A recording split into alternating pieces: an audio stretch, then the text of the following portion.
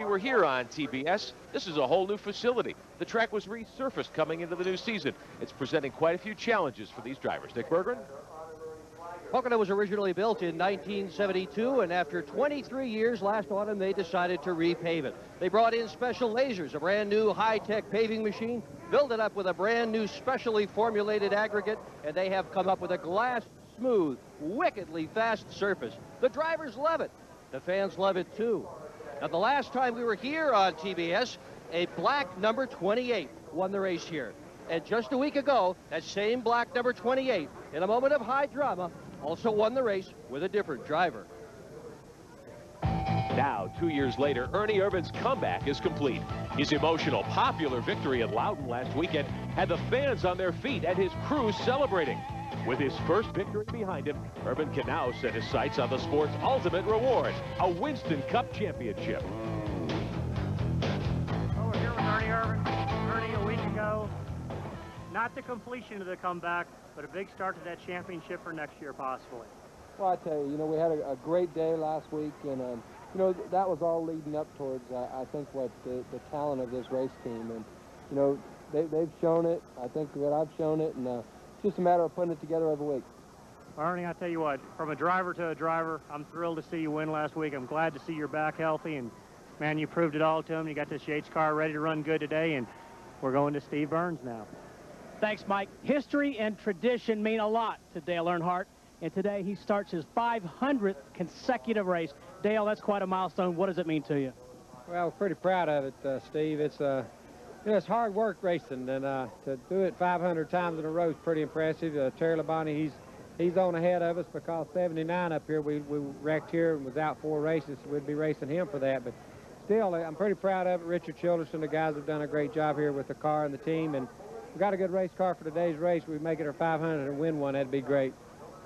All right, well, he hasn't missed a day of work in 16.5 years. Let's go to Rick Benjamin. Amazing string, 500 straight starts. Terry Labonte makes his 523rd here today. Now, there are a couple of other storylines that we're going to be following throughout the course of the day. This race could well hinge on a couple of things, shifting and fuel mileage, as they fire them up. To tell us more about those stories, the gentleman who'll call the action for us today, Buddy Baker, Chad Little, and our anchor, Ken Squire. Indeed, we're ready for the 23rd annual Miller 500, and Chad Little, 6-time winner in Grand National last year, and the guy that set on the pole for the very first race of this series at Pocono, 144 as opposed to 164 miles an hour this year. Let's talk a little bit about how you get around this place. Buddy, they said you could draft off a paper bag around this 2.5 miles. Tell us about how important that is here. Well, Ken, you keep hearing people talk about downforce in cars, handling this, that, and the other. You have to remember you run 200 miles an hour down the straightaway here, so drafting is very important. Also shifting. So when you go down the straightaway, you're shifting, keeping your car directly behind the car in front of you. The two cars really get down the straightaway much quicker. Drafting's very important. And they continue to talk about mileage and how important it is when they come here to Pocono. And Chad Little, you can fill us in on how important this business of figuring, calculating that mileage is. It is, and Ken, just like Buddy said, there's a few tracks on the Winston Cup circuit where fuel mileage becomes very important, and Pocono is one of them. A lot of full throttle racing, and like Buddy said, drafting plays right into the fuel mileage part of it, and we might see the race today be decided by fuel mileage. Gas, it's the way you go here at over 200 miles an hour every lap in this main straightaway. We'll be back with the starting lineup for today's race right after these messages.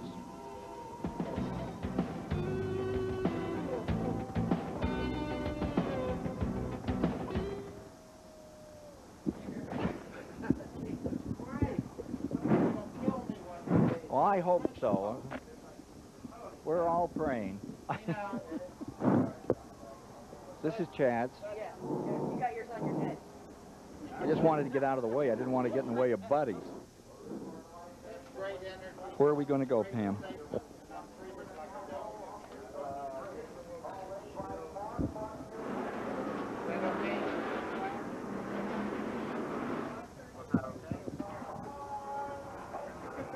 I'll do it fast. Yeah. Thank you.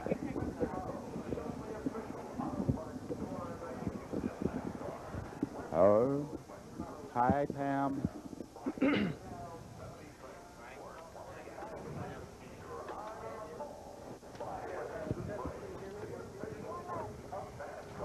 I cannot.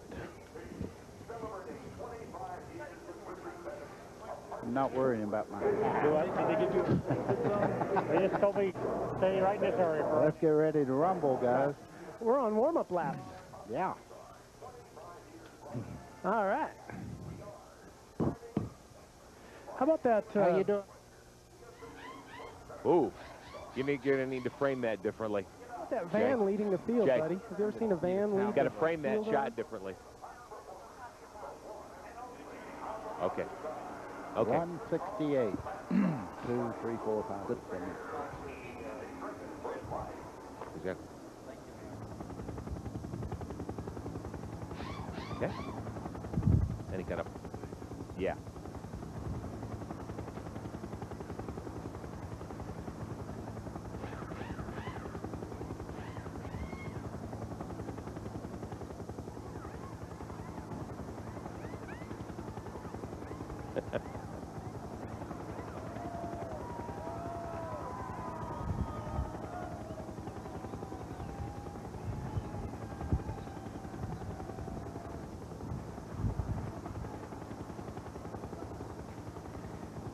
They've poured into Pocono International Raceway from all over the eastern seaboard to see the Miller 500 today. Glad you're with us on TBS. Let's show you our AutoZone race analysis today. $1.2 million the purse for these 41 drivers. They'll go 200 laps. Race record belongs to Alan Kulwicki, 144 miles an hour, set several years ago. Ken Squire? Just about ready. Send them on their way. And let's right now take a look at that Texaco starting grid for today's racing program here on TBS. Mark Martin, second pole of the year. And Morgan Shepherd, first time since '92 that he's been up front. Row 2 is Bobby Labonte, and Jeff Bodine is there. And in row 3, you've got Ward Burton and Johnny Benson. Had a great ride in qualifying. Row 4, Ricky Rudd and Dale Earnhardt. For row 5, it's Jeff Burton and Derek Cope. Row 6, Blake Speed and Bill Elliott. 11 of the first 12 have yet to win a race this year. Going to row 7, Rusty Wallace and Joe Nemechek. In row 8 today, it's Jeff Gordon, back there in third in the points, and Brett Bodine. Row 9 is Sterling Marlin and Pennsylvania's own Jimmy Spencer. For row 10, Randy McDonald from Oshawa, Ontario, Canada, and Dale Jarrett. In row 11, it's Texas' Terry Labonte and Missouri's Ken Schrader. Row 12 is Rick Mast and Michael Waltrip. Row 13, Kenny Wallace and Kyle Petty. Row 14, Wally Dallenbach out of Colorado and Ted Musgrave from Wisconsin. In row 15, another Wisconsin driver, native Dave Marcus. Bobby Hillin out of Texas. Row 16 is Bobby Hamilton and young Jeremy Mayfield. In row 17, Dick Trickle and the pride of New England, Ricky Craven. Row 18 is Ernie Irvin and John Andretti. For row 19, you have Jeff Green and Greg Sachs. Going to row 20, there's Robert Presley and Hut Strickland. DW starts in one of those provisional berths in the back of the field, 41st. The Chevrolet course description of this 2.5-mile course on which they're competing today. Very unique course, too, isn't it, Ken? 2.5 miles, 14-degree banking in turn 1. Long, long front straightaway, as you can see, over 3,700 feet. And then almost as equally as long straightaway there before the tunnel turn we call. You hear us talking about the tunnel turn all day. It's the difficult one, isn't it, buddy? That's the one you have to go through under full power. What you do, you set the car up on the outside to make the groove right around the bottom part of the tunnel turn there. That is very important to getting around this racetrack fast. Now take a look at what also is important. These are the tail enders on this field, and they're all coming in after running 5 miles out here and just topping off those tanks, getting a little extra drop of fuel just in case they can get another lap or two. You know, that's making us look good because we talked about fuel mileage at the start of the race there. Making you look good, Chad. Chad Little is moving out of Winston Cup next year, and from the in-cars, let's take a look. Here's Jeremy Mayfield going to be giving us these pictures today. Boy, what a lot of talk about him for next year. Jeremy Mayfield. Looking out the back of Jeremy's car. Bobby Hillin shaking his tires there, getting all the debris off his tires. Here's Mark Martin's car. A little closer to victory today, starting on the pole. But that pole hasn't helped them much here. Only 3 times has this race been won from the pole. 30th career pole for Mark. Ken Schrader.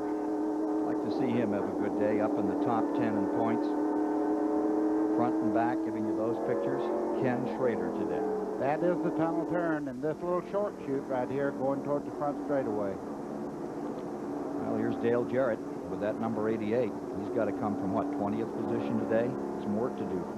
But that's not bad. I mean, they've come from much further back to win this race. Terry Labonte came from, what, 35th, 37th? Getting ready for a start on this very flat 6-degree third turn, coming up to speed for the first time today. Ladies and gentlemen, the Winston Cup ready to ramble in its second and final performance at Pocono, Pennsylvania for 1996. Martin and Morgan Shepherd bringing them down. They'll be taking the green flag in second gear, and you'll be seeing them coming up through the gears right now as they shift into third and into fourth. Crowd standing, giving them an ovation to send them on their way for 500 miles here on TBS, and already 4 wide. They're 4 wide there, but they need to get back single file going through the corners. The preferred line is right around that white line on the bottom there. All repaved, and it really has made a great difference here. You can get a bite and stay up on that outside, flank somebody through there, run them double wide. Down that short chute, headed for the tunnel turn. Nice, easy start. So far, everybody looking good. And look at Mark Martin pulling away by 5 car lengths. Here's Jeff Gordon, further back. And he's got Brett Bodine covered up on the outside.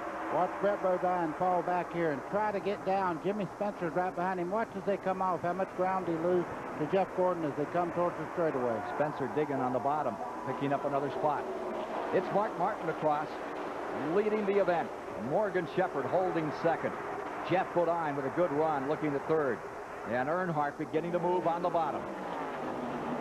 You see a lot of blocking at a track like this, too. As they're going down the front straightaway, they need to block and protect that inside groove. And when somebody gets position going into one, they'll lose a few spots. They've got Johnny Benson pinned high. I was just fixing to say the 30 car there, the yellow one on the outside, was out of the groove, and he lost about 5 spots in that one corner by being high.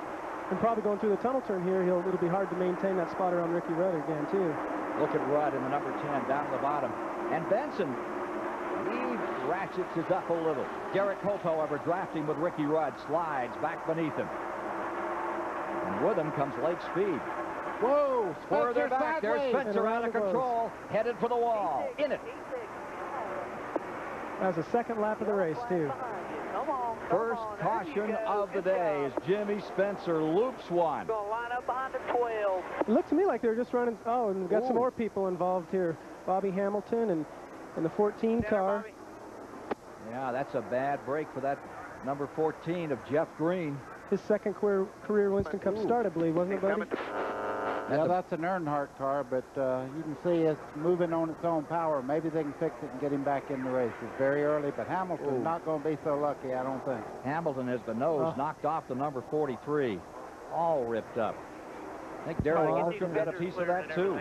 Waltrip's number 17 got crunched some. Caution is out. Mark Martin leading, and there's Green's number 14. Okay, you see Jimmy Spencer underneath Gordon there. Watch the back end. Start around. He corrects. Now watch it come around and start with no banking here. You go right to the outside wall. He didn't hit that hard, Chad, but yeah, he hit pretty hard. I'll take that back. You could see the car jump up in the air a little bit. Second angle. There's Hamilton getting around. Ooh, right in front of Ernie Irvan. This was more of a result of the guys checking up and trying to get slowed down for what they saw and their spotters told them was going on in front. That was John Andretti directly in front of the 43. You see DW sat backwards and he gets right into Hamilton there. Right. Man, can't tell you guys how disappointing this is for guys. This is the start of the race, and they know now all they can do is just fix a car, go out and get positions for their sponsor and think about those points, but they know they're out of contention for the win. Under caution after 3 laps here in the Miller 500 at Pocono. Mark Martin's leading. We'll be back in a moment.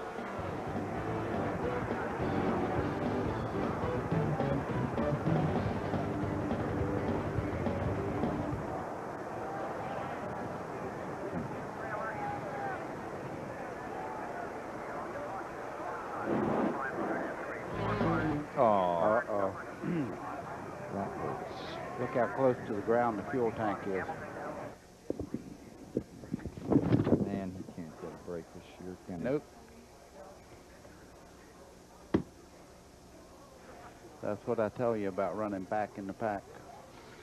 A lot of times, you know, you're back there and you can get out of it. No, if anything happens, you have to go by it. You know what I mean? Did Spencer get bumped, buddy?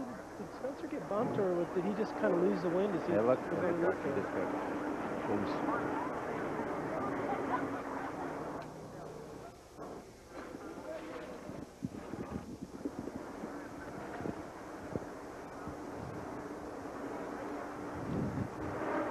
Thank you, Tim.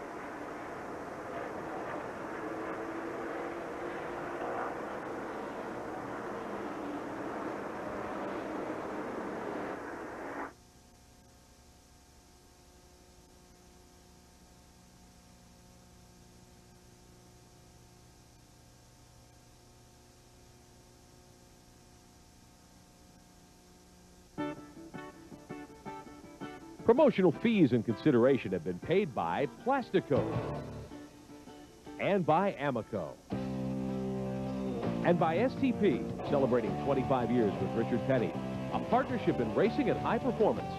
STP, drive a better car. We only raced one lap this afternoon here at Pocono before our first caution. Let's show you a little more of our AutoZone race analysis today on TBS. Pole last year, Bill Elliott 162, just under half a mile an hour. This year, almost 6 miles an hour faster. Mark Martin going from the pole today. Dale Jarrett is the defending winner. He won in the 28 car when he was filling in for Ernie Irvan 1 year ago. The 43 car behind the wall already after that crash up at 3. Let's go to Dick Berggren. It's even worse than behind the wall. It's in the garage, and it is torn up badly. Bobby Hamilton, what happened out there? I seen the 23 car go around, and we come through the tunnel turn.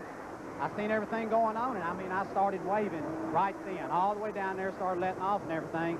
And I looked in the mirror, and John Andretti is 5 or 6 car lengths behind me, and he just running there and run plumb over me. You know, I guess he's looking at his hood pins, but he can't see yet. He ain't never been able to see, period. He just run plumb over me. Well, that's one unhappy race driver. Mike Wallace? We're in Jimmy Spencer's pit here. Car doesn't look all that bad for wear, to be honest. Looks like it scraped the left side. The track bar was bent under the rear. Travis Carter jumped over the wall with the jack, trying to straighten the track bar. They come back in, put right sides on it, raised the hood, chucked the front end steering assembly. Looks pretty good. Go to Steve Burns. Mike, that's a tough break for Jimmy Spencer and Travis Carter. 4 of the last 5 races, they finished in the top 10 and really turned their season around. I talked to the team owner, Travis Carter, this morning. He said that's the best race car they have. It's run in Dover, Darlington, and, of course, here at Pocono. So Petty Enterprises. They haven't won a race at Pocono since back in the mid-70s, and they're sure not going to pull this one out of the fire with the looks of car number 43 and a very hot Bobby Hamilton after that incident. BW's car is back in the garage. We'll try to get you an update on that one as well. We've now completed 5 laps, 3 of them under caution, 2 in race conditions. The number 90, Dick Trickle, who lost a car yesterday big time, crashed out here in qualifying, tore up one of Junie Donlevy's car, is back, ready to go. There's Mark Martin giving you these pictures of the inside as he gets down through turn number 1. And you see there again, they're topping off the tanks in the back of the field. Marcus just in front. Here's Joe Nemechek coming up.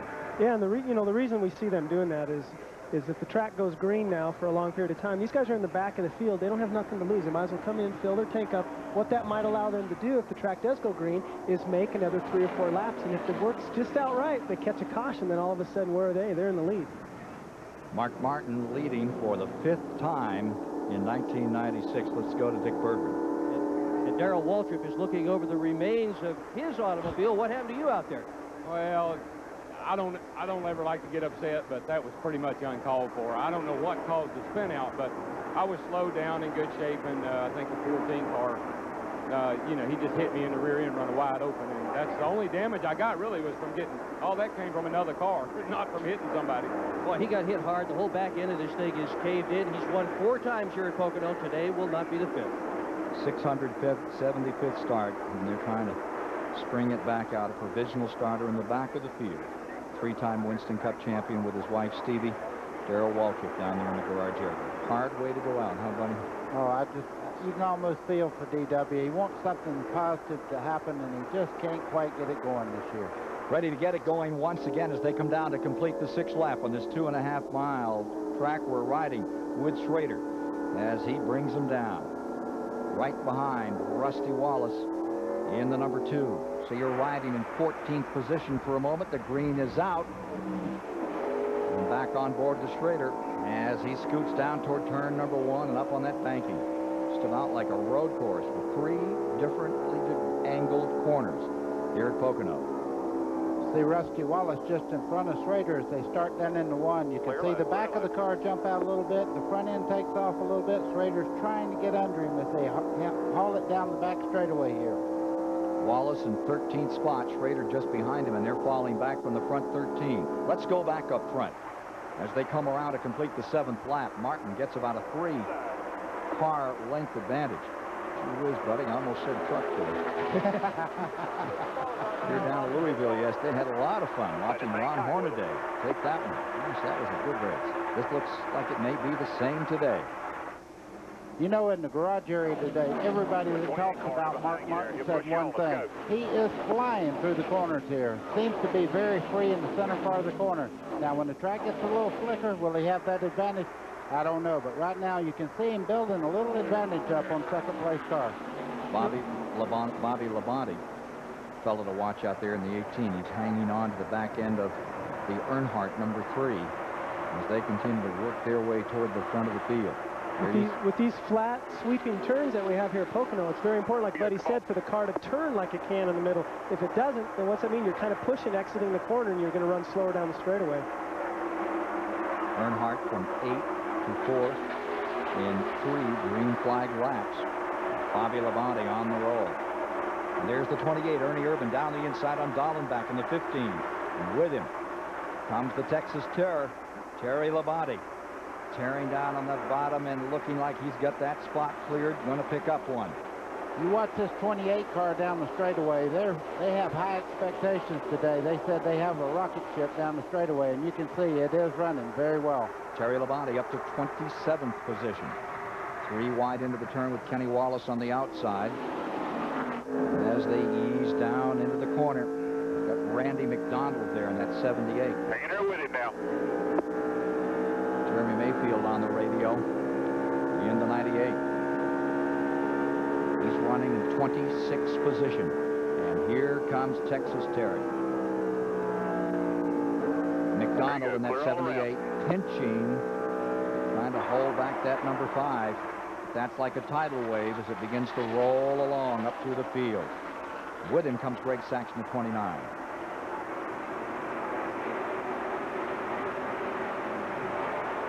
With Wally Dallenbach on the outside there, he's really running quite well down the straightaway. As you can see with Terry Labonte down through there, he's running just as well down the straightaway. I think through the corner that Terry Labonte has a good car there. Greg Sachs on the inside, taking over for Steve Grissom. And as he stacked them 3 wide, picked up a spot or 2 there. Mr. Drive for you, buddy. Let me tell you something. You talk about raw courage, right there it goes in that 29. He really will put it down in the corner. He gets in trouble sometimes, but I'll tell you, it's not because of lack of courage going down in the corner. It looks like he's running pretty good today, too. He's made up several positions already.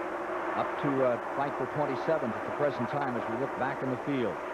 Look at Labonte taking his time, trying to prod his way through. Jeremy Mayfield, who got a little loose out here in 3 yesterday, bent up the back end. They got it all back together.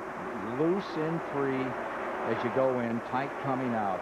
Wow. That's Hut Strickland in the 8 car there. He tore his primary car up in practice, but they cut the roof and all and dropped it 2 inches to make it what everybody's running here for downforce, and looks like he's done a good job of fixing it up. And that's who I was referring to, was Hut Strickland, who banged up a car and has gone to a car, and they really remade it this morning to get him out here to go racing. Let's go to Dick Berger. Jeff Green's second career Winston Cup start comes to a premature end here in the garage area, sponsored by a magazine called Racing for Kids. But this was anything but for kids, Jeff. It was, for sure that, Dick. You know, I don't know what happened up in front of us there, but I was right up under Darrell there, and he started checking up, and I couldn't get slowed down. I hate it for him. I hit him, and he's in this deal for the points. We're not, but, you know, I guess it's one of those deals. I hate it for him. But it was. I think it would have been a good day for us. Had the car running off a good. I kind of screwed up qualifying and got us back there in the back, so we'll just have to get them at Michigan. Rough start to this race, Ken Squire. Indeed it is, and rough start for McDonald, too, who has fallen back. McDonald now back to 36th position and try to fend off Rick Mast from the number 1 as he comes down the main straightaway. Meanwhile, here's your leader, Mark Martin in the number 6, drawing away by some 15 to 20 car lengths over second place. And at the present time, that's Jeff Bodine in this sort out. Morgan Shepherd's fallen to 3rd. Jeff Bodine's running a great race. This is right up against the wall. Jeff Bodine going down through there in second spot. He's hauling. There's the 3 of Earnhardt right in front of him. Bobby Labonte has popped around Earnhardt, picked up 4th. Earnhardt falls to 5th. Then you've got Burton in 6th and Benson in the yellow car in 7th, followed by Ricky Rudd back there in 8th as they come down across the line to complete 12 laps. Here's Earnhardt. Sneaks a peek on the inside of Bobby Labonte. Ricky Rudd and Benson still stays in that high line down there in turn 1. Into the back straightaway. Bobby Labonte beginning to apply some pressure on Morgan Shepherd. The 22 of Burton climbing into this thing big time. Ward Burton out of South Boston, Virginia. He's got that Pontiac cranked, and he's coming after Earnhardt at the present time. Here's Rudd trying to make a move on him. I think Johnny Benson's just sitting there riding right now. He may have a little push condition in the car or something, but he just moved over and let him go by, but he's very, very capable of keeping up with the lead group. Ernie Irvan continuing to wander up through the field in a hurry today. I wonder if he really intends to get his 2nd in a row. Ernie Irvan's 28, and there you look further back in the field. A couple of surprises here in the early going. Terry Labonte is backed up. Remember, he started 21st in the show, and now he's back in 30th position, riding with Schrader. Would you say Jeff Gordon had a good motor, Chad?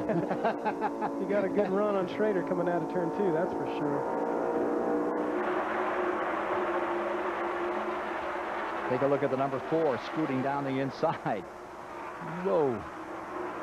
That's getting a little tight out there.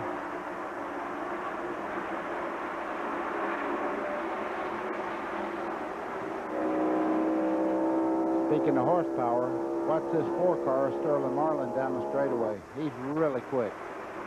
88, Dale Jarrett. He has now pulled himself up into 14th position. Schrader's in 15th. Marlin right there was in 16th, but he's about to take one back. Sterling Marlin going to 15th as he clears Schrader.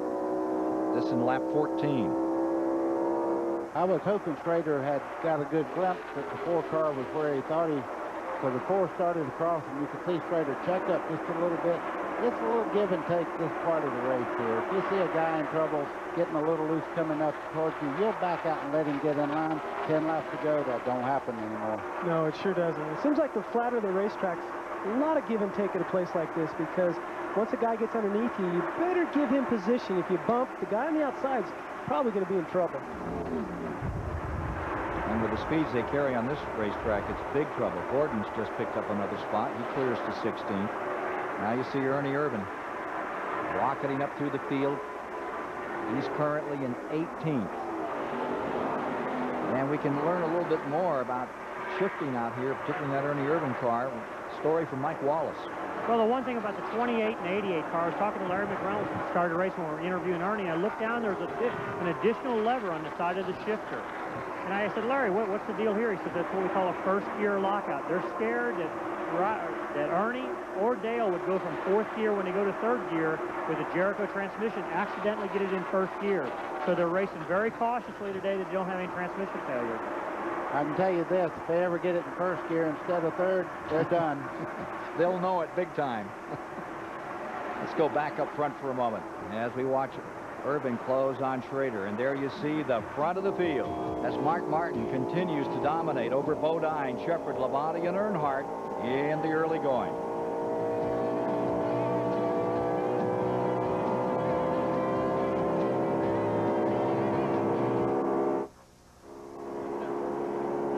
To Waltrip's car, see if he wants to come in here and put the headset on and be with us for a little while. DW. Hey, something we might want to keep an eye on. It's the 94 car might be leaking oil. Yeah, we have directly behind Elliott. Yeah. Yeah. Okay. Bodine is catching the 6 car. I sent a runner over to DW's Rusty said there's car. oil all over his windshield from Elliott. Who said that? Rusty. Rusty. Oh, I'm sure he did. Yeah. Okay. You know, this is Elliott's first day as a full-time car owner in this field, too. Oh, no, it's in the Elliott's car hauler, but it's right to the cut through. Yeah. Yeah. But I Yeah, we think got that's stuff to good. do. Bodine gets around. That's the best Bodine's run all year, right? Yeah. You know, he led some in the first race here, Ken. Oh, yeah. Was that it? You heard me, or is that just that you're... No, I was looking for I something. thought maybe you were nodding off. I was trying to get my work done. Wake up. Okay.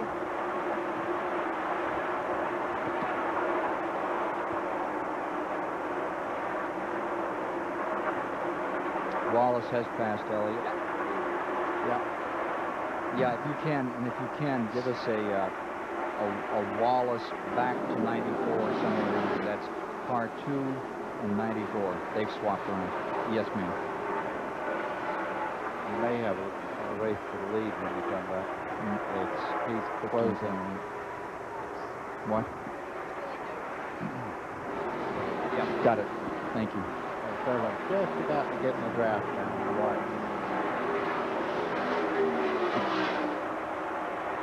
Well, they've spread it out from the leaders. In second place, they're gone.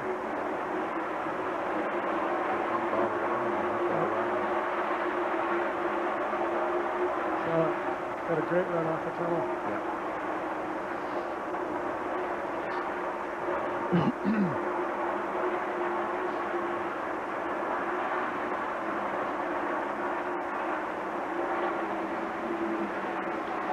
19 laps complete.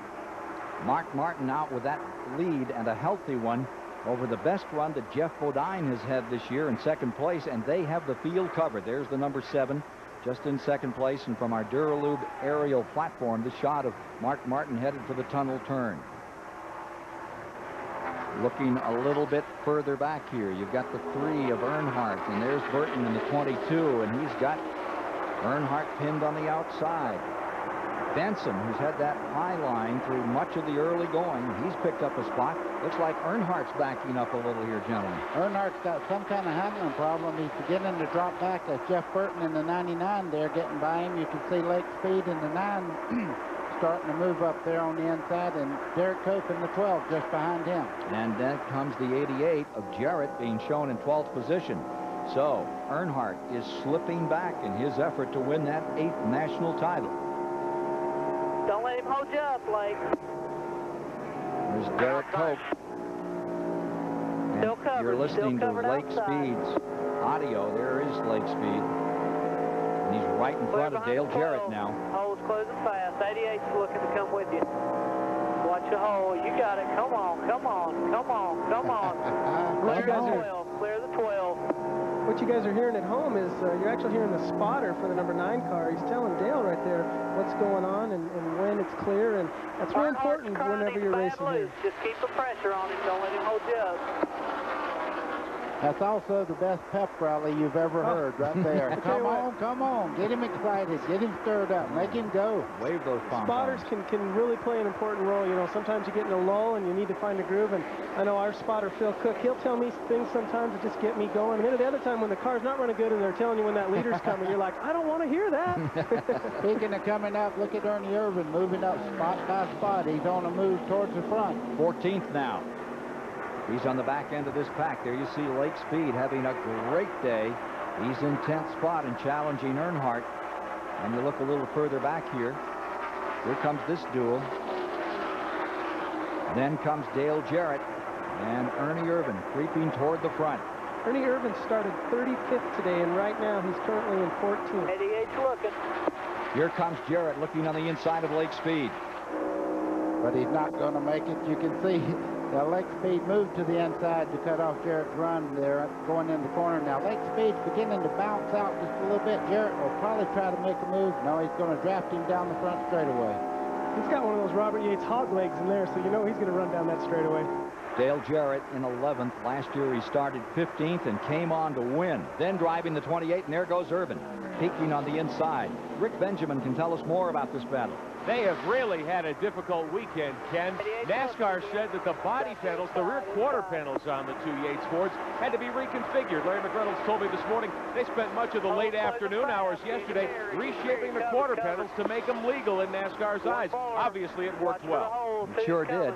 There goes the 88 into 10th spot, shooting by Lake Speed, closing up on Earnhardt. On board with Dale Jarrett, as he looks back at who he's covered as he continues his pace toward the front. The race that turned him around a year ago gave him a victory driving the 28 car. A week ago at New Hampshire International Speedway, first and second went to those Yates cars. And there is Allison's number 12 with Derek Cope at the controls, having a very good day in 11th position currently. Here comes Ernie Irvan by him, though. I saw a piece of smoke come out of the right front there. I think maybe the fender hit the right front tire, I hope, because Ernie is really running well. Maybe it's just a little bit of rub there when he starts in the corner. So Irvan is up to 11. Ernie Irvan is on a tear, you guys. I mean, he started 35th, he's up to 11th, and he seems to be able to pass cars at will when he gets them in position. After he won last week, a lot of people said, yeah, but it was a one-groove track. Here comes Jarrett down to the inside. And Dale Jarrett is below Earnhardt and picks up another spot. Well, we heard the spotter earlier say that Earnhardt was loose, and it looks like he continues to have problems. He's getting passed by cars right and left. 9th place now belongs to Jarrett, and here comes Ernie Irvan for 10th as the Yates Brigade continues to move toward the front. Steve Burns can add some information for us about Dale Earnhardt's number 3. Yeah, guys, you just speculated about Dale Earnhardt. He is struggling. His car is not handling well. He has radioed in saying his car is loose going into the turn and tight coming off. Expect him to pit around lap 37 or 39. I'm going to jack some more into that one for sure. We're up to lap 24 right now. At lap 24, here comes Derek Cope. And he looks like he's on a mission as he comes up to challenge Dale Earnhardt. Not that time in that corner. Remember the strong run that Derek had here just a month ago at the spring race. I believe he qualified up in front, and he ran up front well all day long, and they finally had motor problems, but Derek's running well again today. Here's Morgan Shepherd falling back into the clutches of Ricky Rudd. Rudd going to the inside. This is for 3rd. Okay, Morgan's on the outside coming up out of the corner. You see that Ricky Rudd could not pull up 2 or 3 years ago before they repaved this thing. If you ever got out there, you'd lose 5-6 car lengths coming off the corner, but anymore, you're getting good forward bite coming out of the corners. You can see there that Morgan Shepherd pulled right back out in front. No, buddy, I was just going to say that same thing. I think when they repaved this track in the spring, it's allowed a little more side-by-side racing, because I've never seen cars being able to hold on to the car on the inside groove when you drive on the outside around some of these corners like they are today. Not only that, but Johnny Benson, remember how he got caught up? Well, look at him. He's still right in there. Benson is running in 5th position. He ran that outside line. He's still got tires. He's still holding up well. In that second pack, from 2nd to 3rd is about 4 9/10 seconds. We see these cars turn into turn number 1 like we are right now. They're with Morgan and Ricky Rudd. Remember, they're going over 200 miles an hour as they enter into that turn. What they do is they downshift into 3rd gear, which helps their RPMs as they come up through the back straightaway, then the shorter straightaway after the tunnel turn. The Grand National champion from a year ago, number 30, Benson, is closing on this pair. Morgan Shepherd, who started outside of the front row, and Ricky Rudd. There you have them, 3rd, 4th, and Benson is being shown in 5th. Present time, we have Burton back there in the 6th position. That's Ward Burton. And you've got Jeff Burton in 7th. Then you've got Dale Jarrett in 8th, Ernie Irvin in 9th, and Bobby Labonte in 10th. 24 getting around. Here is Gordon picking up another spot. Closes and moves around the 18. That's back in 15th place, that battle. Gordon beginning to pick it up. Let's go back up front. And up on the top of this race, it's Mark Martin leading. 2nd place continues to be Jeff Bodine. Fine performance by these two thus far. We're 27 laps deep.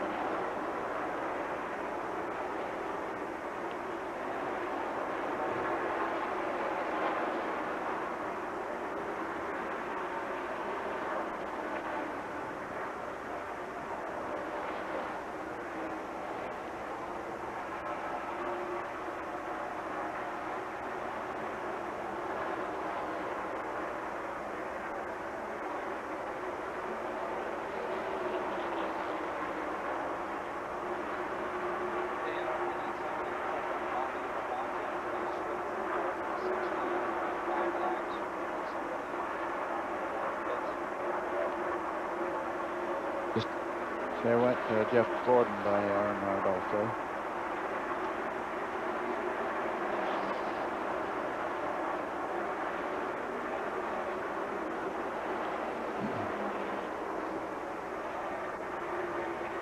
Mm. 18's on pit road. Well, you just heard he was slipping back. It's like he's Who's there? making a major chassis adjustment. It's a little early. They stopped it. We must have had one there.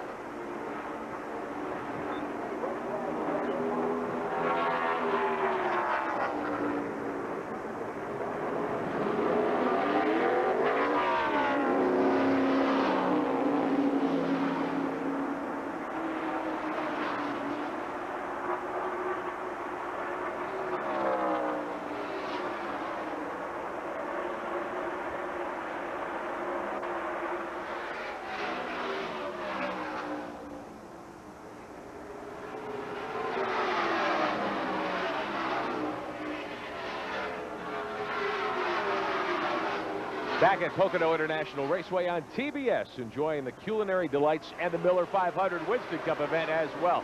First round of pit stops ought to be coming up very shortly. We're hearing the leaders will try to stop around lap 37. That would mean about 92 miles on a tank of fuel if they're running all the way to the end. Do the arithmetic. Somebody might try to make it on 4 fuel stops today. It depends on how the cautions fall. Kenny Wallace is in. Bobby Labonte was just in before the 30-lap mark, so some teams may not be getting much fuel mileage at all. We'll keep track of that story for you throughout the afternoon here in the STP Pit Communications Center. Ken? There was more to that story on Bobby Labonte. He had slipped from 4th to 16th position in 5 laps, back to 16th. They brought it in. They made some major adjustments on that one, buddy. Yeah, you could see them taking bite out of the right rear, Chad, and that usually means that he needed to come in and make an adjustment. He took on 2 tires to get back out in the fight, but he was losing so much ground he had to do something. Yeah, I would have guessed, if they took some bite out of the right rear, they probably were a little bit loose. We saw him take 2 rounds out, but it's hard to say for sure if if they made an air adjustment. I would assume they did if the chassis was off enough to come in early. They probably made a major air pressure adjustment on the tires too, as well. So Bobby Labonte is back in 38th position as you watch Morgan Shepherd in third trying to fend off Ricky Rudd and John Benson. These three have been running nose to tail over the past 10 laps. We are at lap 31. Lap 31 is the one being covered right now by the stars of the Winston Cup at Pocono, Pennsylvania, where out of the top dozen in qualifying, only one of that dozen in the top 12 qualifiers has won a race previously this year. Martin's still looking for his first win of the season. He's primed from the pole, and that'd be worth over $150,000 additional dollars from the Unocal folks today. You see the 28 car there, he's just making a steady run toward the front. Every time you look at him in the pack of cars, he's moved up 1, 2, 3 cars. Every time you see Ernie Irvan, he's on a direct march to the front. But he's got a long way to go to collect the fifth place car. Benson, he is up to 6th, and there's a lot of distance there. You know, we talk about chemistry and momentum every now and then. I'll tell you what, after winning last weekend, the tear that Ernie's been on, you can see right now, and he hasn't even slowed down, and he's on his way up the field again. And Mike Wallace is with John Andretti right now on pit road. Well, John Andretti's come in. It's a 4-tire stop. We thought we were going to see 2-tire stops today. John's got 4 tires. In between here with the 28 car also. They're getting ready for a 4-tire stop also.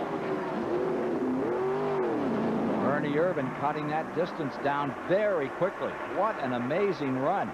I thought he had that guy covered, and he's just cleaned him up. He's right there. You know, we just saw John Andretti take on 4 tires. I'm a little surprised to see him take on 4 tires under green, because I can't imagine the tires are wearing that much. So maybe we can find out a little bit more of why they take on 4 versus 2. Working 34, lap 34 at the present time. Michael Waltrip has just pulled onto pit road. Waltrip in the Wood Brothers, number 21, running in 18th position as he pitted. You can't believe how this tandem group of Ernie Irvan and Dale Jarrett just about 2 miles an hour faster than the leader, and he's closed up on Benson. I thought he's going to have to wait that one out. Wrong. He's there, knocking on the door. You know, Ken, I think we need to say again, Ernie Irvan started 35th, and right now he's making a move to pass Benson for 5th place as they go down into turn 1. Got him, too. Not quite. Benson still hangs it on the outside. You've got a front row seat on your viewing that. That's at 200 miles an hour, you guys. It doesn't look like it right now, but I tell you what, that is a hair-raising experience. Buddy can say for that, you know. Buddy, you won a race here, didn't you?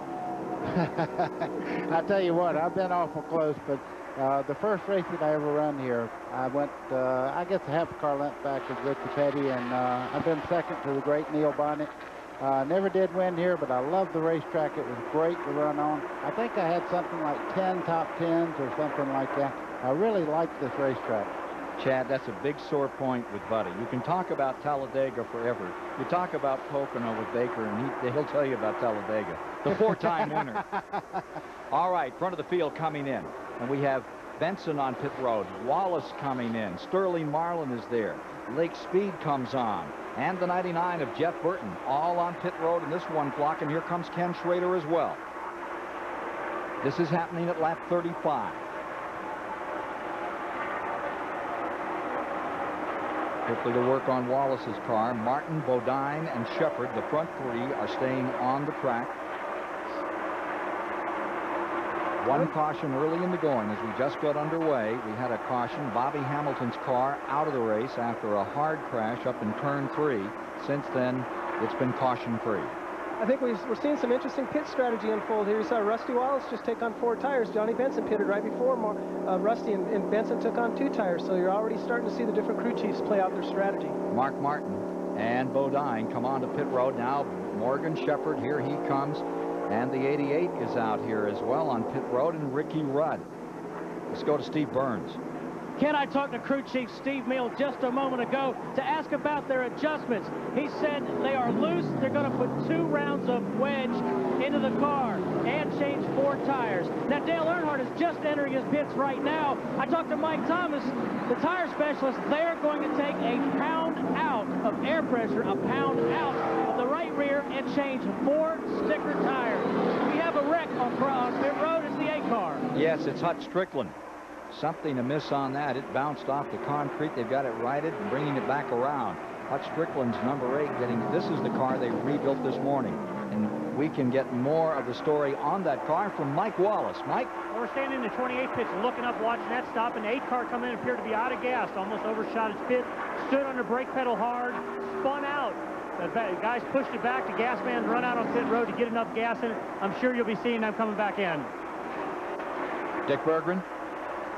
Geoff Bodine also ran out of fuel. His engine was running when he came here on pit road, but he pitted 3 laps earlier than he wanted to on lap 35. He wanted to go to 38, but the fuel pressure gauge said 0, so he came in. Bodine took 2 tires. That is a strategy developed in the last race here in Pocono by Mark Martin.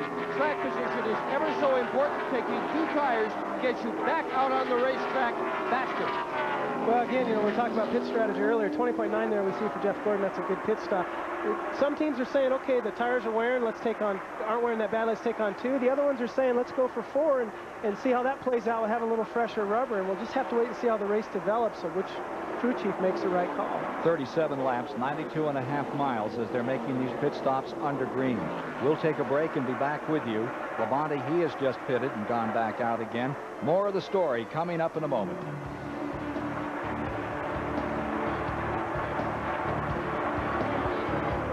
Hey,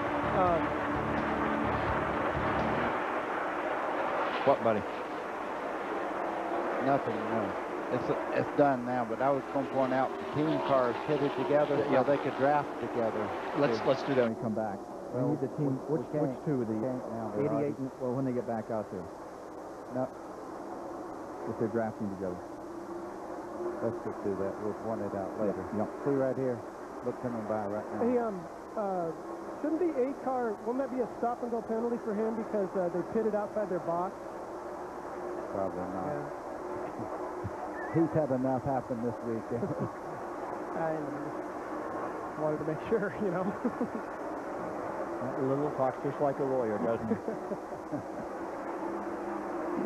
Where is Ernie in all this, Nick?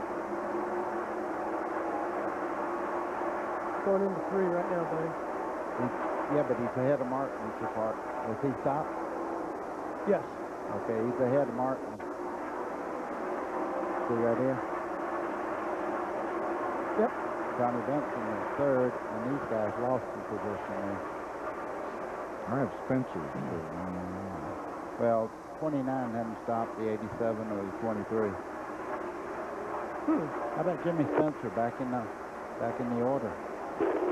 Fun did not lose a lap. And fuel, right? Yep.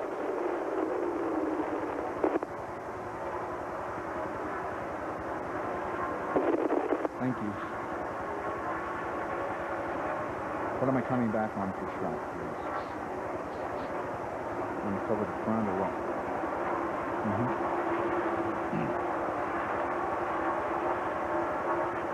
That's Sachs. Ooh!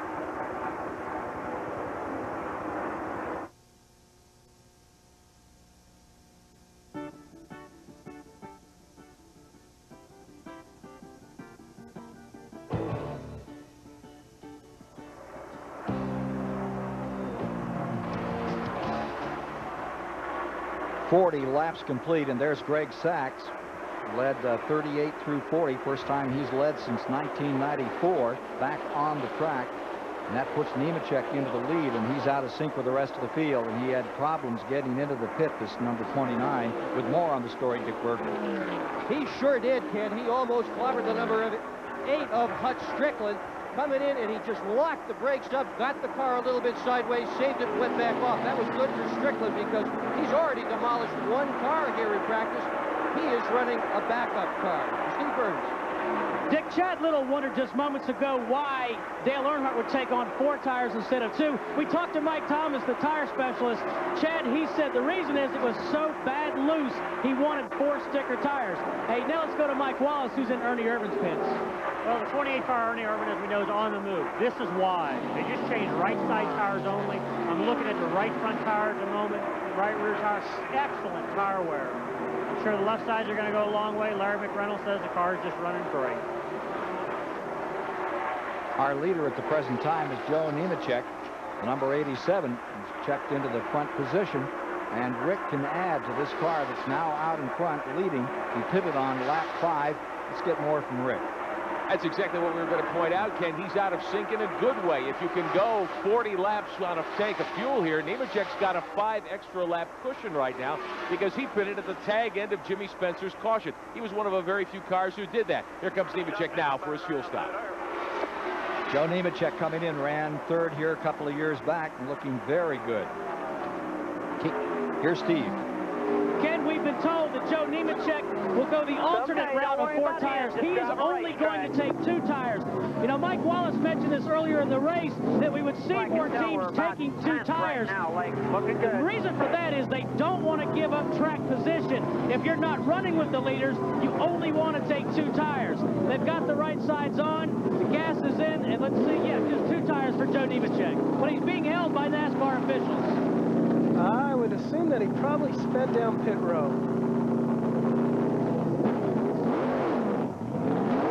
That's a very costly penalty, and I'm sure it's one that Joe's going to come back to haunt him later today. Jimmy Spencer, who had inherited the first place. Remember, he was involved in that incident at the outset of the event. He's now on pit road. Here's number 23 giving up first. This will put Bodine into the lead with Martin second. Since there's more than one Bodine in this race, I'm going to tell you, it's Jeff Bodine. What a great race he's running in the 7 car. And right behind him, Mark Martin is really closing in.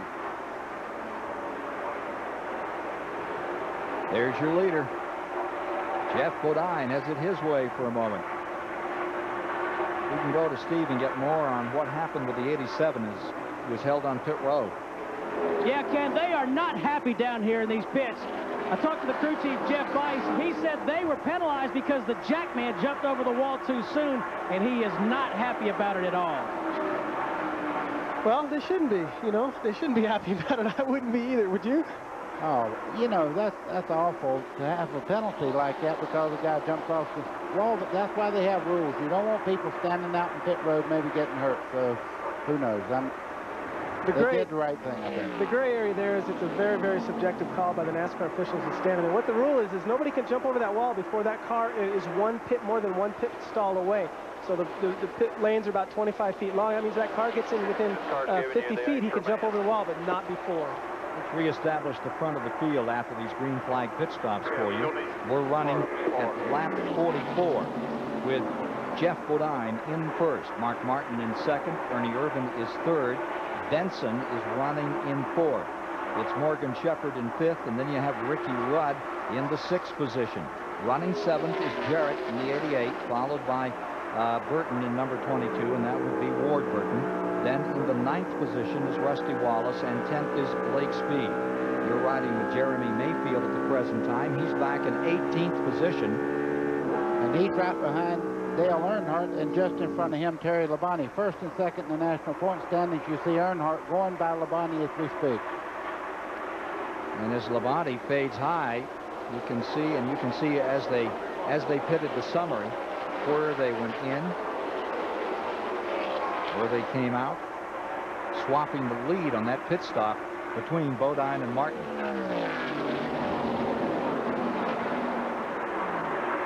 Sterling Marlin continuing to collect positions out here.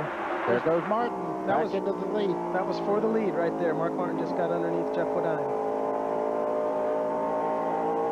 Ford's dominating. They hold the top 11 spots. Highest Chevy right now is back there in 12th spot. Jeff Gordon. You know, Jeff Gordon did lead a lap. And Gordon, on this season's had an amazing run. He's led a lap now in 10 straight races. Look at Rudd, right up on the back of Shepherd. That's for 5th spot. Now here's Gordon. He closes in. Gets his run down the main straightaway on Derek Cope. Derek's in 11th, driving the Allison number 12. And a new sponsor for Bobby Allison here, the Babcock car, and right with him, that's Jeff Gordon. He's been in 3rd in the points since back at, what, Dover. Just stays there about 5 races. thin he has. He's run very consistent. He's fallen out of some races, though, and this is not a typical race for Jeff Gordon here at Pocono. He's usually right out front and setting the pace for everybody. As you can see, he's struggling just a little bit here. I think he's a little bit off on the chassis. Got a lot of time to make some adjustments before this one is over today. We've now completed 47 laps. We've gone 117.5 miles. There's 153 laps left in this Miller 500, and here comes Gordon climbing up alongside Derek Cope. Boy, that has got to be some ride. That is some toboggan run down this main straightaway up into turn 1. But right about there, you just lag the brake enough to just kind of turn the car. You pick the throttle back up. You can see Jeff Gordon accelerating up out of the corner just a little bit better than Derek Cope. But boy, you talk about really adjusting. When you turn left to get in that corner, you realize you're running 200, whether anybody else can tell it or not, Chad. You know when you're driving down into that corner, you're going 200, don't you, buddy? You bet. 5 wins on Gordon, but the interesting stack there was that Ford DNS. And he's still in third. So here's Morgan Shepherd for the moment. That's Morgan Shepherd barely in fifth, and Ricky Rudd trying to slice beneath him or anywhere around him to take that spot. Rudd having a very good run today. And same is very much true for Morgan Shepherd. If you're just joining us, Morgan, for the first time since 1992, started in the front row. He had that Remington loaded, and he started outside of Mark Martin when they came down for the green. Ken, this is a kind of racetrack that you can use a lot of strategy as a driver. You kind of look at the guy in front of you, see how he's running, where he might be tight, where he might be loose, how he's entering, exiting the corners. You can really set up the guy in front of you for the pass. Interesting. Why we've seen so many penalties today. I wonder if Dick Berggren can tell us more. Well, we can tell you a little bit about it, Ken Squire. You know, in Buddy Baker's day, you could get away with a lot of stuff. They didn't have any in-car cameras. There weren't cameras all over the turns, and there were only about a half dozen officials on pit road. Today, we got cameras in cars, we got cameras in helicopters, we got cameras all over the racetrack, and on pit road, 21 officials, one for every other car. These guys almost can't sneeze, but there's an official there to make sure that they don't do anything wrong. And Chad Little, you're going to have to behave yourself when you go run full-time Winston Cup. This is Buddy Baker talking to you, son. I know you were there. You're old enough to remember anything that I might have done. Basically, Buddy's apologizing right now before he gets himself in trouble. He does a lot of that. None of us know why. Guilt, I guess. Take a look at this battle. Here's that number 4. And the guy that has owned Talladega goes for 3 in a row next week there. Has a good war going with Kyle Petty on the outside. The Ford and 42 hooked up. I think that's the 13th spot at the present. I think they've swapped that around a little in the last lap. There's Jeremy Mayfield. The 98 is being shown in 17th position as he comes down the main straightaway to complete his 50th lap in the Miller 500 and shifts gears.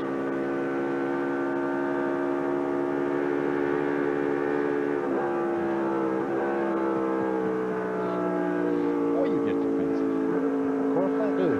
Yes. Yeah. Uh-huh.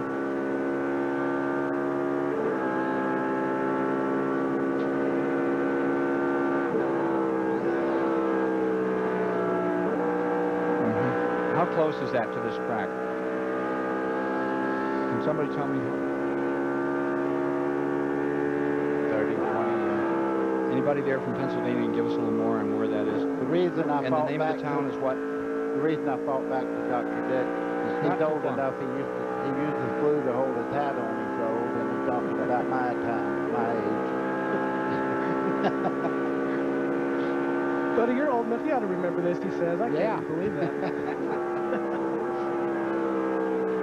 No respect.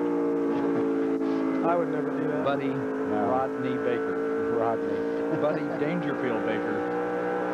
Oh, I tell you, say that again, please. House.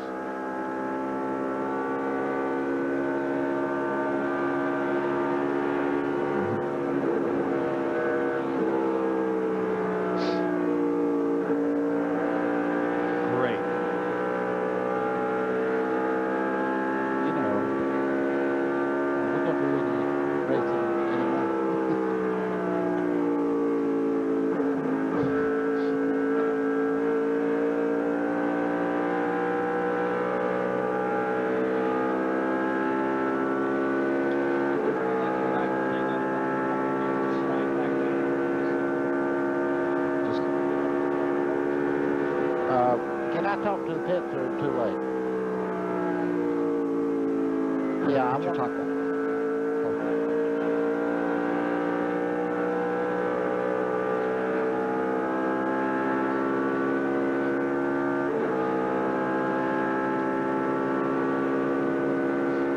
Patty, Pam, can you please show us that pass for the lead?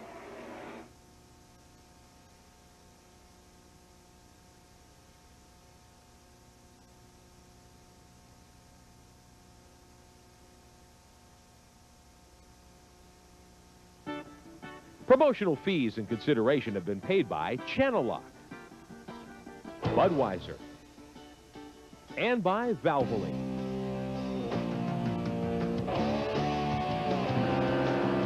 132.5 miles, 53 laps have been completed here in the Miller 500 at Pocono. You're riding with Jeremy Mayfield, number 98, the Cale Yarborough car in 18th position. And there on the dash, you see the colors of Montoursville, Pennsylvania, very close to this Pocono track and very close to everyone's hearts these days, Montoursville. And those ribbons are bedecked on every driver and almost every crewman here today. Rick Benjamin can tell us more. Well, Ken, Brett Bodine and his team are racing also in memory of one of the victims in particular at TWA Flight 800. Dan Bashesky was an employee of the Lowe's Corporation. He was on the plane. He was one of those killed Wednesday when the plane exploded over Long Island Sound, and there's a little sign on the 11 car that says, "In memory of Dan," and the ribbons that we saw on Jeremy Mayfield's car yesterday, if you were with us on TBS, Blaze Alexander, who ran in the race, ran very well, is from Montoursville, so it was a very meaningful weekend for many in this area around Pocono International Raceway. Hearts and condolences, everyone in this racing family. The Winston Cup game has certainly go out to those folks, not only from Montoursville, but from across America. Take a look at number 4, making his move, getting himself up another spot. 13th now, Sterling Marlin out of Columbia, Tennessee. Kyle Petty right there behind him. Michael Waltrip next in line, running in 15th, and Earnhardt on the tail end of that group. They trail the leaders by 28 seconds that pack, gentlemen. They helped Earnhardt's car just a little bit. You can see Terry Labonte fading still. He does not have his car just right yet. Earnhardt is able to move pretty well right now, but he's lost a lot of track position. If the caution comes out, is the only way he's going to catch right back up, I think. Well, there's a change of position. Ricky Rudd turns it up another notch. Ricky Rudd around Morgan Shepherd. That's for 6. Well, Ricky finished second in the race earlier in the year here at Pocono, so he's got a good combination here, and it seems to be working quite well today. You know, Ken, you mentioned that the car's running in about 11th and 12th. They're about 28 seconds behind the leader. This place takes just about 55 seconds to get around, so you're looking at the pace that those leaders are setting. They're about a half a lap ahead of the cars running in 12th and 13th. And if you're just joining us, hard day for the Petty team. Just at the outset of the event, big crash in turn number 3. Bobby Hamilton of the 43. The car was thrashed. Darrell Waltrip's car badly battered. He started 41st today. He had the binders on, was just trying to back up. He was drop kicked. Those top runners hurt. Mark Martin led at the outset. Jeff Bodine was in second. They swapped it once. But one of the bigger stories at the moment is Benson. He fell from 3rd back to 10th, and he's worked his way right back into this thing, into 4th, even though we've gone through one complete pit stop under green, made himself a real factor. And there you see Ricky Rudd. Rudd in, down the main straightaway. Here's Jarrett in the 88, close on Benson. Maybe he'll try that pass down here in turn number 1. Let's ride with Dale and see what he does going into the first corner. Well, he made his move to the inside. You see Benson roll out of the throttle. He makes the pass going into turn 1. Getting up for 5th, for 4th. You know, the reason that it looked like Benson backed up so quickly there is he did just like Buddy said. He actually didn't get out of the throttle earlier to let Dale go by and gave him position there instead of fighting side by side through that corner. Excuse me. Oh, I was just going to say, a little give and take. We'll see that a lot today, and a lot of the more veteran, experienced drivers will do that all day long until we get down to the last few laps and you're going for position. You know, Chad, we were talking earlier in the telecast today about the concern that the Yates team had for 28 and 88 in the shifting process here, and how they'd sort of lock those things so they wouldn't have problems for Ernie Irvan and Dale Jarrett. Right now, we can go down to Steve Burns, who can give us a little more on that story and explain it to you a little better, perhaps. Ken, we're looking at a Jericho transmission, which is familiar to all the drivers here at Pocono. Now, this is an unusual track. On almost all the ovals, once they get into gear, they don't shift again until they come into the pits. But at Pocono, they need to shift once they get into turn 1 to keep up enough RPMs to get off the corner. This Jericho transmission is also usually a clutchless transmission, and Buddy and Chad know more about that than I do. Well, it's actually the way the gears are cut. They're made by a company in Jericho. Jerry Hemmingson is the owner of the company, and the gears are straight cut. They don't use a synchronizer in between for shifting, and you actually don't need the clutch. Okay, we're going to push that shifter up, and it'll grab a gear. That's why I think they're referring to the Robert Yates team of using a first gear lockout. So if the driver made a mistake as he's shifting into third, he wouldn't accidentally hit first, because it will go from fourth to first. And what would happen then? Well, the motor would blow up. Kapow. No, we were talking about the motor blowing up. It scared Baker. I started looking for trouble up here. For the people that are not real technically minded, let me just tell you about Jericho. The gear is as big as my fist down in there, and when you shove it in gear, it don't matter whether you use a clutch or not. There's something there to get into, so it would be very easy to throw it into low gear and really just over-rev the engine, tear the motor up. Big as his fist. I mean, that really explains it here. It's like Steve said, this is a very big as your mouth. we need a picture of his fist. They've seen our mouths. You just saw the 33, and after that great run a week ago, that's not a good day for Kressler. He's being lapped. He's back in 32nd position, and he got caught up by Mark Martin in the main straightaway. Now look at this. Here's Ernie Irvan up on Jeff Bodine. This is for second spot. You have Dale Jarrett third, Johnny Benson fourth, Ricky Rudd in fifth, sixth. Then you have Shepard in seventh, Rusty Wallace eighth, Gordon is ninth, Lake Speed is 10th, followed by Burton, Cope, Martin, Kyle Petty to 14th. Michael Waltrip is 15th, and Earnhardt settling back in 16th with 17th belonging to the point leader, Terry Labonte. Second place belongs to Irvin.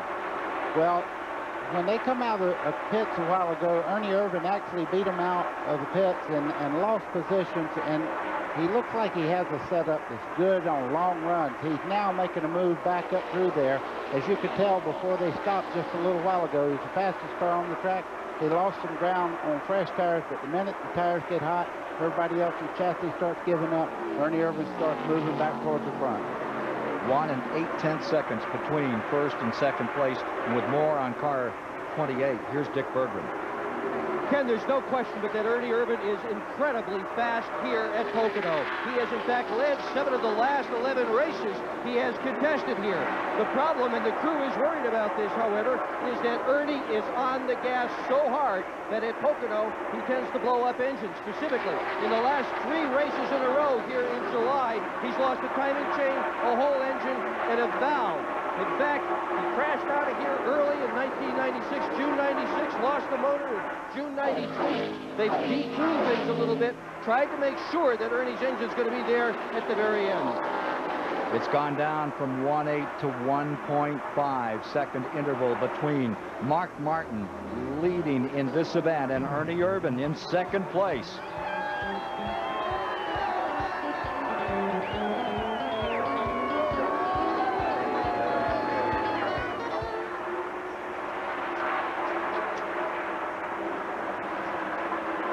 Boy, Ernie, look at the gap he's put in. Look at the gap he's put in between himself and Bodine. I mean, he's 20 car lengths and 3 And laps. he's closed. He's got the leader now right there. Yeah. That is the fastest thing. Yes, ma'am. Thank you. Pam, You may have a race for the lead and you come back. can we Pam. find out if that's the same car that Ernie won with last weekend?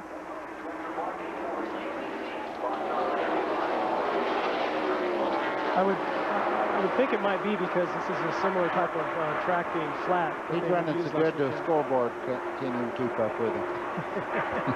Look over here. I know, that's been that way for 3 laps. The scoreboard's all on. Walk over and hit him for me. Go, just get him socket. So get with it, kids. Here comes Musgrave. What is this for? Yabba dabba do. Yabba dabba don't.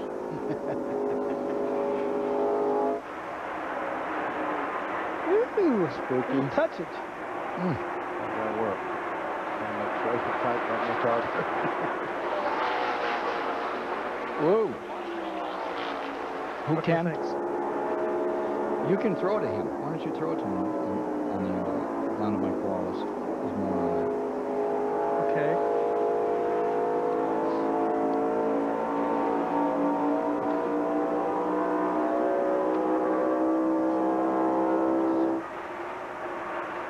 Mm-hmm.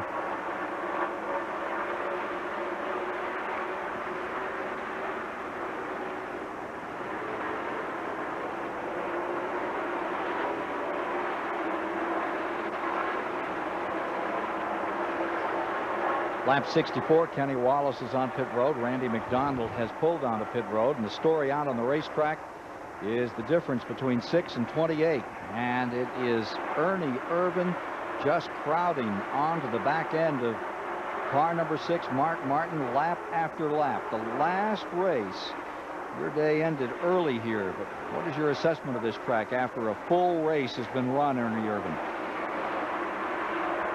It's real smooth. I mean, it's smooth down the straightaways, but the corners are, it's got big humps now. It's like riding a roller coaster now instead of just little humps. So that's where I think everybody was having their problems. I mean, that's got me into the problem in turn 3, and you know, we're going to fight that all the time. And it's a matter of getting your shocks right and your chassis right to be able to go over those humps.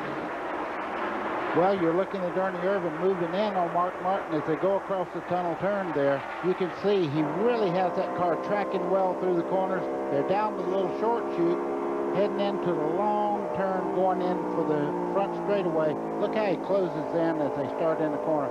This car is really handling well. You know, we heard Ernie Irvan say the key here is the shocks and the spring combination, getting your chassis right. I wonder if this is the same car that he raced last weekend. And Mike Wallace, can you add to that? I sure can, Chad. This is not the same car he won with last week, but it's a car they ran at Dover early this year for a tire test. Ironically, they destroyed the car. They took it back home, rebuilt it, and boy, that thing is hauling the mail right now. Tough business television. Hey, he was 12th in the points coming into this race. He was 32nd after Richmond. And I tell you, Ernie Irvan is coming. This is it for first spot, and he just went like an arrow. He sure did. That was the tunnel turn right there, I believe. Boy, he just cleared him out. And he's left him by 20 car lengths. Well, there had to something happen to the 6th car. You would have to almost guess that when he went in the corner, the front end started pushing. He had to get out of the gas, and of course, Ernie went right on by. I think he was coming so fast it just scared Mark to death that he had to get out of the throttle there. Where in the world did this guy come from? A lot of folks standing and cheering, holding those 28 flags up as Ernie Irvan has thrust himself out into the lead in this event. And what a run this has been. There were a lot of naysayers, even after last week, that said, yeah, he won on a mile at New Hampshire. Yeah, but the track had torn up. It was a one-lane track. Yeah, he can't do it on the super speedways. You wait till he gets on the 2.5 mile. Folks, he's on a 2.5 mile super speedway, and Ernie Irvan has just cleaned out the field. He has moved into first, and he's rolling away. Mike Wallace can give us more on this 28. Well, I'll tell you what, I'm down in the 28 pits. These guys are excited. Ernie took the lead. They jumped up on the wall, flapping and everything else. And, you know, it was ironic. About 10 laps ago, I was talking to one of the guys down here, and Ernie come across the radio and said, I learned something from the 6th car. The car's handling better now since I changed my line. So Ernie learned something from the 6th. The car's great. The crew's pumped up. We'll take it back to Steve now. Well, thanks, Mike. I just talked to Steve Meal, and I said, hey, when the 28 went by in a hurry, are you guys having a problem? He said, yeah, we got a problem. The 28 car's too fast. But they're going to pit on lap 71, and Steve Meal says they're going to lower the track bar a ½ inch and take 4 tires. Well, what that would mean, you guys, is if he's going to lower the track bar, the car's probably a little bit too loose. He's going to lower the rear roll center, which will help give the car a little bit more forward bite, tighten the car up so he can get in the gas harder earlier. There's Ricky Rudd that's just gone around Benson for 5th spot, and here you see the 21 complete with a brand new donut that he didn't get for breakfast. Michael Waltrip on pit road in 17th spot. Oh, you're good, man. Just take a look at it. I mean, it's there, Baker. We're on lap 69 right now, and we're going to start seeing the normal routine of gas stops right now. And since we're under green flag again, we'll see the strategy start to play out. Maybe the guys that took on 4 last time will take on 2 this time. I believe the people that took on just 2 last time will probably have to take on 4 this time. The story everyone is talking about, from 35th to 1st in 67 hard-driven laps. This man, Ernie Irvan, out in front today. The 1991 winner back there in Daytona for Morgan McClure back when he drove the car 4. Now he's back in championship form here in 96, the winner at New Hampshire last week, and making this thing percolate around this 2.5 miles with 70 laps complete when he comes by this time. That'll get us 175 miles into the history books. Now take a look at this for 3rd spot. There's the 88 down on the inside of Jeff Bodine. Ken, only last week, 1st and 2nd, the 2 team cars, Ernie Irvan and Dale Jarrett. And you can see Dale Jarrett's on a mission right now as he goes by Bodine as they go down in turn 1. Hey, let me ask you guys about these super teams. You look at the top 10 this year in Winston Cup racing. The 300 cars are all in that top 10. Both of the 8s cars, that's a lot different than what we've seen a lot of other years. Bill Elliott is in pit right now. We'll get back to my question in a moment. Let's go to Steve Burns. Again, Chad Little wondered about the tire strategy. Well, Bill Elliott took right sides only for Bill Elliott, and Mark Martin's on his way down soon. See Robert Presley about to get lapped again by some of the others. He's running 26 on the field. You know, Ken, you alluded to those super teams, and I think it's not only interesting you look at the top 10 and how Hendricks is doing, but out of the top 14, over 50% of all the cars in the top 14 are among multi-car team owners. We'll talk more about what that's going to mean for the future. Mark Martin is on pit road. Here comes Dale Jarrett and Bodine, all on pit road. And if you're keeping track at home, this is lap 71. Ricky Craven is pulling as well. Here's Dick. Jeff Bodine, who won this race in 94 and also in 90 on pit road. It's going to be 4 tires this time. They don't like the way the chassis is handling. They're going to try to tighten it up with 4 tires. To Steve Burns. And indeed, they are making a adjustment to the track car. They took it down a ½ inch on Mark Martin's car. They are making a 4-tire change. The right side was very quick. The left side, all the gas is in, and Mark Martin is down and away. And we understand the 3 car must pit. He may be out of gas. 3 car is in the pits right now, Steve. Yeah, we were told that Dale Earnhardt was out of gas. We kind of look down here. They've got the right side tires going on right now, cleaning the windshield. And looks like the left side, no chassis adjustment on the 3 car. Again, we don't know how much track position Earnhardt may have lost in running out of gas, but looks like he's down and away. Sterling Marlin's out as well. And now we go to Mike Wallace. We're here in the 28 pit. Ernie Irvan crew. Stop pretty routine right at the moment. A little problem on the right front wheel, but the left front's done. Waiting a little problem on the left rear right now. They're waiting on, now they're down and away. Ernie Irvan giving up that track position, having to. Fuel situation at lap number 72. That would take you down to 180 miles. Here's Jeff Gordon on pit road. Jeff Gordon pulled up into 5th position in this wholesale change of the field in the 2nd green flag condition stop. And it is feeding time for the Elephants this afternoon. They're all on pit road. There you see Lake Speed, Rusty Wallace, Terry Labonte, all in there at this moment as they work lap 73. You know, the opening of the show, we talked about how important fuel mileage can be at a track like this, and it's not only because of the nature of the racetrack, a lot of full throttle racing, but it's also because this track lends itself to usually not having a lot of cautions. And if we've seen the race unfold so far, we've had 2 green flag pit stops in a row. Dick Bergen with the 75, and we can hear their radio as well. Morgan Shepherd in. They're going to do right side tires. This car has been a rocket since Jerry Kinnan joined the team as the crew chief. It's going to be 4 tires for Morgan Shepherd in the number 75 car. That's one of the Fords contesting the race here at Pocono this afternoon. Right side's done, left side's done. He's gone. He led lap 73 and is away, Morgan Shepherd. That extra 5 bonus points, boy, will those add up the way this point battle is going over the top 15 of Winston Cup standings this season when they get to the Waldorf Astoria come December. So we are in this green flag pit stop area of the race, and we'll be back with more in a moment.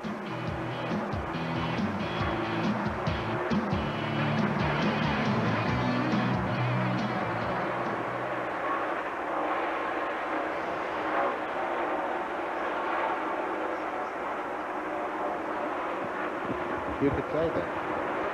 That's a good point. What do you, Chad? I just wanted to follow up, Pam. You guys hear me up top? Earnhardt ran out of gas going into turn 3. And Childers said, come on, Dale, come on, hurry down pit road. And he said, I can't, I'm out of gas. So he did, in fact, run out.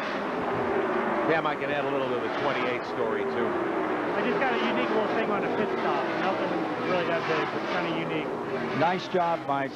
Really doing great. Thank you. Hey, Buddy and Ken, can you guys hear me? Yeah. Yes. Ricky Rudd is doing an interesting strategy. He's taking 2 tires each time. First pit stop, he took right. This last pit stop, he just took left. Guess what? He only took 12.33 the second time around. So he's motoring forward on pit strategy. That is interesting. When's the last time Kyle led? Well, you can see he's right behind Mark Martin right there. So it's really working for him. You bet it is. Remember how well these tires worked here in June. It's a terrific tire. It does not give up. We ought to let you tell that story.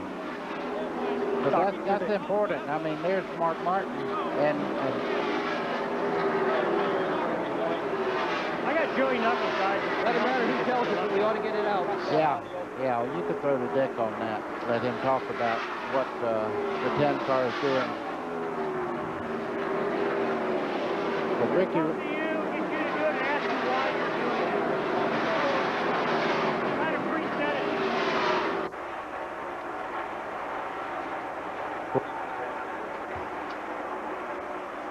This is the 4th or 3rd?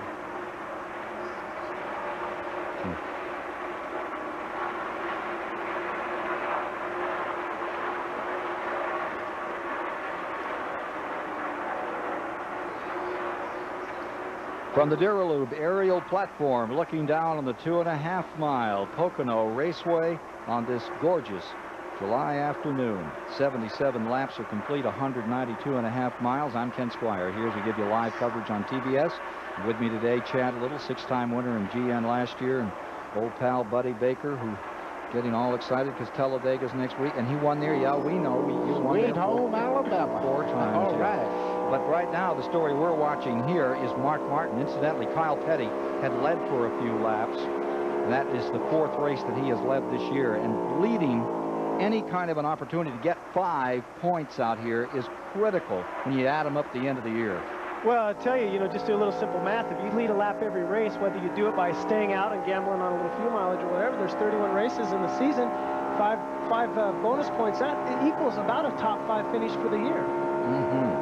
Martin's first, Rudd second, Irvin is third, and there they are running in tandem once again, the Yates team, the 28 and the 88, and more on the story from Rick Benjamin in the STP Pit Center.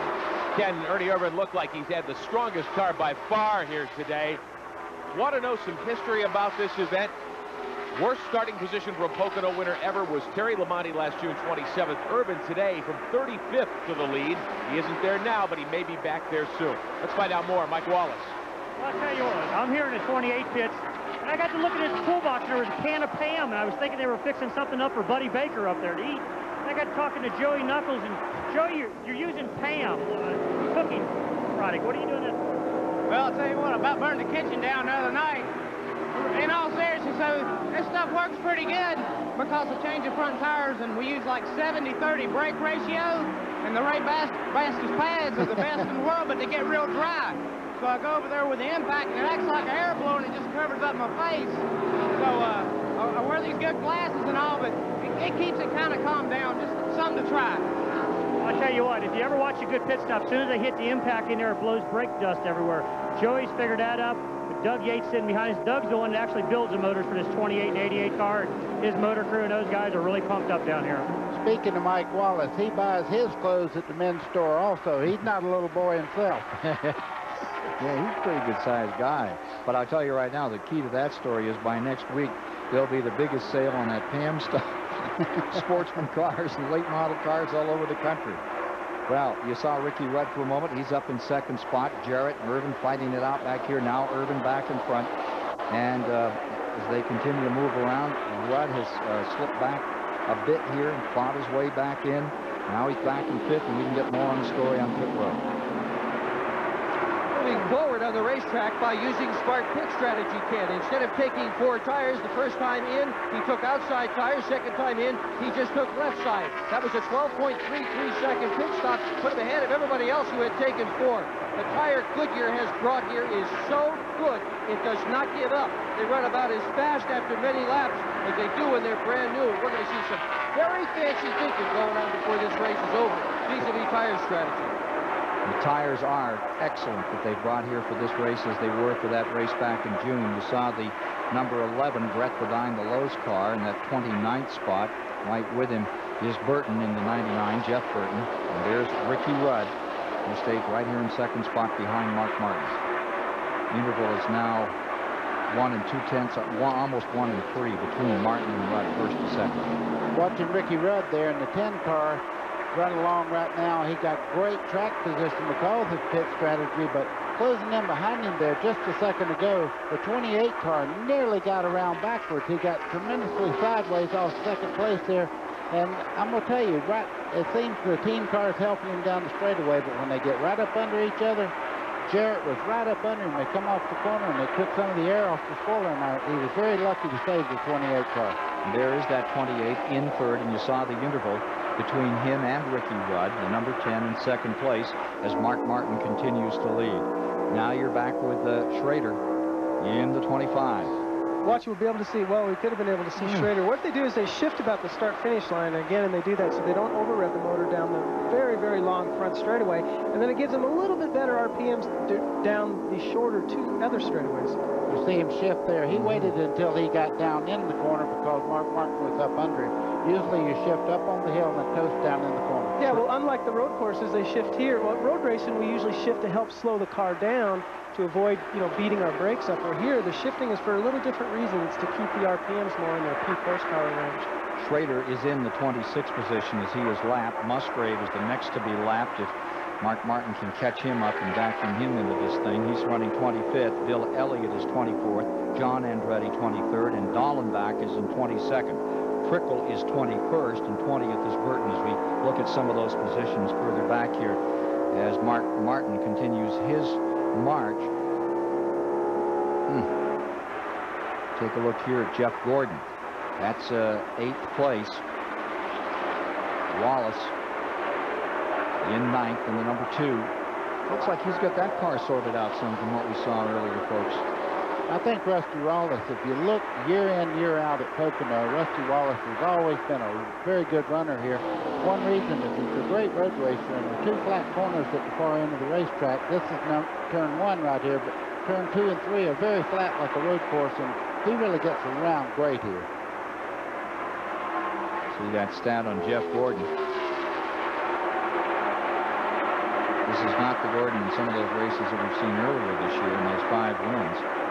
The number 90 is back on pit road, Dick Trickle. They had a car totally destroyed, and Trickle was lucky to walk away from it here as they prepared for this Sunday's event, the Miller 500. Race number 17 of the 31 in the, what, $70 million now? Winston Cup Series. How much was it worth when Baker was out there? Like I said, the money would buy something then. It wasn't a down payment. Okay, coming down to the tunnel turn. Rusty Wallace looking on the inside. Again, you're looking at 8th and 9th position there. The reason we call it the tunnel turn, it's really kind of a simple definition. It's because there's a tunnel that goes underneath the track, and that's where the cars get in and out to the right there. It is. Racetrack. You could see it on the right-hand side as they go through the corner there. That's Jeff Gordon leading Rusty Wallace down what we call the short chute, going into turn 3. You'll see him go right around the bottom part of the racetrack. Now they'll flare out right here towards the outside line and out to the outside wall to get a good run down the front straightaway.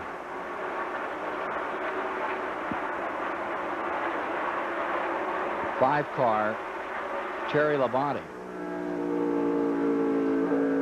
He's behind the 98 car now, and he may be developing a problem. He's back in 14th spot. Dick Berggren, have you got any late news on Terry Labonte?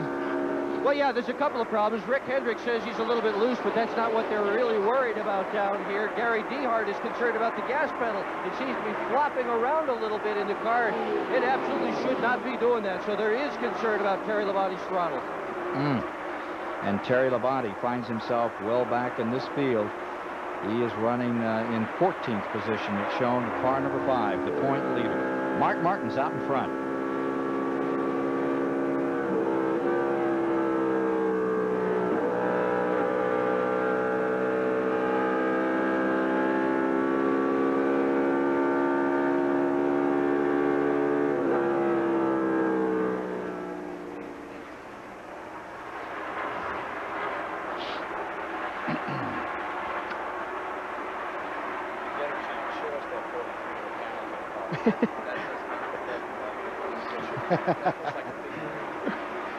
That's Rainey Charland's car from Islip Speedway. No, that'd be Georgie Dzondak. Captain Crunch. Rainey Charland was at Agawam. Yeah. Among others. Rainey Charland raced with a cigar in his mouth. Oh, really?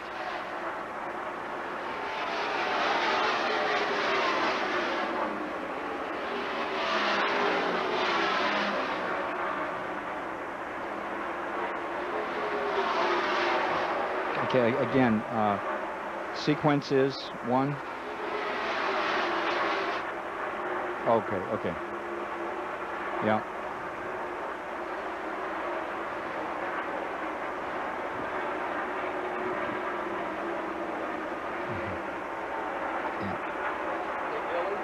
Are we going to show the path for the lead when it happens?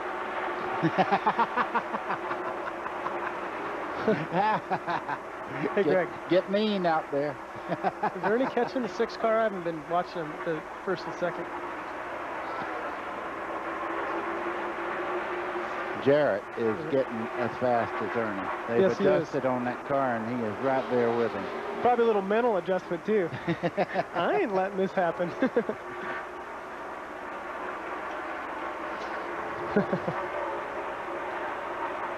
They got to catch Martin. He's hauling. You know, we've been...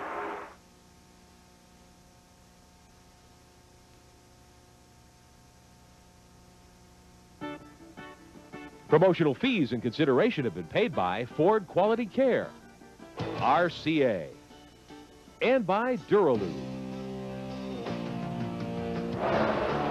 Our hard-working staff bringing you wonderful pictures today from Pocono International Raceway on TBS. The NASCAR Winston Cup Series, the Miller 500 today. We're working lap 88 right now, and the lead is in the hand of Mark Martin at this point. We're worrying about the fuel situation, concerned about it. Many of these teams are when the cars will start coming back in, needing to stop again. We've run green here for an awfully long time. The fuel window should hit around lap 105, 107, somewhere in there. Many of these teams going about 35 laps, which would be about 85, 87 miles on a tank of fuel today. Steve Burns, how are they finding the fuel mileage to actually work out when they start checking the cans after a fuel stop? Well, Rick, this is in fact a fuel mileage track. Now, what these teams do is they weigh the gas cans when they're full. We have a scale right here in the pits, and you'll see when I put my hand down, it starts to read out next to it. Now, when these gas cans are full, they weigh about 80 pounds. When they make the pit stop, they'll bring the gas can back here, set it back on the scale. Then they'll subtract the empty from the fuel, from the full rather, to get the number of pounds of gas that they have used. Now, they also have a mathematical formula. Once they find out how many they've used, they multiply that times 7, and I'm not a mathematics professor, but that relates to the specific gravity of gas. So there you have it. Okay, did you get it, Baker? I got it. Okay. Run till they tell you to come in. That was my theory. Mark Martin is in front, but his lead, it's beginning to evaporate. Ernie Irvan has moved to second, and Jarrett has moved to third. And where it was 2.8 between first and second, it's now 2.4. Ricky Rudd is back to fourth, and here you see Jeff Bodine. He's in fifth with Morgan Shepherd, the number 75 car, in sixth. Just behind him is Johnny Benson, followed by Jeff Gordon, Rusty Wallace, and Lake Speed stays 10th here in the Miller 500, the 22nd annual at Pocono International Raceway. Morgan Shepherd making a move on the inside as he closes down. And double wide in the maiden straightaway. He comes with Jeff Gordon high. Morgan Shepherd on the bottom. And he tucks back in again. Just in front of them is Brett Bodine in 27th position, number 11. It looked like Bodine had a tremendous amount of motor down that straightaway. Morgan Shepherd actually had the run on him coming up out of the corner, and Bodine just kind of drove away from him. As they go down the back straightaway, though, it looks to me like the 7 is a little bit off. Maybe he saw him in the mirror and said, hey, I'm going to let him go. Maybe he's got a better line. Let me see what he's doing. Well, we heard earlier, a little discussion about that where Ernie Irvan commented that the line that Mark Martin was taking helped him out a little bit. So, yeah, the drivers do watch the cars in front of them, and they might see a little different line, even if it's a couple feet different. They might see that line, and they're going to say to themselves, let me try this line. If the car feels a little bit better, they're going to keep running that line. Within 10 laps of halfway in the race, the SS Hesperus, captained by Bobby Hamilton, just went out and did 3 or 4 laps and pulled in, and I mean, that thing looks like it is a wreck. That's a wrapper off of a cigar. It is no longer a cigar, you can tell that. Boy, that thing is beat up. Bobby Hamilton, if you just joined the telecast, was in an early wreck just as we started the race, and really wiped out Richard Petty, number 43. Not his fault either. Jimmy Spencer spun, he tried to avoid, he got collected, and away he went into the third turn wall. More on that story as we get down to halftime in the Miller 500. Now here's that 7, Bodine, having to work to keep Benson behind him now in 6th spot. Shepherd's pulled up into 5th. Bodine is in 6th, and here's Johnny Benson with as good a run as he has had in 1996. I think this is probably the best run that he's had in 1996, and it's not by fluke either. He started up there and he stayed up there. Well, he fell back a bit. He went back into 10th. Now he's come right back up. In fact, he's done it twice after these pit stops and worked his way back into the field. It's a good run for Benson. Now this group right here trailed the leaders by 9 3/10 seconds. And look at this. Here's Irvan. Dale Jarrett. Dale Jarrett made a few corrections on his chassis. Every time he stops, they work on it. He's just as fast as Ernie Irvan now. You see them both going around the racetrack basically equal for the last 20 laps, Chad. I think Dale probably heard us talking about how fast the 28 car was, and he said, now wait a second, you guys, I want equal billing here, and he decided to pick up the pace a little bit. But the front of the field is stabilized here. It stays at 2 3/10 seconds between Martin and first, and this Irvan-Jarrett combination just behind them stays right about, well, now it's changing a little. This last lap, the report is it's down to 1.9, so maybe they've turned it up a notch on the Yates cars. Traffic can have a lot to do with that. If you run into slower traffic and you get down in the corner and you have to roll out the throttle and maybe take a wide line through the corner, that can be the difference. We'll see in 2 or 3 laps from now when they get out of traffic whether it's really closing in or not on Martin. He looks very fast there. At the last 10 laps, it's been right in that 2.3, 2.4 area, and traffic certainly does make a big difference, even on a 2.5-mile track like this where you've got some running room. We'll show you that interval between Mark Martin and the number 6, the Jack Roush car in first, the Valvoline Ford. And then you take a look a little further back here. There you have 2nd and 3rd position. Rudd stays 4th, Shepherd 5th. Benson is in 6th, Jeff Bodine 7th, Rusty Wallace 8th. I have a comment. Yes. Traffic has nothing to do with it. The 28 and the 88 right now are closing in on Mark Martin. They're closing maybe 8-10 car lengths a lap right now. Yeah, and now it's down to 1.7. It's gone from 2.4, 2.3, 1.7 now, and they are reducing the distance between the Roush car, still looking for its first win of the season, and Ernie Irvan, who's going for 2 in a row, currently 12th in points. And wouldn't that be sensational if he wins back-to-back here today? There are the 2 points leaders, the 5 and the 3, and they're running nose to tail, 14th and 15th position. Terry Labonte, number 5, and Dale Earnhardt in the 15th position, just behind him. Tailing along there is number 90, and giving that a good shot today, Dick Trickle.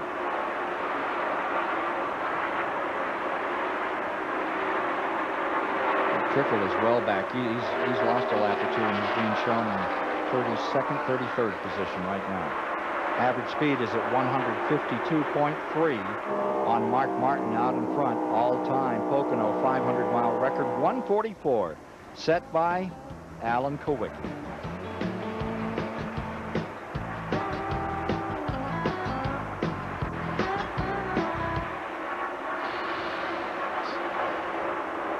They're on record pace right now, aren't they? Yeah, way up. 8 miles an hour. Well, we're going to show the pass for the lead.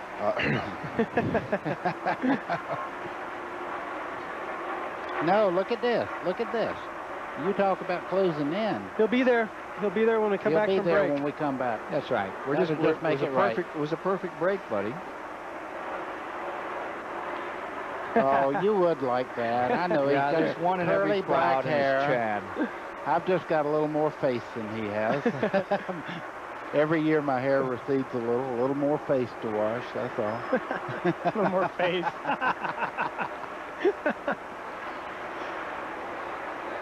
Hey, Baker. Yeah. Don't forget to give me back my time. Oh, I wouldn't keep this. 4 tires, and they're all going to Scuffs. Huh. They must who's be going to give thinking us that story? We should go to the pits for that. Was that Musgrave just went a lap down? Yep. Who should give us that from the pits, Pam? There's one of Roush's cars goes down a lap. Yep. 23rd position. Yep. He didn't even get in the way. So there's 22 cars in the lead lap now, huh? Look at that, Ernie. I'm telling you, after about 15, 20 laps, he goes like a wild man. I tell you what, that is so neat to see him that strong again, you know? Oh, yeah. 'Cause there was a question in everybody's mind for so long. Look, I mean, what's this eat-up job right here? It'll work out good, huh, Pam? Look at that.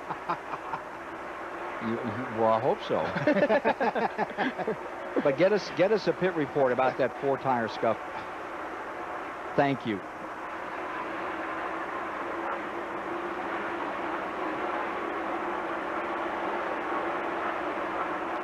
Coming around a complete 97 laps, 242.5 miles, braking toward halfway, and look at first place.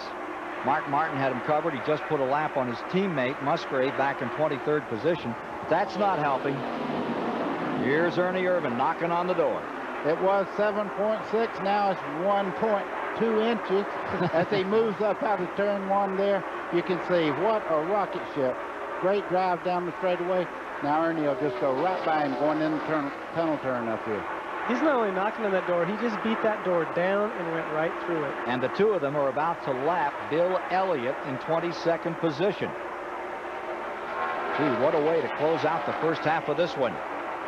What about pit strategy coming up here? Let's go to Steve Burns. Well, Ken, this tire tells the whole story. This is Mark Martin's pit. This is their 3rd set of tires. The first 2 were stickers. Now we see the 3rd set, scuff tires. They said that buildup on the stickers is too much, so they want to use scuff tires. Dick Berggren? And down here, Ricky Rudd is also using They've been putting on sticker tires all day long. 4 scuff tires up here. Just talked to Larry McReynolds. I said, Larry, why are you putting scuff tires on? He says, just testing the waters. They ran awful good in practice. Want to see if our car seems to run better on a longer run. We're going to see if it's better for late in the race right now. Thanks, Mike. Now let's try to get Dick Berggren. Dick? Well, down in my area, Morgan Shepherd is currently running 5th, Ken. He's going to be putting on 4 sticker tires next time. 3 wide on the racetrack. Oh, boy, hang on. Meanwhile, Jeff Bedine has been running nothing but scuffs, and that's the same with Ricky Rudd. Rudd doesn't even have a brand new tire in his whole pit area. $10,000 to the leader of this lap, Dick Berggren, and as they come back, Mark Martin had a hole card. Here he comes. He's pushed it right back in front. Wow. Thank you for 10 grand. Wow, you talk about playing with 4 aces and making everybody think you had a chance. Now you see Ernie Irvan making a move back, but that tells you that Ernie Irvan may be a little stronger than we were actually aware of. He made that look pretty good. But they were passing Bill Elliott there, and I think he checked up just a little bit. And, of course, Mark Martin had a great run. Right, I think Ernie got held up a little bit there by Bill Elliott going a lap down, and that gave Mark a chance to go by. But I'll tell you what I saw is that we came up there. Here we go again. This is for the lead. Yeah, that last one was the taste of money. And here come both those Yates cars, We saw 28 and 88. We saw Dale Jarrett that last lap as we went into turn 3 here get on the binders hard because he had almost a shot on Ernie there. He got on the brakes hard, and we could have had a disaster right there. And those two hitched up. That freight train is its own separate railroad out there today. Through the first 16 races, Mark Martin has only led 78 laps this year. Today, in this event alone, he's led 82. We may see him right back out there again. But for the moment, it is the story. It is a Ford story. First, second, third, these top runners all carrying those Ford colors and looking good. I think Robert Yates is feeling proud right now. There's his 2 cars in command of this race, and they've been running strong all day long. Let's go back to this business, though, about these major teams, these super teams with 2 and 3 cars that are beginning to really control Winston Cup racing. How does anyone feel about that? It's mathematics. If you think about it, you can test 7 times, okay, with 1 car. If you have 3 cars, that gives you so many more test programs that you can run, and if you share the data, look what it does for the teams. And in the Hendricks case, every time they find something that helps, it goes to all 3 cars. Chad Little, you're going to come up onto this next year and run that John Deere car in the entire Winston Cup Series. How do you feel about playing against those odds? Well, you know, as the super teams grow more and more, it's more and more difficult to bridge that gap.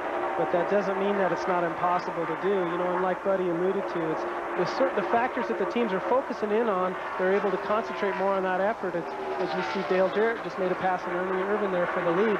They're able to concentrate more and more on those factors that are becoming so important, the research and development, the motor program. They're sharing this information. As long as they continue to share, they're going to grow. 24 and 7 also battling for 8th position, Jeff Bodine and Jeff Gordon. And in the battle of the Jeffs, it's Gordon winning this one. He'll pull up and take the 8th position, sending Jeff Bodine back to 9th in the QBC number 7. It takes some pretty strong leadership, though, to make a multi-car team work. We've seen as many fail as we've seen succeed over the last 7 or 8 years. So it's not a given thing if you start a multi-car team that it's going to rise to the top. It takes a lot of effort from everybody involved. Well, for certain, that's true with Jack Roush's team and the number of cars he has. And this has been a struggle for him this year. You know, it's been a struggle. They've had a lot of things go wrong, though. Mark Martin, anywhere he goes, could win. I think Jack Roush right now is just going through what all race teams go through, a little bit of problem area, but they can win, and they will win. I still believe the multi-car teams have an advantage as far as the dates that they can test and the data that they can get together. Good information, Buddy Baker. We're ready for the MasterCard mid-race report. This mid-race report brought to you by MBNA NASCAR MasterCard, the official card of NASCAR. There you see it, 9 leaders. Lead changes 13 times. There you see the lap leaders that we've seen out here today. Mark Martin dominating a lot of this event. And those are the cars officially out, Jeff Gordon and Darrell Waltrip. I think you meant Jeff Green and Darrell Waltrip. Jeff Green, yes, indeed. Show the world you're a NASCAR fan when you carry the MBNA NASCAR MasterCard. Call 1-800-34-NASCAR to request the only card of your favorite driver right on the card. Get yours by calling 1-800-34-NASCAR. Take a look at this battle up in here. Here is Earnhardt coming in. Sticker tire is going to come on this number 3 right now. This at lap 104, and here comes Jarrett in the 88 in as well. Dick Berggren down there with one of these leaders, number 88. Dick? Dale Jarrett on his way in with the number 88 car. He won this race last year. Jack Lewis is going to change the front tires. Brad Parrott is going to change the rear tires. Mike Forrest, the jack man, right front tire gets away from him a little bit. Steve Allen's the guy on the gas. Not that Steve Allen, the gas man Steve Allen. 4 tire change for Jarrett. Tires going on, and that's supposed to discuss it. Top of the world, not the worst. 1905. Oh, and Earnhardt has killed his motor, and they're having to push it to get started. And it won't start. Burns is there. Yeah, now they're backing Dale Earnhardt's car up. Crew members from the Burger King team and the McDonald's team, as well as Tony Glover, came to try and jump him off. As you can see, they're pushing it back. They think it might be the ignition. He was in 15th position when he came on pit road. The 28 car is in, and Mike Wallace has the story. Joey Knuckles dove over the wall with Doug Yates carrying the tires, Raymond Fox on the rear. 4 tire stop, sticker tires just go around. Just looks like a pretty routine stop at the moment. Guys are back around to the left side now through run. Already a water bottle. He drank a little bit, tossed her back out. Left side tires are on. Joey Knuckles finishing up. Left rear coming down. Jack down, already back and going. 23.6, Mike. That was a good stop. Good call from Mike Wallace. With us today down on pit road, being joined by Dr. Dick Berggren of Stock Car Racing Magazine and our own Steve Burns. I mean, a lot of inside story on pit road, and Dick Berggren is down there in Terry Labonte's pit as the 5 rolls in. Terry Labonte in 13th spot, coming to a stop. And Ricky Rudd just went roaring by, Ken, and they changed strategy in Rudd's pit, and they put 4 rather than 2 tires on it. Labonte's going to leave the hood down. Apparently, they're not going to try to fool with that throttle at all. Apparently, that problem has pretty well gone away. Meanwhile, Mark Martin has just gone down pit road, and he's headed to Steve Burns. Take it, Steve. Dick Berggren, here he comes as Sterling Marlin heads out. Now, we might take a look. They might make a spoiler adjustment. We heard to give him some more. Yeah, they're pushing the spoiler up right now to give him more downforce. They're changing the right side tires, and again, these are scuffs tires that have already been used, not stickers. Now they're going to the left side. 1 can of gas is already in, about to put the second one in. It takes the tape off the front. Now, what we want to do is find out from Steve Meal why they decided to use scuffed tires. Let's see if we can get a word with him.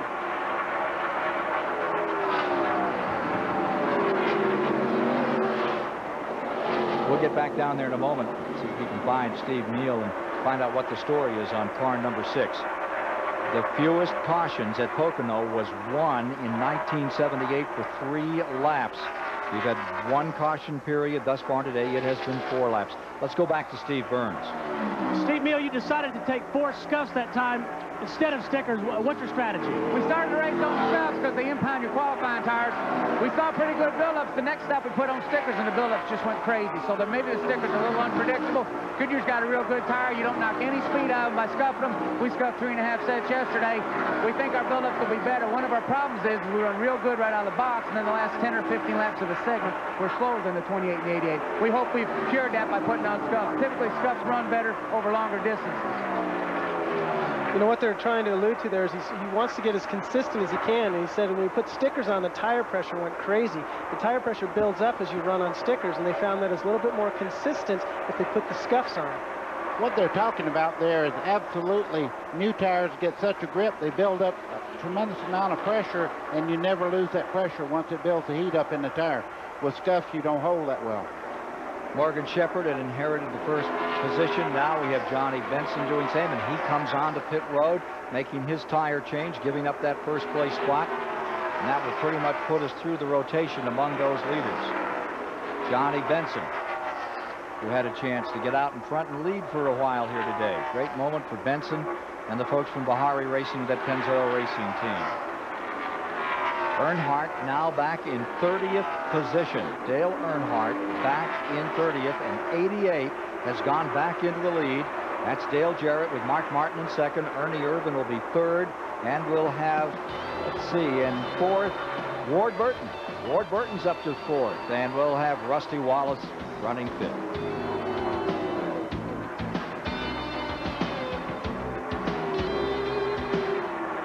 Good section now. That's fun. Isn't that fun? Yeah.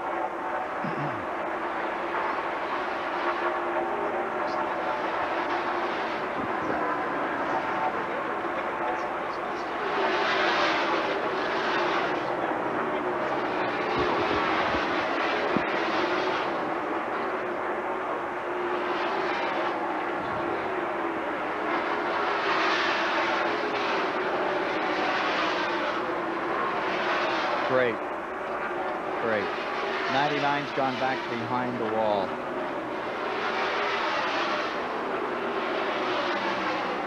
Great.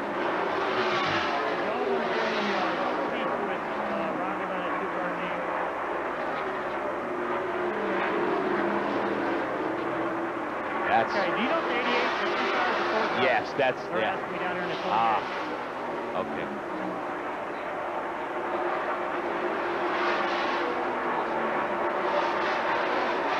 The average speed.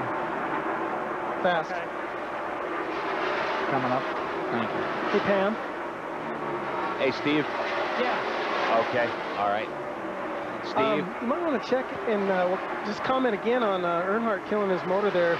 You know, they not only had to push it forwards, it wouldn't start, they had to then push it backwards, and he lost a lot of positions from that. Yeah. Steve Burns, this is Rick. Can you hear me? Okay, Yeah, you're fine, Rick. You hear me? Okay.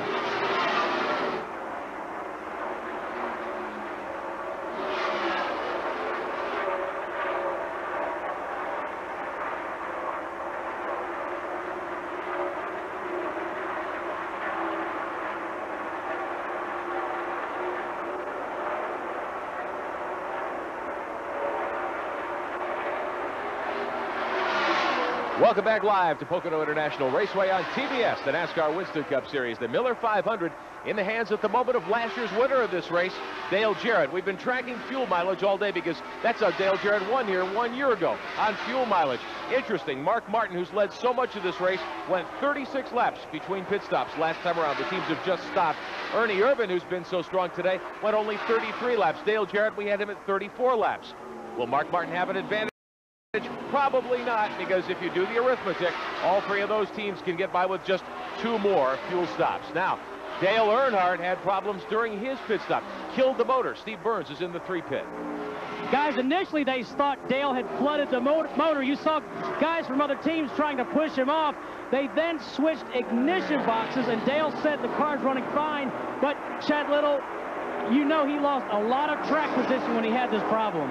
Well, not only they lost a ton of track position from the motor dive, but remember, Earnhardt gets first pick as being the Winston Cup champion. They usually pick their pit furthest down pit road. They tried to push the car forward, it wouldn't start. They can't push it past the last pit stall. That's a NASCAR rule. So what they have to do, they have to push it then backwards to get it to start. It took a lot of extra time, and Dale lost a lap. 30th position. Here's Lake Speed going underneath that car, number 3. And it's a hold on and hang on for Dale Earnhardt this afternoon. Lake Speed in 10th spot. And up in that lead lap, the average speed staying at 153 miles an hour. They're just blasting that old record to pieces here. 142.5 for this July race. Darrell Waltrip set that, what? Way back, 78 set that?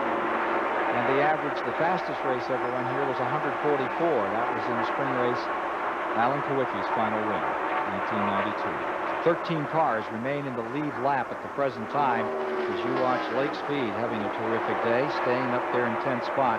And the big story at the moment, Ford's continuing to dominate this race. You have Jarrett, Martin, Irvin, Wallace in the front 4. Then you've got the Chevrolet of Gordon in 5th. There's Dale Jarrett out in front. Then you've got in 7th, Jeff Bodine, the Ford of Morgan Shepherd in 8th. The Pontiac of Benson is having a great run in that 9th position. And Lake Speed, who continues to stay up here in 10th. It's Ford, Mark, on another slot in the top 10. You see Mark Martin there in 2nd spot. He's moving up on Jarrett just a little bit as we go along here. You see him coming right into the frame there. He passed Wally Dallenbach going down in the tunnel turn. I think right now Mark Martin is doing what he's done every time after a restart. He's very, very fast after he makes his stop. Then Ernie Irvan in the 88 car gets stronger later on in the run. See John Andretti just in front of him there. He's running 18th on the field. And he's in danger of going down a lap as well. Only one caution thus far. It came early, and it was a big caution. Big number down here in turn number 3. Maybe we'll get a chance to show it to you again if you joined us late today. Look at Dale Jarrett's stats here as far as this race is concerned. Right up in front. And remember that Martin is right there in 2nd. Well, he's gaining a tremendous amount each lap right now. I think what Jarrett has, he has a very, very tight setup on that car, and as he goes along, the racetrack actually comes to him, where Mark Martin's car is a little freer through the corner, and he's very fast on new tires.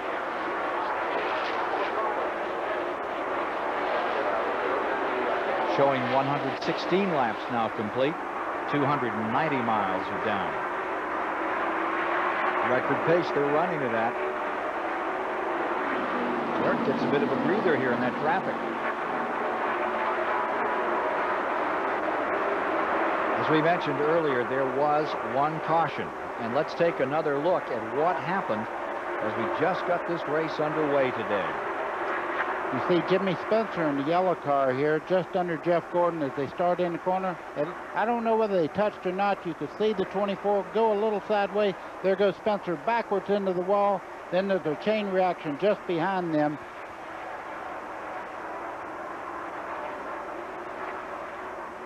And that, folks, was our only caution today. That happened on lap number 4. But it was what happened just behind that ruined the number 43 for Petty Enterprises. Bobby Hamilton's car just destroyed. Somehow they got it out here and ran a few more laps to try to collect some points. As well as Darrell Waltrip. As well as Darrell Waltrip. And Jeff Green. And Jeff Green. Thank you for explaining that. I didn't want everybody to think I'd lost my mind. Well, everybody pretty much knows. Yeah. Here comes the 28 car at the back straightaway of Ernie Irvan. He's picking him off now. He's back under Speedwell, but he lost some time on his pit stop.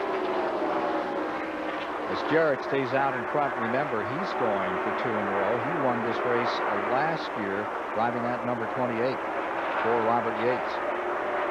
4th in points, 96 behind Jeff Gordon. He's had 3 straight top 10 finishes, the man up in front of number 88, but Ernie Irvan, what a story. At New Hampshire International, and what a story about New Hampshire International Speedway. New England is going to get its 2nd Winston Cup race next year on September 14th. And of course, the new Texas Speedway is going to open next April 5th and 6th. Baker, that's where you're supposed to say the ticket office is open today. Absolutely, it's open today. Get your tickets now, because April if you don't, you'll miss that event. Yes, sir. It's going to be a great one, a mile and a half in Texas. Here comes Ernie Irvan scooting down to the inside, putting a lap on Andretti and Musgrave. We'll take another break here at lap 118 and then be back with more of the 23rd annual Miller 500 at Poconos. Race fans, Budweiser asks who won. February 24th, 1991, Richmond International Raceway. Davey Allison in car 28 started on the pole, but the unsponsored 7 of Alan Kulwicki showed he had the early muscle. Knocking the competition out of his way was the number 3 of Dale Earnhardt, starting from the 19th position. Ricky Rudd ran strong in his Hendrick Motorsports Chevrolet. Quick pit work also kept Harry Gant at the front of the pack. But who won? Here are the list of contenders. The answer is coming up.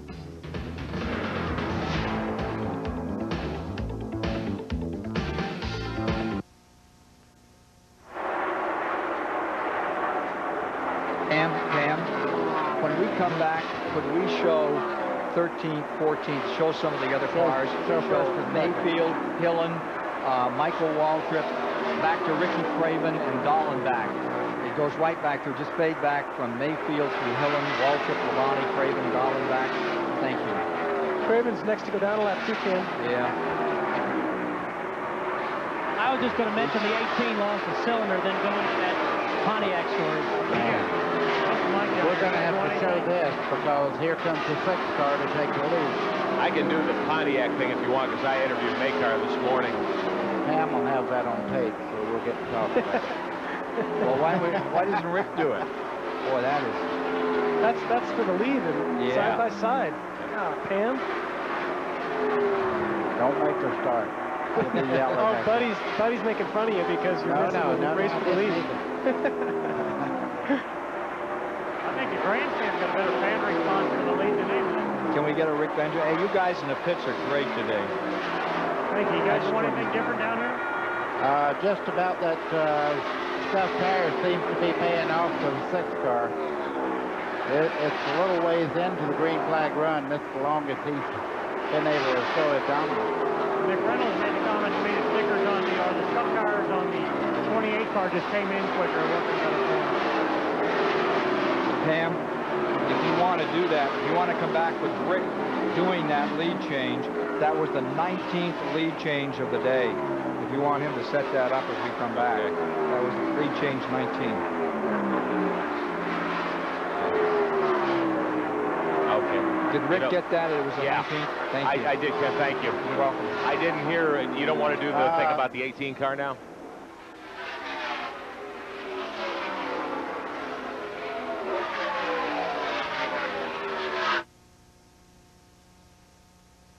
Richmond's 400-lap classic was won on this day by Dale Earnhardt.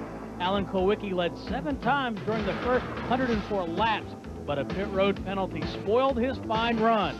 Also racing with the leaders all day long was Harry Gant. But the battle was between Earnhardt and Rudd, and in the end, the legendary number 3 held on for a 1.5 car length victory.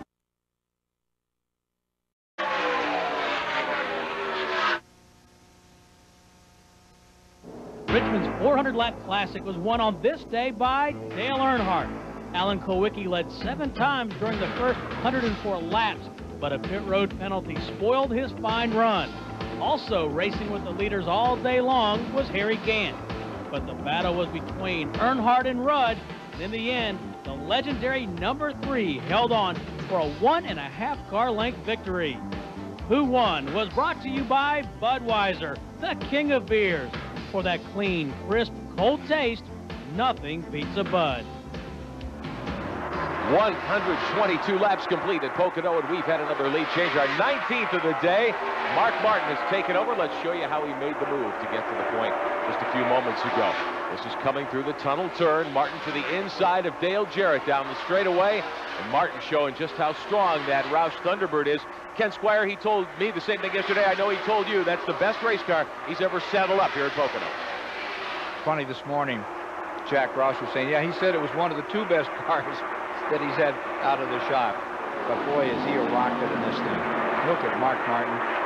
Just pull away, gets himself about 2 car lengths. Dale Earnhardt is up in 25th position. He's running 1 lap down. Earnhardt might have been a winner there in that Bud report, but he's sure having his problems today. Jimmy Spencer about to go another lap down. We haven't talked about Jeff Gordon for a while. He was running back in about 12th to 15th place. He's now up to 5th. They really figured something out on that last fuel stop. He's closing on Rudd in 4th. Hey, if the race was to end right now, you got those points figured up, buddy? I love that. Those points if the race was to end now, you'd have a riot. Well, it's more than halfway. Didn't really start home. Who would want to miss the end of this one, the way it's developing? There's how the points would be if it concluded at this moment. Terry Labonte would hold on to 1st and increase his lead over Earnhardt. Gordon would stay in 3rd and Jarrett in 4th. Ricky Rudd would be 5th, 338 back. Still trying to make a run on those points. Top, 7 positions easily. Kind of things that happen out here in Winston Cup racing. Gordon creeping ever closer. Almost perched on the rear deck of number 10, Ricky Rudd in 4th spot. Back up front, there's Ricky Craven about to go a lap down. He's in 17th. Ricky Craven in 17th, feeling the heat from Mark Martin and Dale Jarrett. Speaking of heat, ready for a burger, buddy?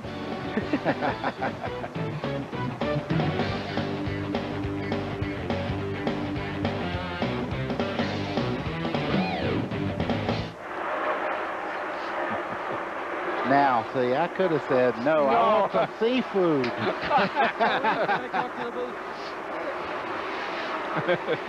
Hello, Kenneth, buddy. Yeah. I'm in the 10 pit, and right now there's a lot of activity going on here. I can't sort out facts from fiction because they're all telling me everything's fine. One of the reports we've got is he's got a tire rubbing on the right front fender. Another is he's leaking fluid. Richard Broom says, we're all right, we're all right. Yeah. Watch the 10, watch him. Okay. I'm not sure. I mean, I don't know whether he is or not. But there's another NASCAR conversation going on right now. I can let you know in a second about the right front when he comes by. He's in the tunnel turn right now. We're going to stay here, keep an eye on it. Good. Wasn't somebody in Gordon's pit complaining about oil, was it? Hey, you got a good story. That Terry Labonte is only about 1.5 seconds from going a lap down. He's in 16th. Right front. Look at the right front wheel just behind it, all the way back on the door. It's black tire mark. On which car? The 10. I want you to see it, young eyes. I don't want to say that now.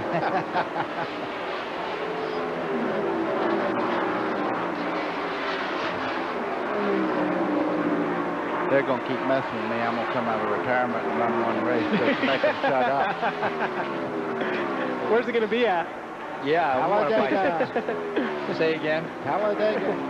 We will be there to cheer you on, Buddy Baker. All right, pal. I got a little piece on Everham here in the 24 car.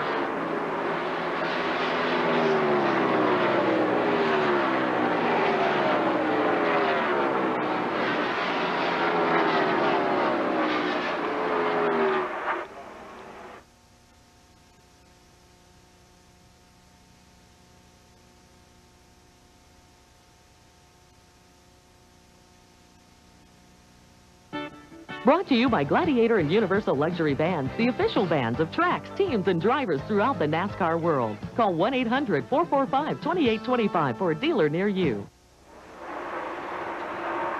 Sold-out house 2 days after that race 5 weeks ago. And well over 100,000 people enjoying the Miller 500 in its 23rd edition. As you watch Mark Martin, his persistency paying off. The 19th lead change put him back in front. Dale Jarrett, last year's winner, driving the H, number 28, stays right there in second spot. And that man right there, as you take a look at the point lead, Terry Labonte in the number 5, scooting down into turn number 1. He is about 1.5 seconds away from being lapped. Terry Labonte running in 16th position. These two leaders are just mowing them down. They're mowing them down, but the 6 car is working very hard. I saw Mark Martin just then make a real good save on the 6 car coming off the turn 3. Got very loose. You see Jarrett right on his back bumper. That's not helping matters. On the pole at 168.4 was Mark Martin. The record here, 169.7, belongs to Jeff Gordon. That Ford, all of those Fords have been undeniable since the outset of this event. We're 128 laps into the Miller 500 this afternoon. That would mark it at 320 miles and only 1 caution so far. And Terry Labonte has fallen back into the same lap with Earnhardt. Okay, Marcus going to lap down. They say there's a little smoke creeping out of the back of car number 10 here. Ricky Rudd going down into turn number 1 with Gordon after him. They are in 4th and 5th position. Whatever it is minimal. I tell you, you cannot see it from the camera angle. Dick Berggren can tell us more, buddy. Well, no, but I'm going to ask the question of Richard Broom. He's the crew chief. Richard, what's the smoke from? Well, we got a little fender rub on the right front. It's got everybody all nervous. Nothing to worry about. Well, they're not nervous down here. NASCAR's been down here, and there have been a couple of radio reports, but you say the car's all right. Yeah, the car's fine. It's 5 years now right now. Okay, they're very calm in the 10 pit. What usually happens there is Jeff Gordon comes over the radio and says, hey, the 10 car is leaking some oil. I need you to come down to his pit and let him know he needs to pit right now. 1 drop a year. That's what they used to call him, buddy. 1 drop a year, baby. That's it. You got it. Look at Wallace in that number 2 continuing to close in here. Remember that Rusty Wallace is in 6th position. He's got some more running to do before this one's over. Rusty's been kind of quiet today, and usually when Rusty's quiet, that means at the end of the race he'll probably be in the hunt to win. Reminds me of a race he won in Michigan. Everybody was kind of talking about the guys that were leading all day, and all of a sudden Rusty Wallace was up front, and he made it stick. He run a very, very heady race, and you can't ever count this guy out. He can drive a race car, got a great team behind him, tremendous stuff. I mean, he could win today, too. I know Mike Agie's Rusty Wallace's engine builder, and they've got something figured out on gas mileage, because I think it was earlier this year that Michigan came down to gas mileage, and Rusty came out on top there. Exactly right. Here's Ernie Irvan. And there you see, as you look a little further back, Rudd, Gordon, Wallace coming through right there. Give you a pretty good look of the rest of the field and how they're situated as we get down to lap 131.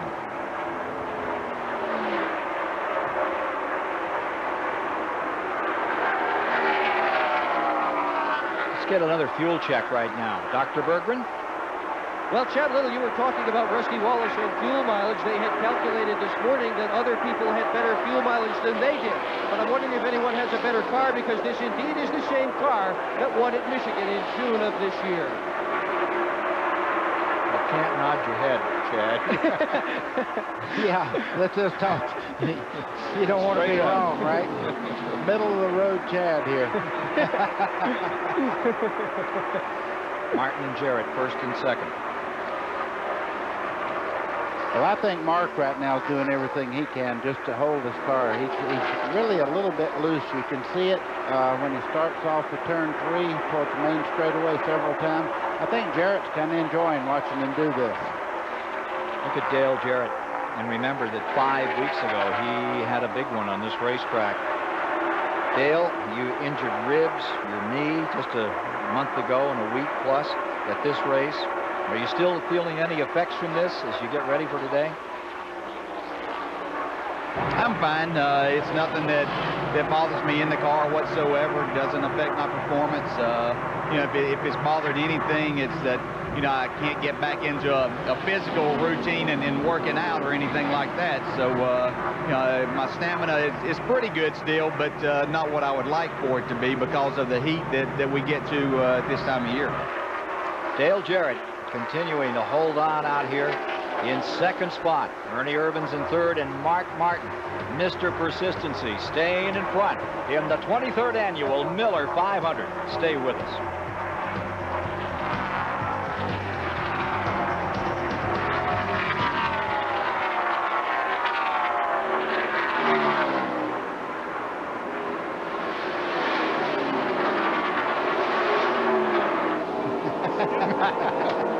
Way to go, Pam. Yeah, think them up. Are we going to show this pass for the lead when we come back? Yeah. Hey, listen, we're cutting up. Why don't we do the 2? Oh, look at this. Will I be on camera, Pam, or will it be a VO? No, I can't see the 6 VO. from here. Okay. Wow, what a shot. Good stuff, huh? The tire note. The tire note. What's this? No, they're just all, they're saying good shot. Look at this. What are you talking about? Wow. Okay. Hey, Wallace. Hey, Wallace. Yeah, buddy. Wallace. Yeah, I'm here. You're doing a great job, but don't try to do our job. We're watching the camera up here. Oh, I'm just wanting to know what's going on. I can't see nothing. Oh. I'm hearing you guys say how good the race is. And Okay, Jarrett is looking under him. Try and get Robin real quick, or you want to do that after the fact? It looks like they're putting on stickers.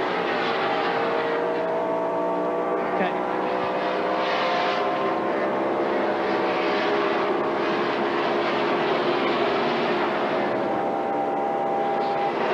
Okay, we're ready for Robin. I did for a second. The leader's wrecked. The leader's wrecked. Real nice, guys. Making fun of a rookie. Now, we like you, man. You're doing a good job, I swear. Fred wants to see you right after. Yeah. I just got a pink slip. I don't know what that means. Just can't see nothing down here. You know what's going on. Yeah, I just got a pink slip. I don't know what that means.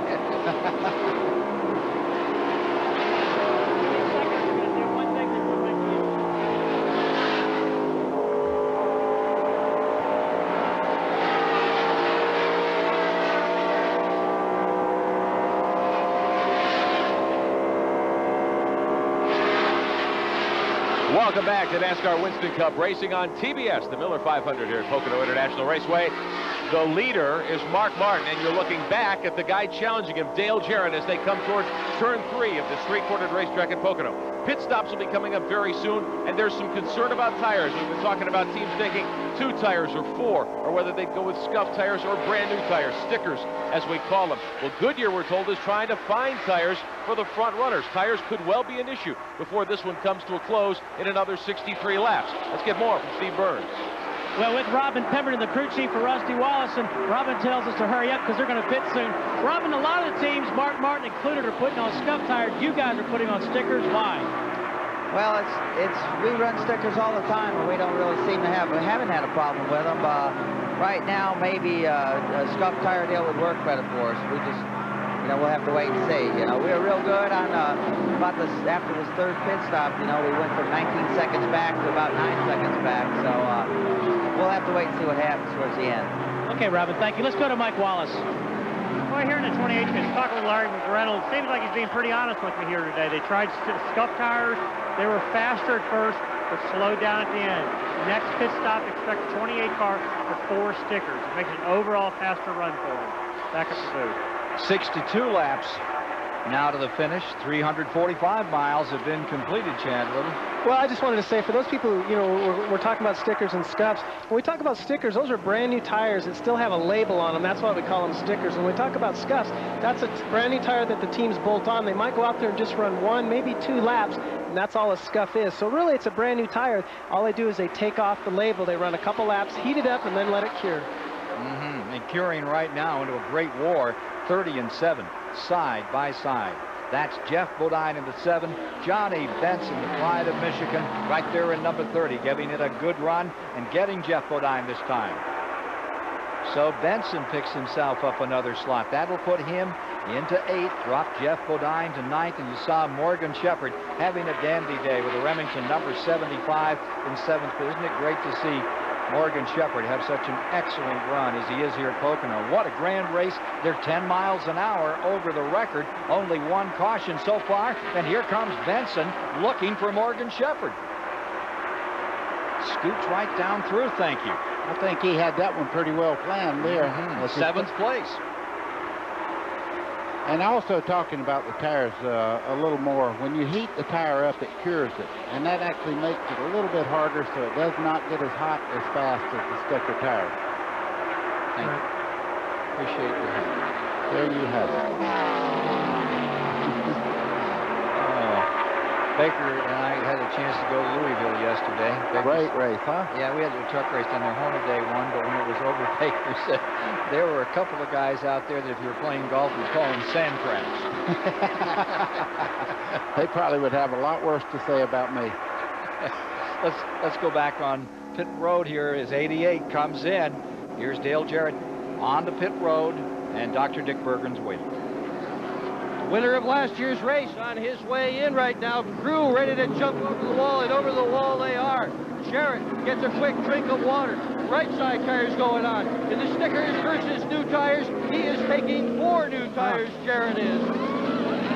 Right side is all done. Around the left side, Mike Ford's jack is under the car. Smoke flying everywhere now. Having a little bit of trouble with the left rear tire. Good stop, 19.33. Or 20 seconds by our watch up here.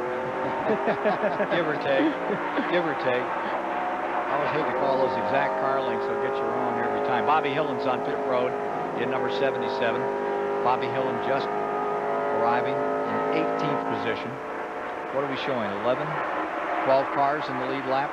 There you see Bobby Hillen, the Jasper car, and the hood's going up. And here's Ernie Irvin in, running in 2nd to Mark Martin. Let's go to Mike Wallace. Well, there's just a normal pit stop it looks like right now. Joey Knuckles and the guys over on the right side, Ray Fox and Doug Yates again. It's going to be a 4-tire sticker stop. You know, we reported on it earlier. They feel the sticker run is a longer and faster overall run. The guys are doing good. Left rear tires going on. Left front's done. Have a little problem on the left rear tire. Car done and gone. We're going to Dick. A 2-tire change for Ricky running in. Right front corner of that car. Run in and out in 13.71 seconds. NASCAR was right there looking at the right front. He's out, and here is Irvin just behind him as they come back onto pit road. And Mark Martin, your leader, is on pit road. Steve Burns is waiting for him.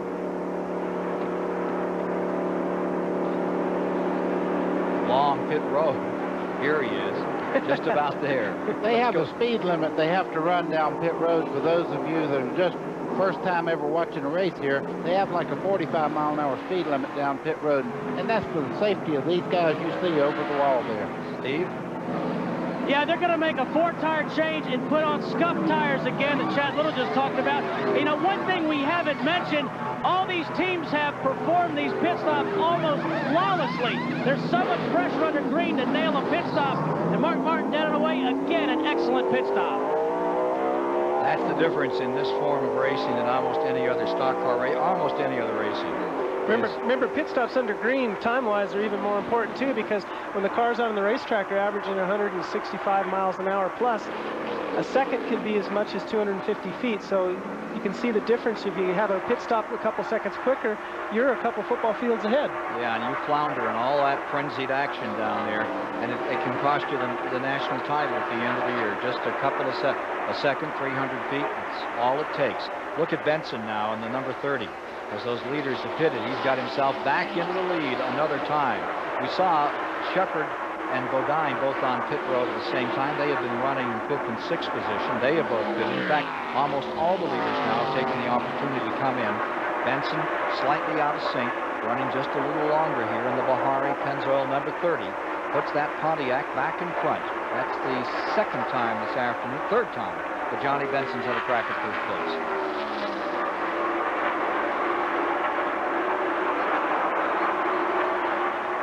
154 plus. One caution if you're just joining TBS today. So as Benson continues to lead and the rest of the field continues to make these pit stops, let's go back to the STP Pit Center. Rick Benjamin. Ken, it's time to check the Week in Racing, brought to you by Auto Week, America's only auto enthusiast weekly. And we're going to show you some highlights from yesterday's ARCA competition here at Pocono International Raceway. Tim Steele in the HS Dye 16 was the story of the afternoon. Steele able to handle the field with ease. He led 60 of the 100 laps yesterday afternoon, a race you saw here on TBS, taking the checkered flag to win his 7th race in the ARCA Series this year. He leads the point standings by 660 markers right now. Tim Steele, the winner here at Pocono yesterday. Call 1-800-232-1522 now for a 52-week subscription to Auto Week at the special television price of just $19.95. It's the lowest price ever. Every week, Auto Week is first with all the inside news of racing, personalities, driving, impressions, everything. Call now for Auto Week, 1-800-232-1522. This offer is limited, so do not delay. 144 laps on the board at Pocono International Raceway. Johnny Benson Jr. holding the point in his Pontiac. Back with more after this.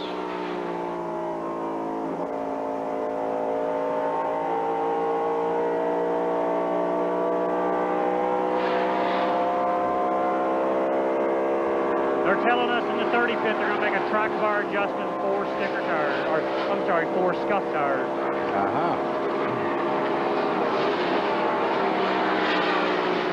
If you do that story, if they come in and you're there, Mike, after they come out, trying to get an interview with that crew chief, they're having a great day. They definitely are. Chuck Ryder's sitting behind him. He's all pumped up. Or get Chuck Ryder. Get Chuck Ryder on for a second. Get Chuck on. I mean, have him right there so that when the report finishes, you got him in your hands. Okay, Ken Squire? Yes, sir. Make sure that you realize that last week he led, what, 17 laps at New Hampshire. That's the most he's ever led in a Winston Cup race. He had only led 1 lap earlier in his whole Coming career. in right now. Okay, I got him. He's on pit road. How far away are we from him? Okay, a little strategy change. Pam? They're only doing 2 tires. Could he come back and talk about that stop by number 30 and then interview Chuck Ryder? That'd be great. 13.20. Nice stop. 13.2, Mike, what we had on the watch. 13.2.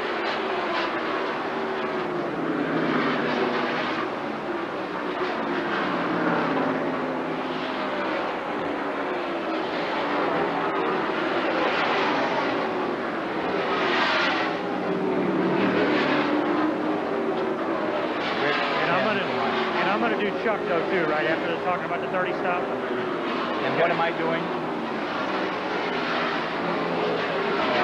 I'm going to Rick to Ken to Mike. Okay. Hey. Yeah. Hey, Doreen. Look at that 6 car when he changes tires. He just goes. Doreen, this is Dick. Look at how clever the 2014 is. They've got an insulating blanket over their fuel to keep it cool.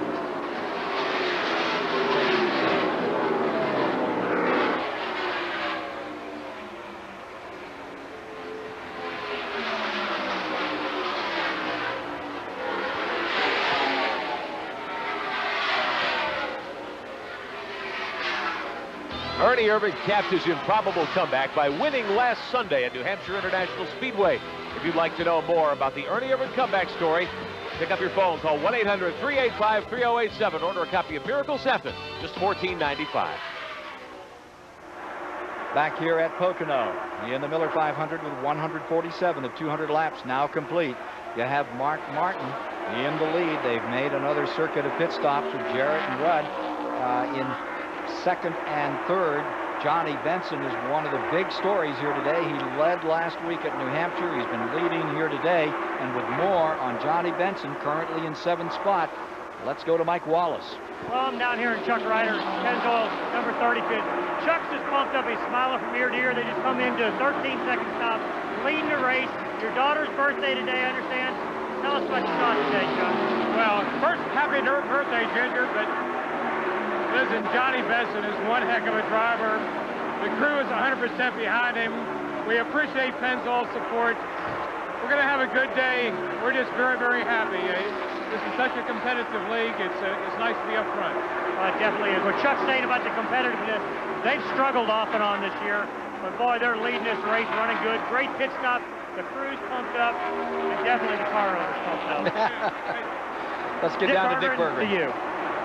Well, Jeff Gordon and his crew have done just about everything they possibly can to have a good day here at Pocono. They didn't qualify well, qualified all the way back in 15th. This morning in the garage, they had that whole car torn apart, changed the rear end, transmission. Look at this, in the pits, they've covered their fuel with this insulating blanket to try to keep it cool. And that's probably worth, what, about 1,000th of a horsepower. They're doing everything they can to help Jeff Gordon get to the front, Ken. Jeff Gordon is doing everything in his power to get it there, but in 5th place, right, there's time for him to get up there. Meanwhile, look at this. Here's Irvan in 4th spot, and Jeff Gordon, or rather, and Ricky Rudd in the 10. That's been a swap around for a while. Irvan in front of Rudd for the moment, and you see Morgan Shepherd's Ford on pit road. Let's go back down to Dick. Now Morgan here, he has outside tires. That's all. Jerry Kinnan, was that a scheduled stop? Well, the right rear was vibrating a little bit. We didn't know if it was equalized or the wheel was left loose, so we, instead of taking a chance and tearing the car up, we decided to come on in. Oh boy, Morgan Shepherd had been running right up front all day, Ken Squire, until that. Yep, and that was 7 laps since the last stop. That was certainly unscheduled. That's going to hurt Morgan today after such a fine performance. Morgan Shepherd falling back some. And you're riding again with the Budweiser car and Schrader, who's up to 14th. Remember, he's not in that lead lap. We have 12 machines left in the lead lap. Buddy? This is what it looks like coming into pit road. You see the white line there. You stay on the outside until you get close to your pit. Now you see it comes into the inside lane. When is his luck going to change? Such a good driver. Boy, those windshields are taking account of today, aren't they? You can see they cleaned off 2/3 of that one. The real important part of that windshield is directly in front of the driver, though. That right side being a little messed up there does not hurt a thing. It's what they took out of there. Getting ready to take a break. Our thoughts today are for Fred Miller.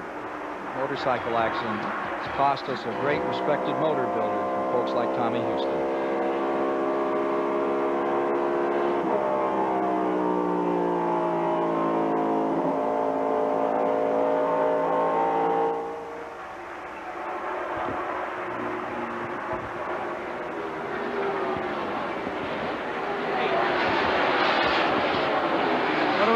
How you guys doing up there, okay? We're right down here in the heat. Is it cool up there?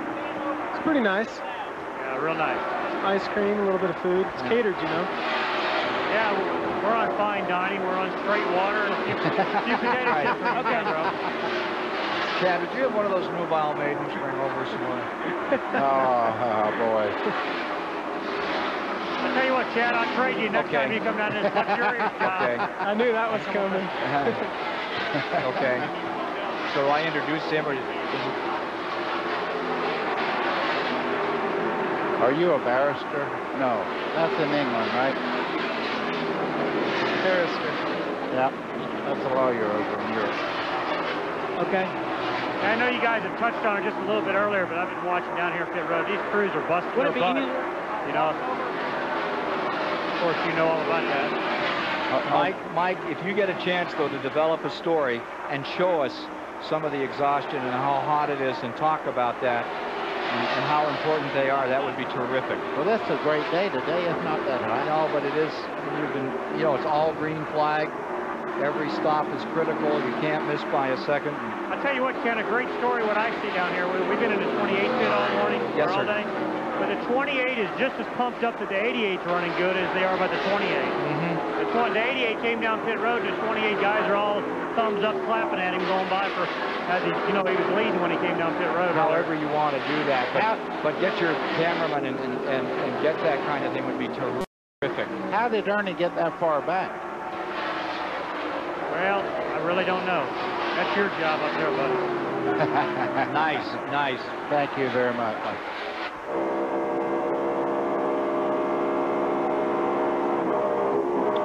Ride with a leader here at Pocono. This is Mark Martin trying to secure his first victory of 1996 in Winston Cup racing, number 17 of the season, for $1.2 at Pocono, Pennsylvania. Martin has the Jack Rouse Ford in front.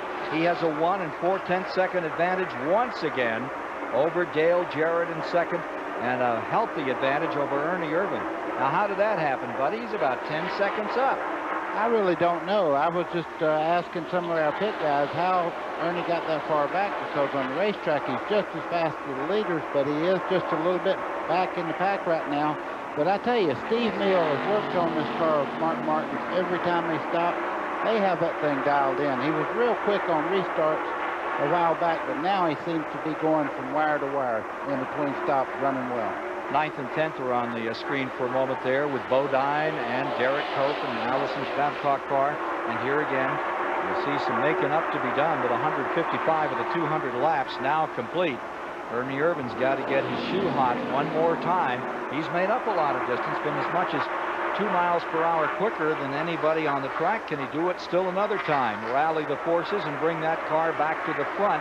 That's the car, or the numbers and so forth, that won a year ago with Dale Jarrett at the controls.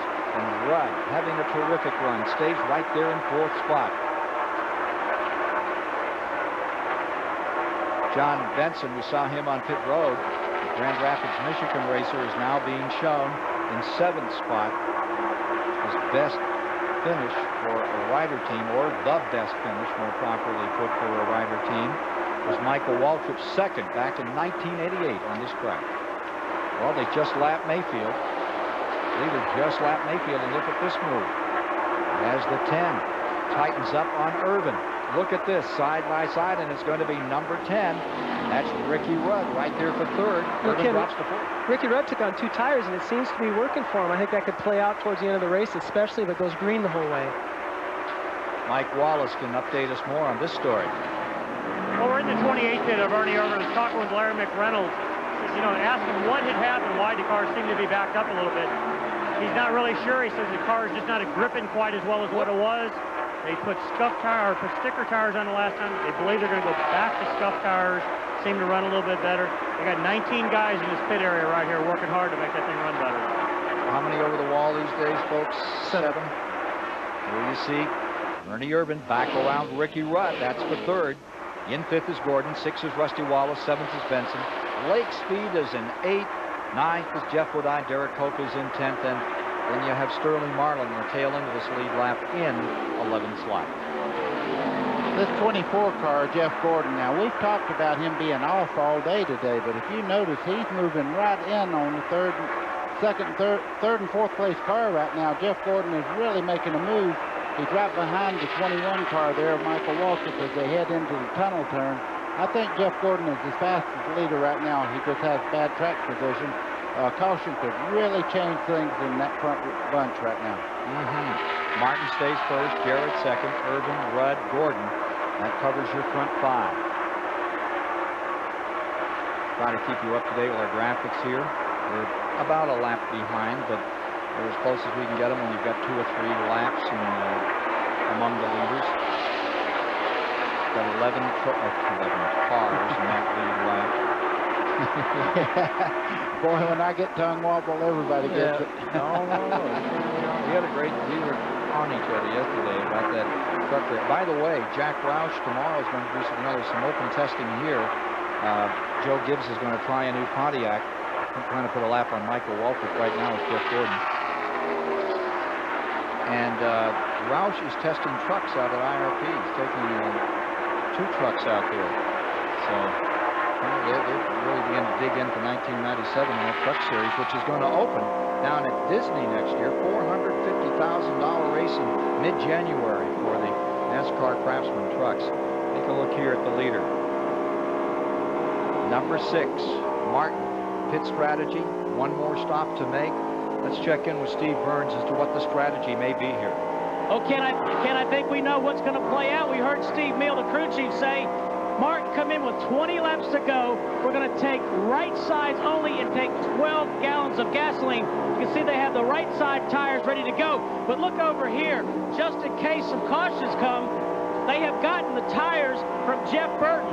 You can see 99 here, it's upside down, but these tires came off Jeff Burton's car. Of course, you know, he's in the garage area. Again, an example of a multi-car team working together. Mark Martin at a second-place finish at Sonoma.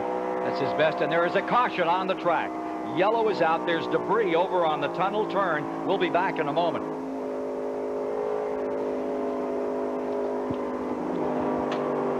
Thank me. What'd you do, throw something out there? Did you thank me? I just said a few moments ago, if a caution come out, this would be a whole different race.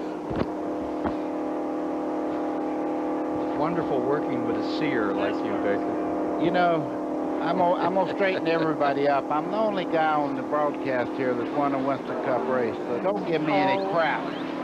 Yeah, but buddy, it won't be long. I know. Way to go, Mike. Yeah. Way to go, Mike. All the birds sing in the forest.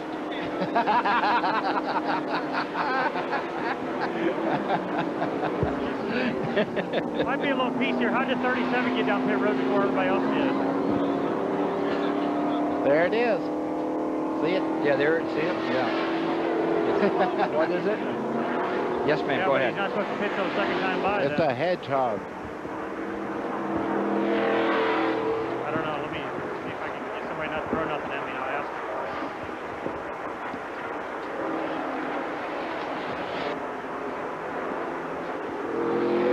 Now you know. What? Nothing. 37 car was out of gas, is why he pitted. Hey, if they pit now, At least that story they're sticking to. it's going to be close on gas the rest of the way. They aren't going to make it on gas. You bet it is. No way. That's what we're going to do here. Coming back.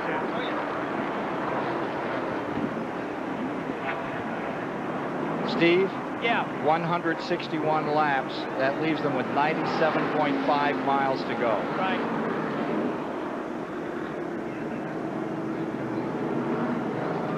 Mark's in now. Hey, Ken, what was the stat? How many more miles? 97 and a half. Thank you. That's with 161 complete. Got it. 39 to go. 97 and a half miles.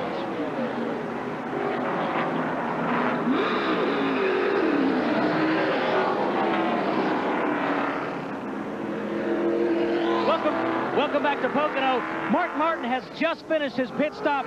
He took 2 tires, but the gun went bad on the right rear tire, so that slowed down his stop. 161 laps are down, 97 and a half miles to go. Hey, let's go to Dick Berggren.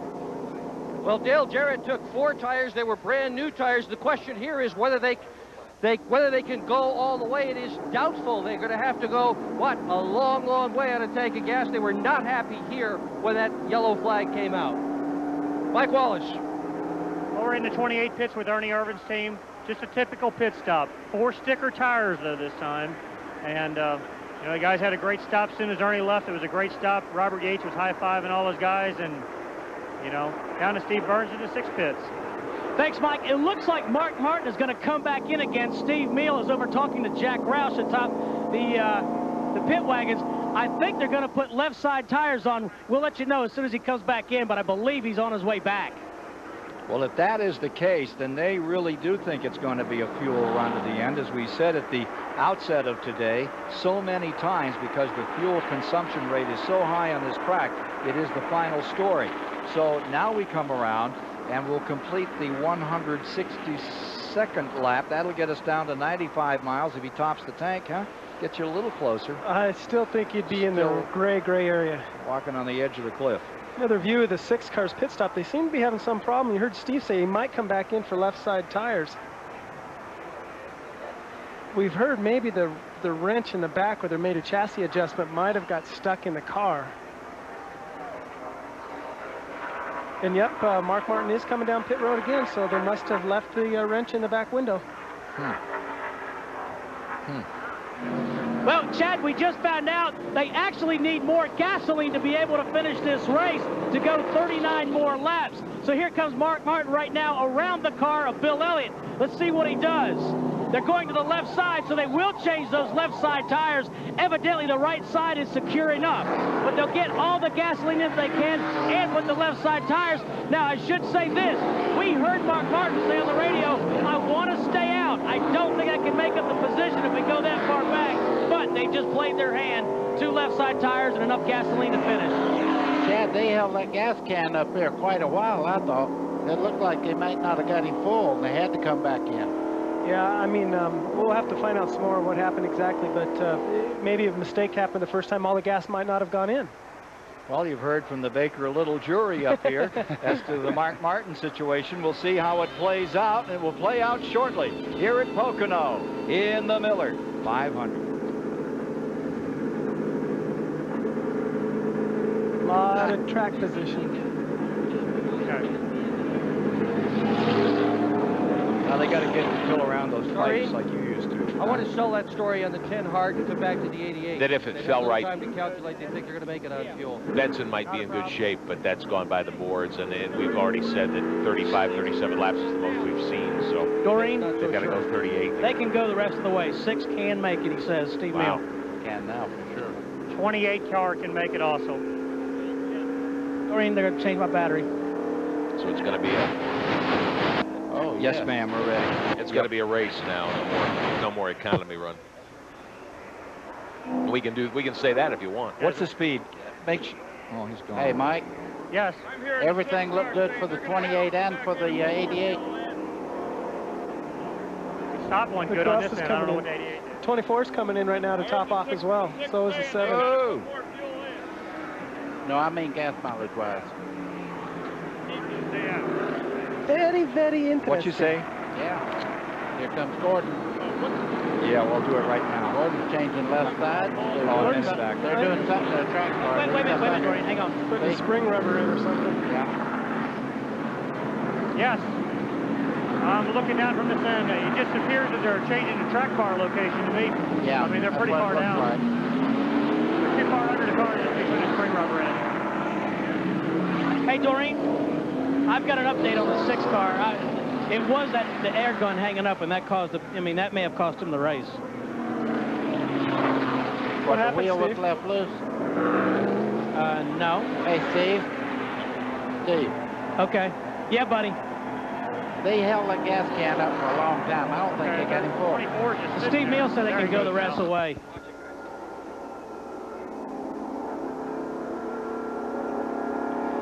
A caution late in the Miller 500 has allowed everybody to fidget with these cars as they get ready for the final moments. So let's, before we get to what's gone on pit road and the topping of tanks, get our Amoco track fact from Ray Everham, and then we'll bring you up to date on the story here. One of the things you never want to do during the course of a race is over-rev your engine. Now, the driver doesn't have a lot of time to look at a tachometer, so how does he know? One of the ways is to use a rev limiter. We can take a chip at a desired RPM and plug it into this box. When the engine reaches that RPM, the engine will skip, the driver will know, and he'll let off the gas. Another way we can do it is with what we call a shift light. It works on the same principle, uses a chip. When the engine hits a desired RPM, a bright light comes on, the driver lifts off the gas pedal. How do we limit Jeff during qualifying? We don't. We just throw the chip away. You bet. All right, we're getting ready to throw all the stuff away and just get down for the finish. And let's go to Steve Burns to update how the leader, Mark Martin, had been doing. He's going to find himself well back on this start. Steve?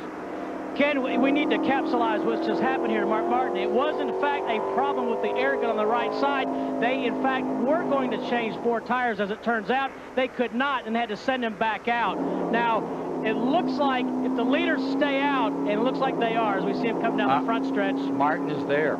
That, again, that air wrench did hurt Mark Martin. Now let's go to Dick Berggren.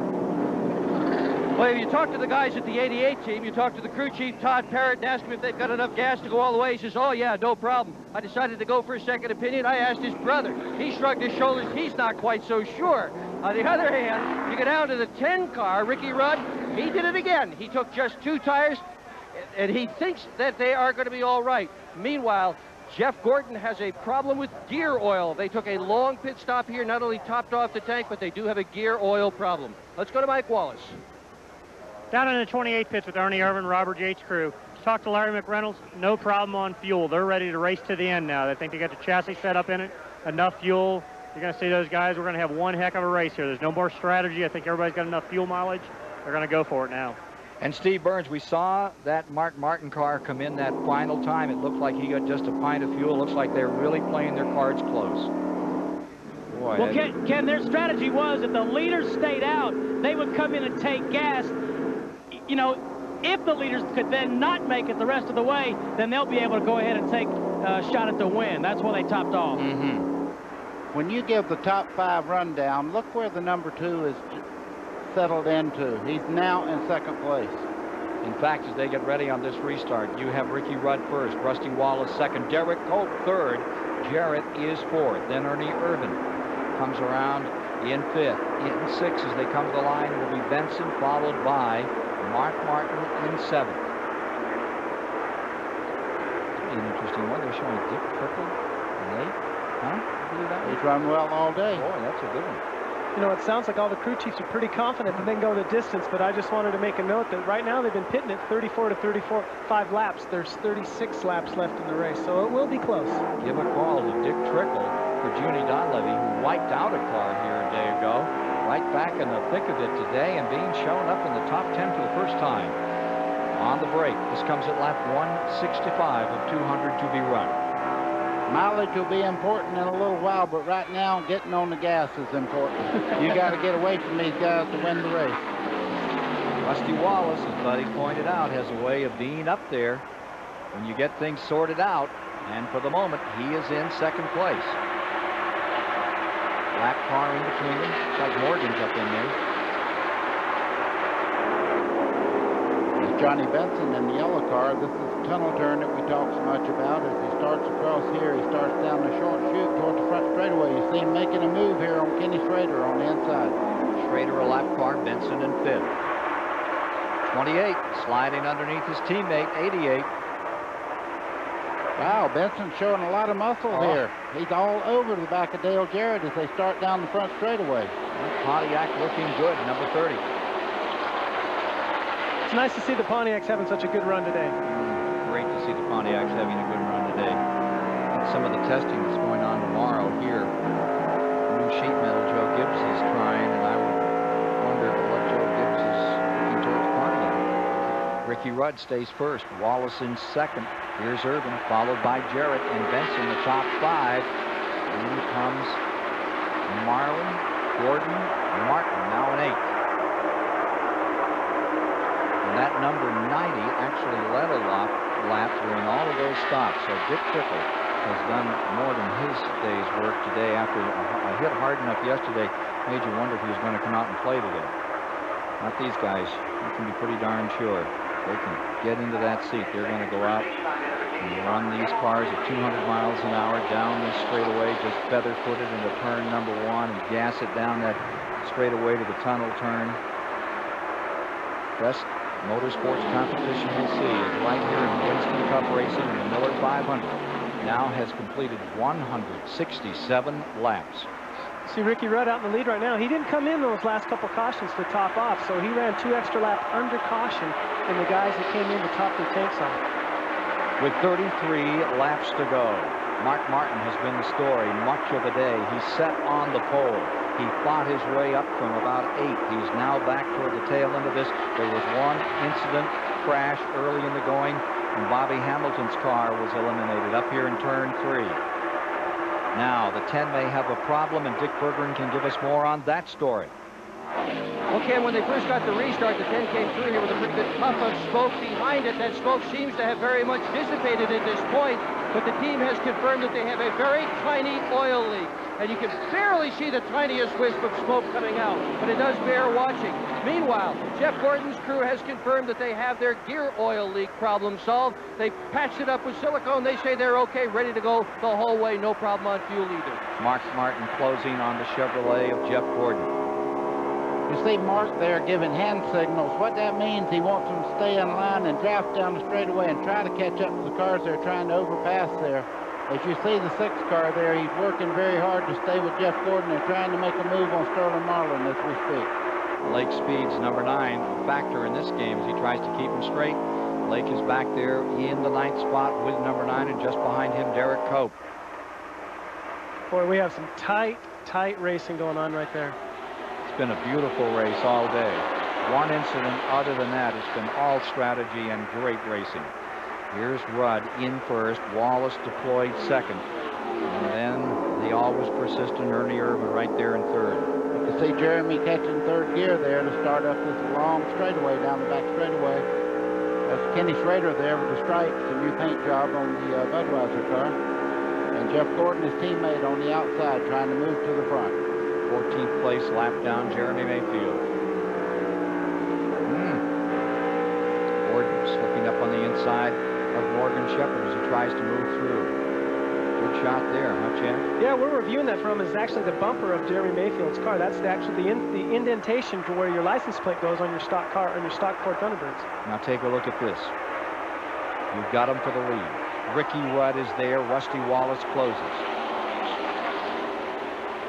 I don't know. No, not quite enough. You don't put that nose up there unless you know for sure that that lead car knows that you're there, because if you touch going in that corner, it's automatic wreck. And again, Wallace comes up on the bottom.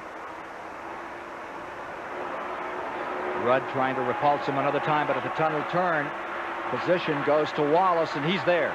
And here comes the 88 and the 28 side by side. That's going to be Jarrett flying and getting a spot on Ernie Irvan. That'll put Jarrett up into 3rd. 23rd lead change of the race puts Rusty Wallace into 1st place. Rudd now deployed in 2nd. You have Jarrett in 3rd, and perched on his rear bumper is Ernie Irvan. Following him, it's Johnny Benson, then Gordon. And Martin trying to get himself sorted out to charge back for the lead. Look at Johnny Benson's Pontiac, number 30, the yellow car down on the inside, giving his all against Ernie Irvan. What a run by Benson. You know, we have to remember, Ernie got real high. And got out of it. He had to lift all the way. Oh, he lost some valuable spots there, but he did the only thing you can do. That's check up, get the car back straight. If he had touched the throttle, around it would have gone. What happened there is we got Benson that was real close to him, and he got a position on it. I'm not sure that Ernie knew he was there or that close. As he started to come down, Ernie realized he was there, and he wasn't in position to make the turn. So Wallace stays first. Rudd into 2nd. You have the 88, Jarrett running 3rd. Benson moves up into 4th. Gordon picks up a spot. Martin comes to 6th. 172 laps now complete. Take another look. You see Benson underneath there? He just went down in there. The back got out just a little bit on the 28 car. They did not hit each other, but he had to back out to get it straight again. Looked like he tried so hard to close the door. Watch it just kind of right there, boy. Head over correct. Whew. Great save. Lucky Irvan in 28. Like Lucky Brown used to be down at Bradenton. In 37 previous races at Pocono, no driver has ever won their first career win on this track. You'd wonder if Benson could be the first to do it. In only his 2nd race here in Pocono. Because remember, Johnny Benson is a rookie this year. This is his only 2nd time here. Wallace 1st. Rudd 2nd. Jarrett 3rd. Rick Benjamin can add more to this story. Well, Rusty Wallace was in this same position a year ago, Ken. You might recall he led 9 times for 74 laps. He had to make a late race stop for fuel, though. Tried to get back to the front. He spun, ended up 16th. He's in good shape fuel-wise, it appears, for now, but we'll have to see how it plays out. Steve Burns, what do you think? Rick, I just talked to Robin Pemberton, Rusty's crew chief, and I said, hey, can you guys make it? Robin said, I'm just not sure. If we run out of gas, it's going to be on the last lap. Ford, and Pontiac up there in front. Like he said, if we run out, it'll be on the last lap, not in the pits. So he's going to try to make it. But he read right into that one, didn't he? One thing these crew chiefs won't do, though, they won't tell you a great deal about what they plan to do either. I feel that they feel they can make the distance, or they would have come in and topped off with a lap to go before the restart. To win the race, they will definitely take the gamble for 2 laps to go if it finishes under green. See Jeff Gordon just coming into the frame there, and the red nose on that 24 car. Mark Martin was trying to get by him and down the straightaway. Mark moved to the inside. The 24 moved to the inside. Drafting is very important here, but Mark was trying to get by him down the front straightaway. Couldn't make it stick. Not only drafting, but protecting the inside as you drive down into turn 1. Maybe a little blocking going on there. Well, you don't think so, do you? No. No. Mark Martin in that 6th position, working on Gordon in 5th. That yellow earlier, a few laps back, has helped Earnhardt. He can close on Terry Labonte on the track. And in the point race before the yellow, Earnhardt was 5 positions behind Labonte. Now, thanks to that caution, he's 5 positions up on Terry Labonte.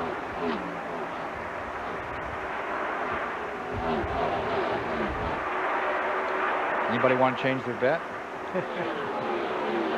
Well, I don't see how you'd bet. You see Ernie Irvan starting to regain some of the positions he lost by that wild ride he had towards the wall a while ago. That car is not just exactly right getting in the corner right now, though. I noticed it got a little sideways getting in just then. Bobbed up again there in the turn. Number 18 has pulled out and gone back to the garage area. That's Bobby Labonte. Bobby Labonte has gone back into the garage.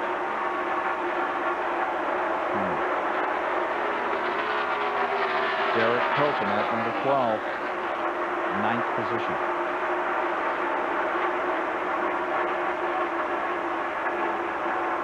Ernie Irvan 10th after he slid up the track. The 6 hugging the 24 in the main straightaway. Great picture in this 200-mile-an-hour shootout down into turn 1. Ever so gently into that corner.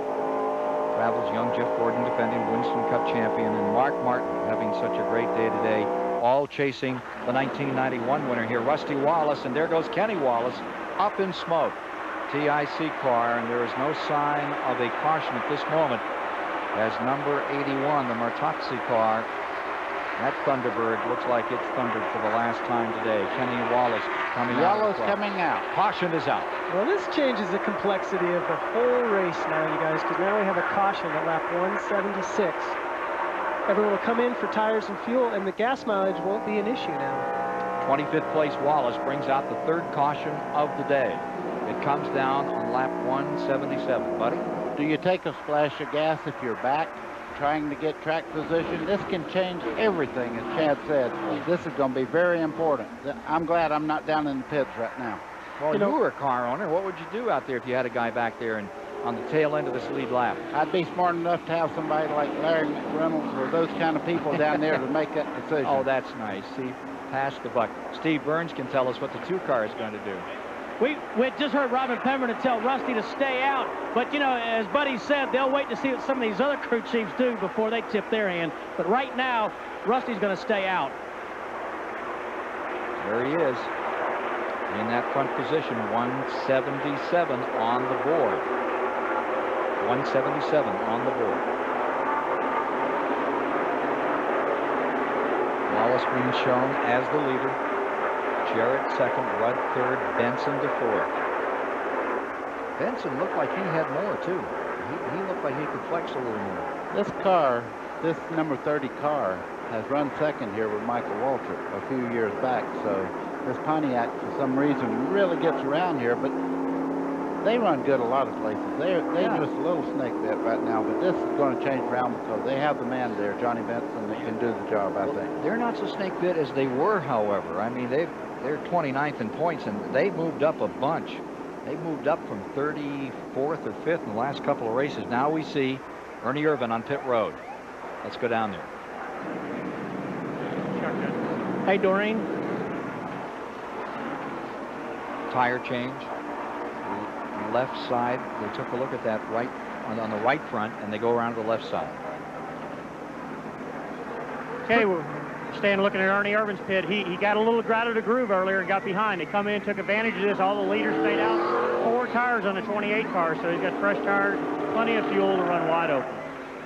Comment on that, he had a problem, so he had to come in. He made an adjustment on that race car that'll probably give him what he has to have to win. He was not going to the front the way the car was handling. He did the only thing he could do. So with 178 laps complete, don't forget he still has 55 miles in which to accomplish it. That's plenty of time to pull it off. You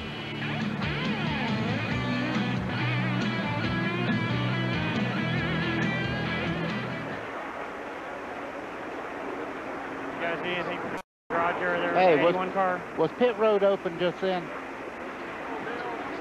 Yeah, it must have been, because you got 3 more in there. 42's down. Yeah, because the 9 car just pitted. It was open. Oh, okay. Man, I thought he had pulled in. See, that'll put him in front of everybody when they come in.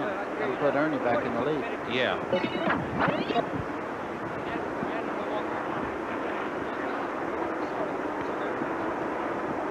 Good point.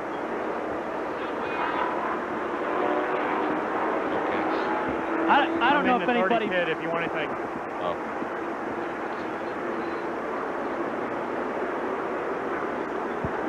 Okay. Track position there. Okay. I wouldn't go to the rear.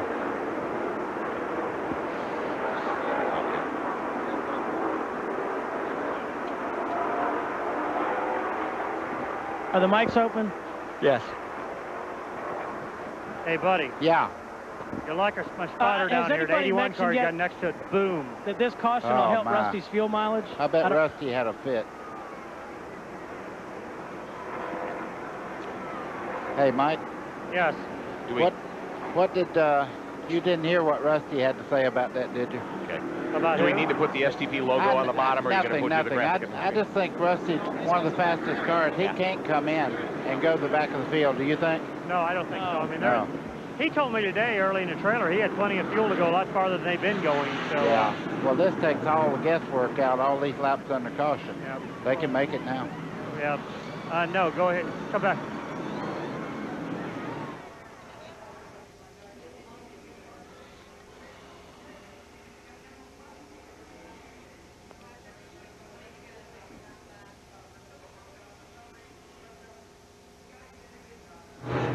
Earlier today here at Pocono International Raceway, Weldon Palmer won $5,000, taking the Pocono sweepstakes. Our congratulations to Weldon Palmer, receiving his ceremonial check earlier here this afternoon.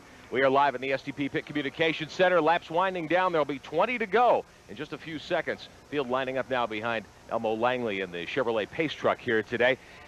Interesting sequence of events taking place. Johnny Benson Jr. could be in line for his first top 5 finish of the year. You know how many other Pontiac top 5s there have been this year? Only one. Bobby Hamilton did it here back in the June race. Best finish so far for Benson this year up until this week. Last week at New Hampshire, he led for a while, came home 9th. They're only top 10 of the year, so Benson could be in line for the best Pontiac finish of the season. Mike Wallace? Well, I'll tell you what, I'm in the 30 pits of Johnny Benson and the Pennzoil team, and these guys are all looking awful confident. Gas is not an issue. They got plenty of fuel to go to distance. You know, they ran awful well at Loudon last week. It was probably one of the first good runs of the year, real stable runs. We're back up with a top 5 run right now. Who knows, they might be in victory lane. Take a look at Johnny Benson as we get set to settle this one. 96 Rookie of the Year contender last week. He had a 9th up there at New Hampshire. He has been getting stronger, and we'll come back to finish this one after we take a short break here at Pocono in the 23rd annual Miller 500.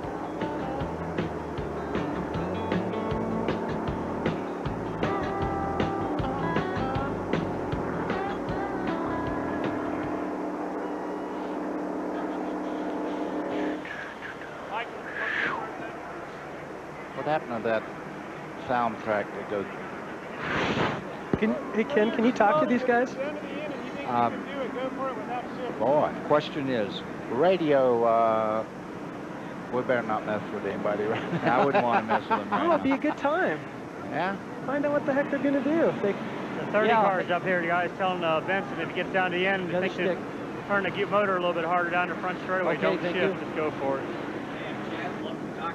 Oh, yeah, absolutely. Yes.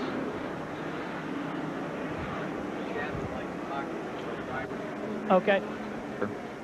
Where are the fuel pumps here? The fuel pumps are behind the garage. Nice shot. Behind the garage. Oh, yeah, okay. Hey, Chad, Ken, and you guys, Mark Martin? watch that number 10. That thing smokes pretty good under caution conditions. It doesn't seem to smoke Hi, Mark. as much This is when Chad it's up in the booth. under Can you full hear us? song, but keep an eye on it, please. You got one thing off so you can turn it Mark off. Martin, this is Chad Little up in the booth. Can you comment for a second? Nope. I guess not. Now he tried to rip the steering wheel off that thing when the lug nut's screwed up. Better not. They're getting ready to go green.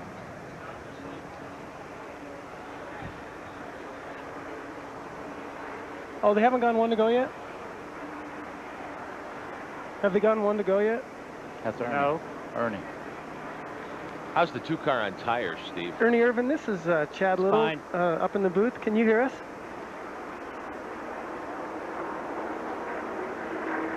You. What'd you turn it off for? How did you turn the speaker on so we could hear it back? Oh, I see. Try Johnny Benson. Who else is in? Okay. One to go.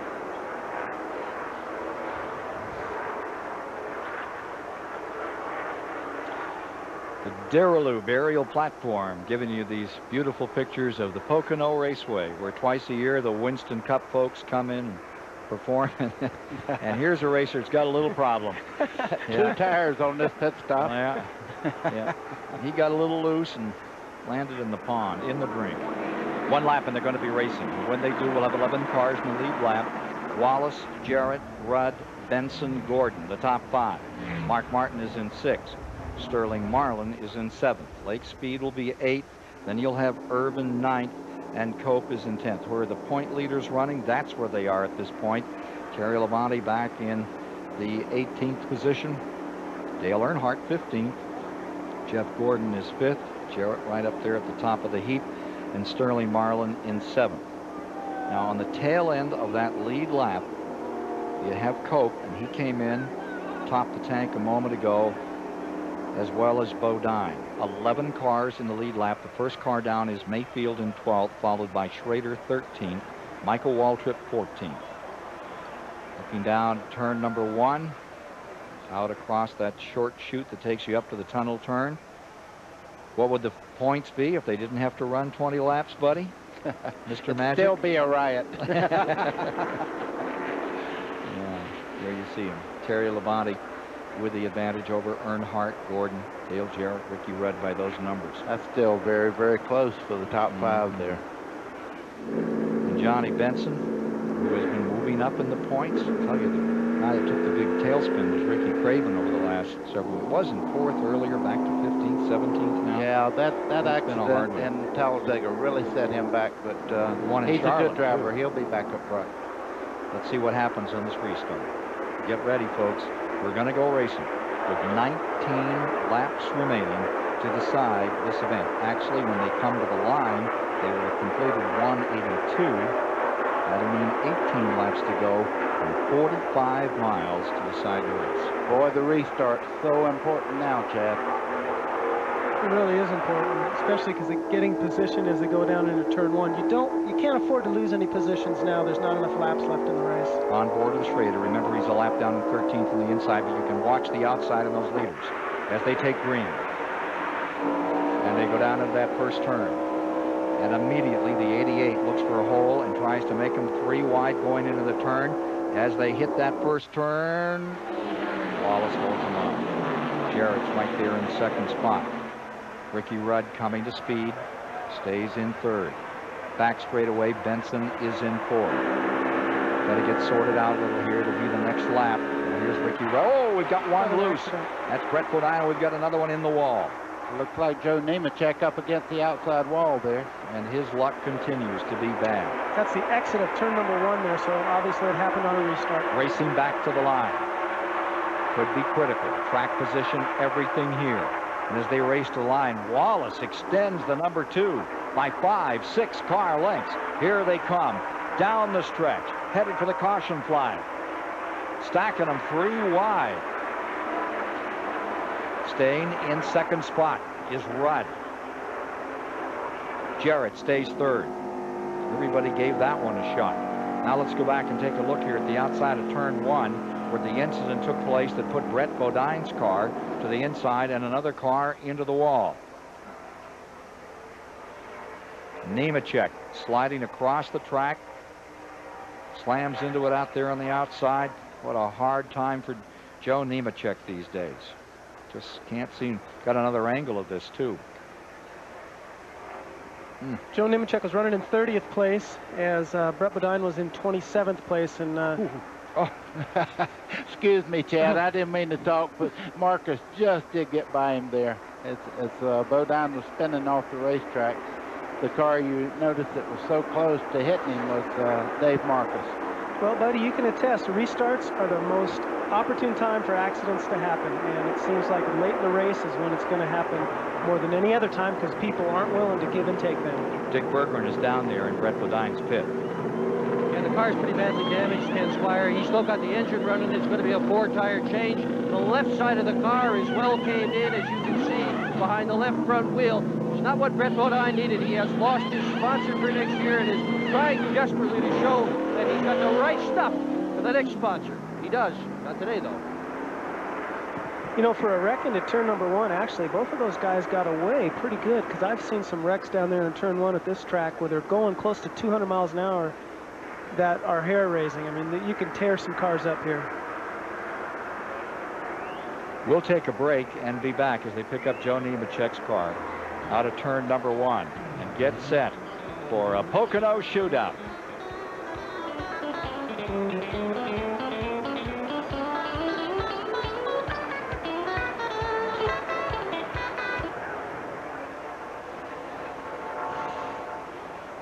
Did Rusty get a start or what? He jumped out there 15 car left. Oh!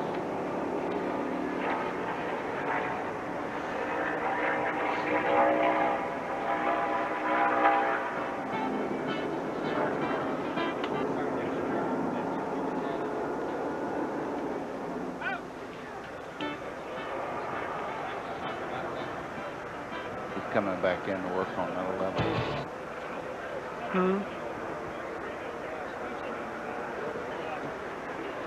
Okay.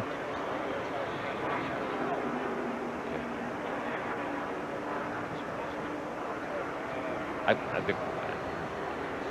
Okay, all of what? Ken. Oh, okay. Okay.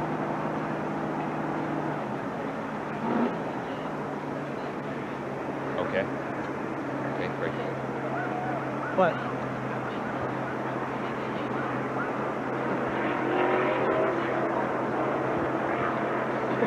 Very good excuse, buddy. Please, Mike, I knew you were going to get me before I got off here.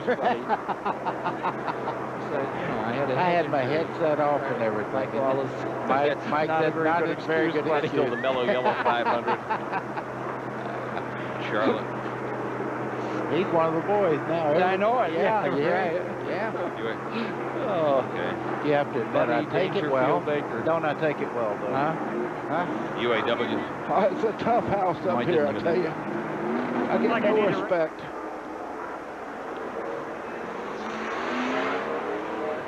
One lap. Thank you. Well, still under caution at Pocono International Raceway. Welcome back to NASCAR Winston Cup racing on TBS on a beautiful afternoon. 15 laps to go, and Rusty Wallace will set the pace as we see the field come down the main straightaway from our Duralube aerial platform here this afternoon. Rusty Wallace has things in command at this point, but another driver who thinks he might have a shot to win here is Ricky Rudd, who will line up second on this restart today. Rudd's a flat track specialist. His last victory came last fall at Phoenix. He could be a winner today if you like numerology. He's never won. This is his 35th start here at Pocono. He's finished 3rd and 2nd in his last 2 outings here. Maybe this will be a day he comes home first, Ken. Indeed, it could well be. Hey, don't forget, 37th annual UAW GM Quality 500, Charlotte, North Carolina, October the 6th. You going to run the Winston Cup car as well as your Grand National car down there, Chad? And we're awful excited about that. Oh, it's fun to watch you run that 1.5 miles. And, of course, many folks remember him coming from way in the back all the way up and winning down there a year ago. Huh? How about qualifying 6th earlier this year? Yeah. With the Sterling Cowboy car, the unfortunate thing was is we fell out there before the green flag came. Joe Nemechek's car's coming in. That's a heartbreaker for this team that tries so hard. Had one going today. Ended scant laps from the end of this thing. 15 to go as the hook brings him in. Yeah, October the 5th and 6th. TBS will take you down there to Charlotte, North Carolina. One of the great racetracks in the world. We'll bring you more Winston Cup action. And of course, next week is Talladega. You mentioned before, it's the first. You were the first guy to ever go 200 miles an hour. You did the lap there. We've heard that, and you won it 4 times. Did I mention I won Charlotte 4 times? Oh, never mind. No, let's go ahead. He didn't. Buddy didn't even mention that he got his first career win at Charlotte either. No. But he mentioned several times that he sat on the pole for this race. Hey, Chad, it's hard to remember that far back. All right, with 15 laps to go to decide it, folks. Welcome aboard. This is going to be something. 11 cars all gathered together in that lead lap. Wallace leads them down into turn number 1. And the Pride of Missouri just cranks that big number 2 Miller Ford into that first turn so gently. What a thing if he could win on the day his sponsor has the event. He's certainly giving it the old Penske try. All the cars you see on the left side of the racetrack right there are lap cars right now. And they were held up a little bit. Ricky Rudd in 2nd there, Dale Jarrett in 3rd. They were held up just a little bit. But these guys are trying to get back in the lead lap right here. They have to race hard. The 1989 Winston Cup champion trying to stay up there in the lead. He's drawn a big bead on first place. Rusty Wallace going for that 15th. Change that. Call it 45th career win. Comes down off the corner, and he's got him covered by 25, 30 car lengths. It's a battle for 2nd place right now. This is the old deal where the cars running side by side are a little slower than the one when they're not. And saw Rusty have a chance to spread his lead out. Ricky Rudd has now gotten by the lap traffic on the inside. Let's see if he can pull in on Rusty Wallace with only, well, we're almost down to, what, 12 laps to go. Can he do it by himself out there with that much of a lead? Pretty hard trucking, isn't it? Well, not only does he have to catch him, but he has to pass him. Those are 2 different things. Here's Wallace. Car prepared by Robin Pemberton. Further back, this struggle continues. Rudd in there in 2nd, Jarrett in 3rd, Benson in 4th, Gordon in 5th. Mark Martin, who's led 120 laps, he's just fallen back to 8th. You're riding with Mark Martin. We'll get a chance in a few minutes to probably see Ernie Irvan. You talk about somebody flying up through traffic. He has 4 brand new tires on that car. He is moving up through here. Look, you see the 6th car there, Mark Martin, trying to come down, get in turn 1 there. Mark Martin's definitely closing back in, and Rudd has cut down the distance on Rusty Wallace. Cut it down by a 1/3 and still closing up. Like Jeremy Mayfield right there with him. Remember, Mayfield is a lap down in 12th position. When they come by, 11 laps to go. And that interval continues to accordion, tighter and tighter together. There's the 24, Jeff Gordon. Remember, he's 5th. Irvan is in 6th right behind him. And then comes Sterling Marlin. Marlin's been right up here among the leaders all day.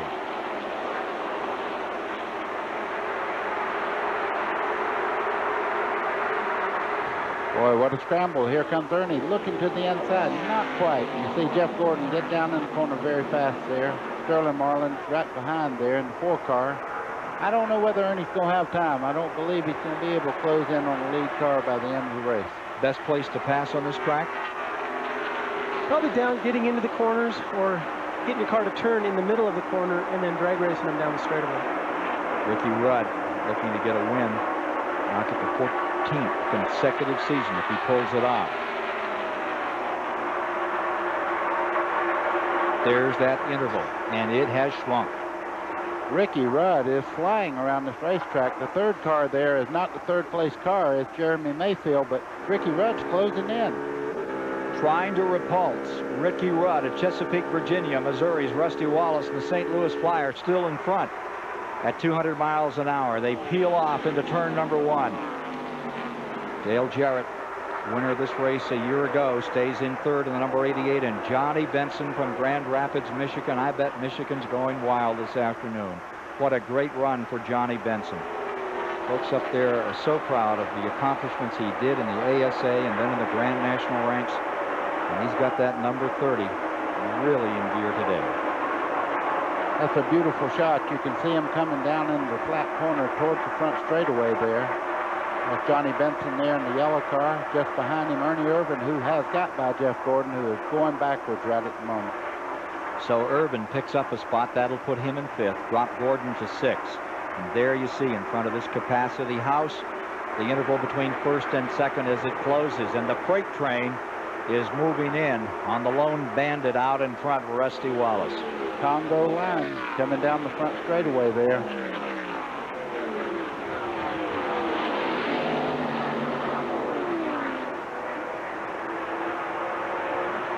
Eight laps to go when they come by this time.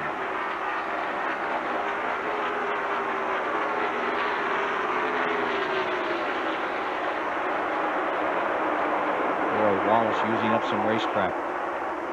You know what he's thinking right now?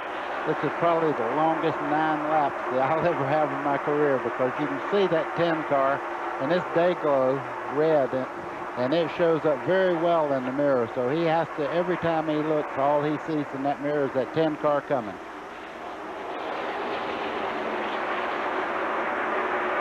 Remember what Steve Burns told us. They didn't pit that number 2 and add fuel. They're trying to run it light at the end. The issue will be with him. Will it cough? Will it burp in that last lap? I don't think the cough or burp's going to matter, but I think that 10 car is closing in on him. He's going to have to get through these corners and forget about fuel mileage and run the perfect line if he plans to beat Ricky Rudd here. Yeah, I agree, buddy. I don't think fuel mileage will become an issue anymore. We had too many caution flag laps. It's going to come down to whose chassis is working the best right now, and whose car begins to get the widest. You know, that's always a key factor, especially on a flat track like this. Well, Rusty's very good at making that thing wide. But Rudd is definitely there. And just behind Jeremy Mayfield there, Dale Jarrett is moving in also. So this is not over by a long shot, Ken. Rusty Wallace and the Penske team, they've got the PC1's record spotless entering this race. That's the car he's running today. They enter the weekend race looking to exonerate themselves in their first ground-up race car for what happened in their debut back in June. We feel this car is ready to win this race. Rudd looking to take it away right now.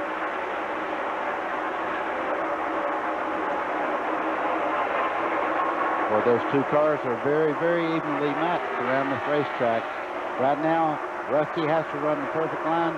The 10 car there, what he has to do is use that draft down the straightaway to pull him even closer to Rusty Wallace. Buddy, what position would you rather be in right now? With evenly matched cars, would you rather be first or would you rather be second? I like the problem to be the man that wants to get by. I like to be in the lead. I like to be the guy that if I move to the inside, I'm just protecting the lead. This is the car that ran here back in June that's out in front, that number 2. It qualified 19th. It finished 31st. That doesn't sound impressive, but it was one of the fastest cars here all during that race. It can run with anyone. They played a patient game in that one, got up into the top 10 after about 50 laps and were looking good. Then it just didn't go their way. They burned out the clutch. Today, that's not the situation at all. He may not burn out a clutch. He may be burned up with Ricky Rudd if he gets up there beside him. You can't blame this one on equipment. This is a great driver shootout. And there will be 5 laps remaining as they come to the line, with Wallace first, Rudd in second, Jarrett in third, Irvin in fourth, and in fifth, Benson out of Michigan in that yellow Pontiac. Ernie's made up a lot of ground from that slide he had a long time ago. He put new tires on that car. He's really moving towards the lead car. He's going to run out of laps, I'm afraid, though. Anybody that bought a ticket for this race is going to go home satisfied. To see him charge through this field the way he did, to watch Benson's performance all day, just marvelous. And to see this kind of a finish as Wallace and Rudd continue to get ready to duke it out. The third place car, Dale Jarrett called his crew a while ago. He has a lot of fumes in the car. He's asked for oxygen after this race is over. But he's driving his heart out right now as you see him in third spot going through the flat corner towards the front straightaway. And remember, what is it, 130, 135 degrees in there all afternoon. The only stops they've had was brief stops on pit road, and then get with it and get on it. Here's Dale Jarrett in third place.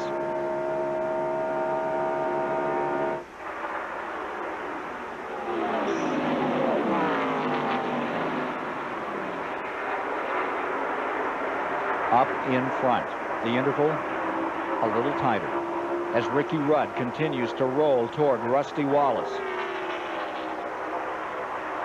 When they come by this time, there will be 3 laps to decide the 23rd annual Miller 500. Wallace going for his second win in this event. Ricky Rudd going for his first win of this year. Yeah, and 14th consecutive year that he's won a race if he can do it.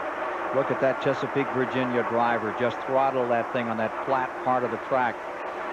He seems to gain a little there. Now can he gain a little more here? Can he better throttle, because Dale Jarrett is gaining on him every lap. You see the third car there, the blue car coming in the focus right there.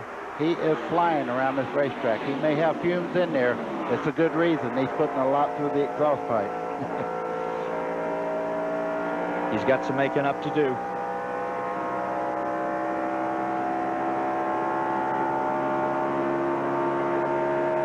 Well, that's a pretty sound, isn't it? I have that when I go to sleep on a headset. 1991 winner Rusty Wallace trying to repeat. Rudd stable at 5 car lengths back, and look back here. There they are, the 30 of Benson running 5th. Then comes Marlin in 6th. Jeff Gordon in 7th, bumper to bumper.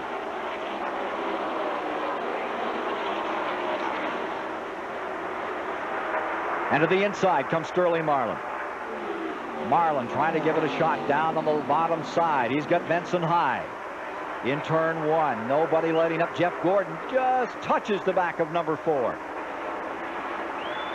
Let's not forget that Lake Speed is right there at well. The Mississippi driver, Lake Speed, is having just a grand day in that number 9. He goes to the outside on Gordon, and he stayed with him over the last 20 miles. Benson, Marlin, Gordon, Speed. 5th, 6th, 7th, and 8th. Back up front. Look at Dale Jarrett coming in 3rd place there. He has caught Ricky Rudd. The white flag is coming out, Ken. Final lap.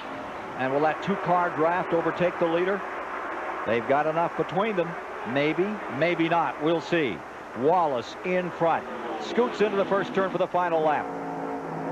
Dale Jarrett closes up on Ricky Rudd. They shuffle a little out of turn number 2. Take it to the outside all the way. Anything left, give it all now. See Rusty pulling inside there to cut off the draft to Ricky Rudd going down the back straight there. It also helped him gain just a little bit on Jarrett down that back straightaway. At the end of 500 miles here today, you've got 3 Thunderbirds thundering toward the finish line into turn 3 for the final time. Coming into the main straightaway and down the stretch. Here comes Jarrett to the inside on Rudd as they come to the stripe. For the 45th time, Rusty Wallace has won. Ricky Rudd is going to get 2nd spot by about 3 feet. Wallace winning for the 3rd time at Pocono, the 2nd time in this race, and that is his 4th win of 1996. So Ford has won 3 of the last 4 races of the 1996 campaign, and Rusty Wallace pulls it off today here in the Miller 500 at Pocono for his sponsor. And that wasn't gas mileage. That was horsepower and driving there, folks. Yeah, that's for sure. The gas mileage was a factor all day long until that caution came out with about 35 laps to go. In the end here, it was pure driving and whose car was handling the best. Terry Labonte now leads Earnhardt by 12 points. We'll tell you more about the standings in a moment. And you'll meet the winner of this afternoon's Miller 500 here on TBS after we pause for these messages.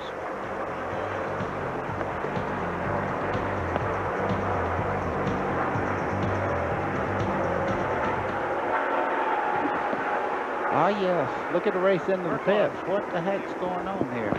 I don't know. I don't know how it's going to go yet. Everybody's trying to get to the airport. I don't know if we're staying. I don't know if we're staying on here till 5 o'clock or not. I'm sure they're all ready. I wish we have a camera on to the when airport. somebody does something good like that. Y'all want to cover a good race, you got to watch everybody get out of the racetrack to the airport. That's the best race of the whole day. Hey, we got to go to you for that, Mike.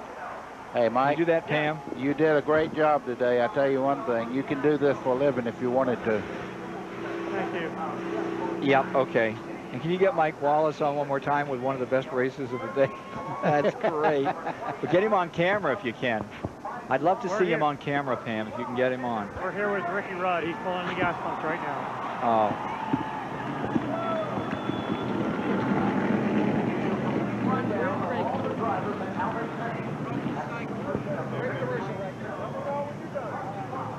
I'm going to do Ricky, then we want to do the airport thing.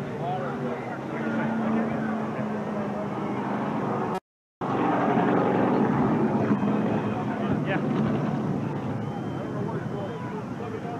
All right. They've called for medical for Dale Jarrett. Yeah, I told you. We're right here with Dale. Yeah, somebody get to that. That's where we want to go first. How about Pam? Wallace gained 100 points today, didn't he? Nope.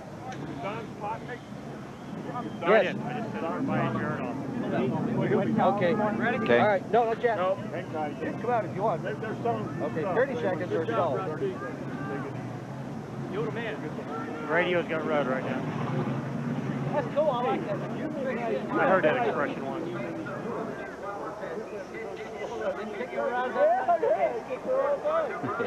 Get out. Yeah, you going to go up? Yeah. Tell Wallace. Give Russ a good one. You want to let him out, guys? No. No. No. They said no. No. Here we go.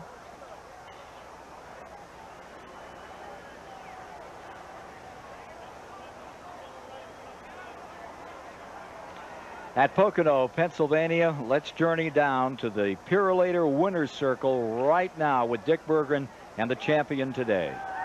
As Rusty Wallace climbs out of his race car, the flash goes off all over the place. Hundreds of cameras here to record the moment.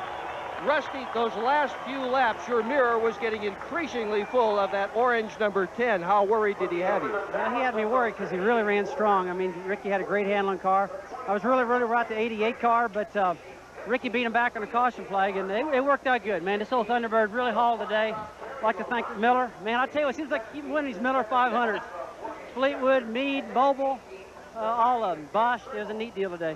You seemed to come on better at the end. Were you conserving the car at the beginning, or did it get better for you as the race wore on? Well, the car kept getting better and better. This is PC1, our new car, you know, and I think we got us something, Hill. This is 2 for 2 out of this car. This is the car I thought I had this race won with last time. I took it to Michigan and won. Now we brought it back to Pocono and won. So it's running. I'm really happy with it. Close it all on fuel? No, Robin and Tom Hoke and his entourage had it figured pretty good. We had some stuff left. All those caution flags really helped us. Hey, Rusty, we're going to go to your brother. Mike Wallace, pick it up. Well, I'm here with Ricky Rudd, high driver. Number 10 car runs second to Rusty.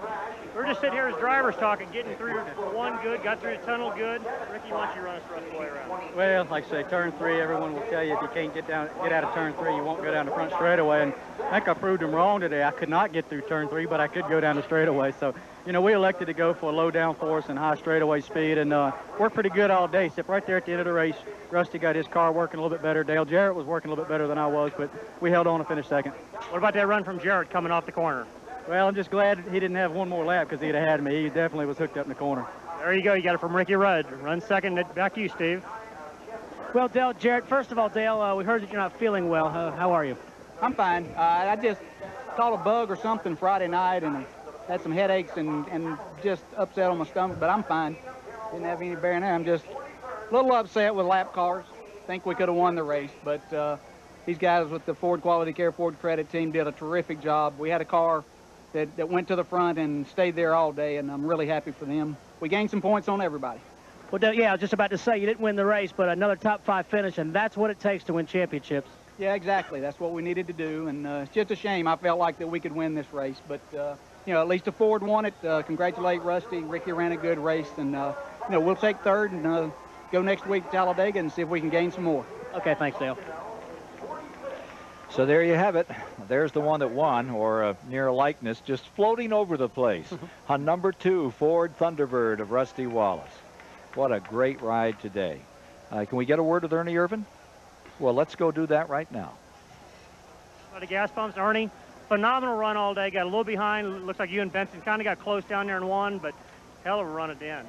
Well, I tell you, you know, it's really good to be, you know, finishing up like what we should be in the top 5. And, you know, the guys just, you know, gave me a great race car today. And, you know, can't say enough for the engine shop. You know, we were a little bit down last time we were here. And I tell you, I don't know what they did, but they stepped it up. I tell you what, I spent most of the time in the 28 pit today, Ernie, and those guys are pumped up on you. The 88 car, it's phenomenal how a 2-car team, they talked a lot on the broadcast about how 2 teams work together. How you think your 2 teams are working? Well, there's no doubt our 2 teams are working good. You know, I was sitting there leading, and Dale hadn't led a lap. I asked Larry, I said, has Dale led a lap? He said, I was just getting ready to ask you. He said, if you want to, you can let him lead. And I was already pulling over, letting him lead a lap, and I went right back by him. So, you know, that's the way 2 teams, you know, a 2-car team needs to work. And, you know, we share our setups together and, you know, shock setups, and, you know, that's what it takes to make it work. I'll tell you what, that's from Ernie Irvan, a great race team with Robert Yates. But I'll tell you what, folks, the race is on right now. We're all on our way to the airport. That's the best race of the whole weekend, is trying to get out of this racetrack and beat traffic. We're gone. Well, thanks, Mike, for a great job today. Mike Wallace. And Steve Burns is with the pride of Michigan, Johnny Benson. Yep, Johnny Benson had just 2 top 10 finishes before today. Johnny, great run. I'll tell you what, we're pretty excited for the Pennzoil Pontiac and their whole team. Man, what a great job they've done. We were junk when we got here last time, and, you know, didn't feel too good about that. None of us did. And it says, man, when we go back there, we need to run good. And they did. They put a heck of a car together. It's not even really the car we were going to bring here. We just happened to bring the car we ran out loud, and it worked really good, and we took a chance on bringing it here. Johnny, how did you get things turned around then? If you were so bad last time, junk in your words, how did you get so much better today? Well, the team's always done a great job, so hopefully the driver just get around here a little bit better. But we were just, I don't know. I don't know on that first one. We're just, nothing seemed to go our way, and we just had a bad day. So we're hoping definitely coming back and to improving on that run, and it looks like we did that today. Okay, thanks, Johnny. Great qualifying and a great finish. Let's go now to Rick Benjamin. Well, Steve, it's time now for the Plasticoat Winning Finish Award. Plasticoat is the official spray paint of NASCAR, and they're proud to sponsor the Winning Finish Award. It goes to the winning crew chief. That's Robin Pemberton of the Penske South Group. Plasticoat presenting $2,000 to Robin today, the highest finishing Winston Cup team participating in Plasticoat's award program. Now, at the end of the year, the crew chief with the best average finish wins $25,000. We'll see how it plays out. Congratulations to Robin Pemberton and the entire Penske South Racing Group. A big win today in the Miller 500 here at Pocono. Rusty Wallace enjoying the accolades in victory lane. We'll come back, find out a little more about today's event on TBS right after this.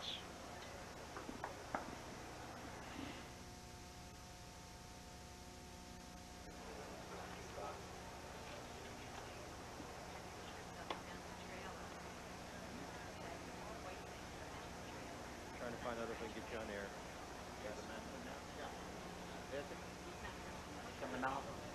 What'd Jeff Okay. finish? Okay.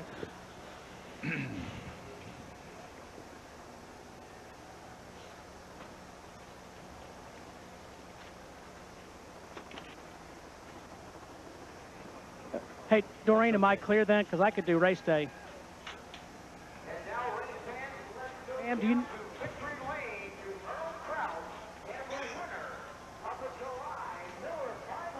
Okay, I don't have Jeff at the moment. He's working his way. He's not out yet.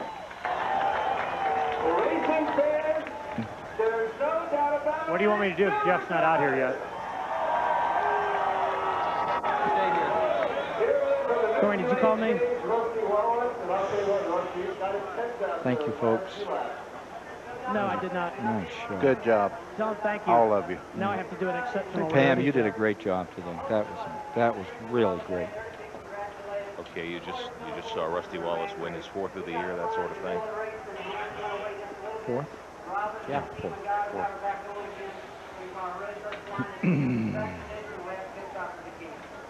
I still don't have Gordon.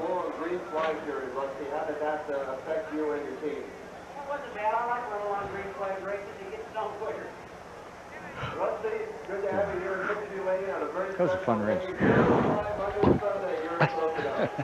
I don't know that he is. I mean, he said he's coming, but hasn't walked out the door yet. Here comes my bus. Let's do something here.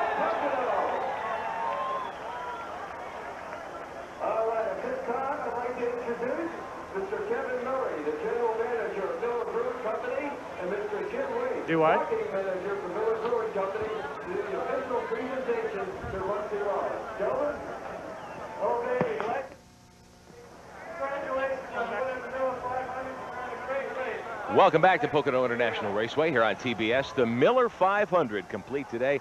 Rusty Wallace gaining his 4th Winston Cup win of the 1996 season. Picked up a lot, 65 points Rusty gained. He was 9th in the Winston Cup standings coming in today.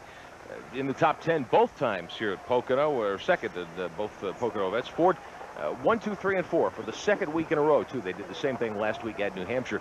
Rusty holding off Ricky Rudd today, and Ernie Irvin and Dale Jarrett for a great victory here at Pocono International Raceway. Next week, the Tour moves to Talladega, fastest speedway in the world, 500 miles, and Rusty and his team looking to make it 2 straight here next Sunday afternoon.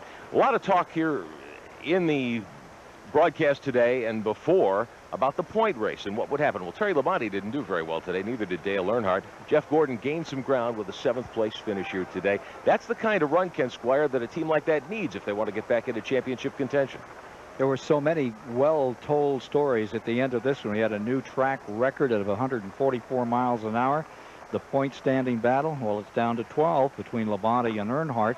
Jeff Gordon now just 80 points behind. Dale Jarrett whittling away, 157, and Ricky Rudd 323 out from the top man, Terry Labonte. As you look further back, Marlin, Schrader, Wallace, Musgrave, and Ernie Irvin in the top 10 as we move on to race number 18. Take a look at the results on today's race. John Benson's 5th place. That's his first ever top 5, his first career top 5. Lake Speed, a little further back. Lake Speed, first top 10 of the year for Lake. Well done job for him as he came home in 8th position. Mark Martin in 9th, and Derek Cope for Bobby Allison had himself a 10th spot. Looking a little further back on this one, Jeremy Mayfield a lap down in 12th with Michael Waltrip, and Earnhardt ended up the day in 14th with Schrader 15th. Ricky Craven finishing up in 20th today as he tries to get back onto a cycle that's something besides down, which he's been in for 4 or 5 weeks. And Bill Elliott has a 21st on a track where he's had a considerable amount of success. Rick Mass back there in 30th. Greg Sachs with his new ride, 29th for number 29. So, gentlemen, final thought from you, Buddy Baker, about what we've seen here today. Well, it's a great auto race. I'll tell you what, I'm sure we're going to hear something about the rules, though, and the Ford's domination on the major speedways. We heard it from the Chevrolets when they were winning. I look for it to happen again with the Fords dominating like they did today. Well, how about you, Chad, a little? Nice to have you with us. Well, I appreciate it again. Like always, I mean, it was a wonderful race today. We saw a lot of green flag racing, which is always exciting because you get to see the pit crew perform in green flag racing, and that's what those guys practice for. And towards the end, we saw the whole race come together, so a lot of fun. It was a lot of fun. A lot of fun to work today with Dick Berggren and Mike Wallace and Steve Burns down on pit road. In the STP Pit Center, Rick Benjamin, and sharing the booth with me, Chad Little and Buddy Baker. Celebrating today the victory of Rusty Wallace in the Miller 500, I'm Ken Squire.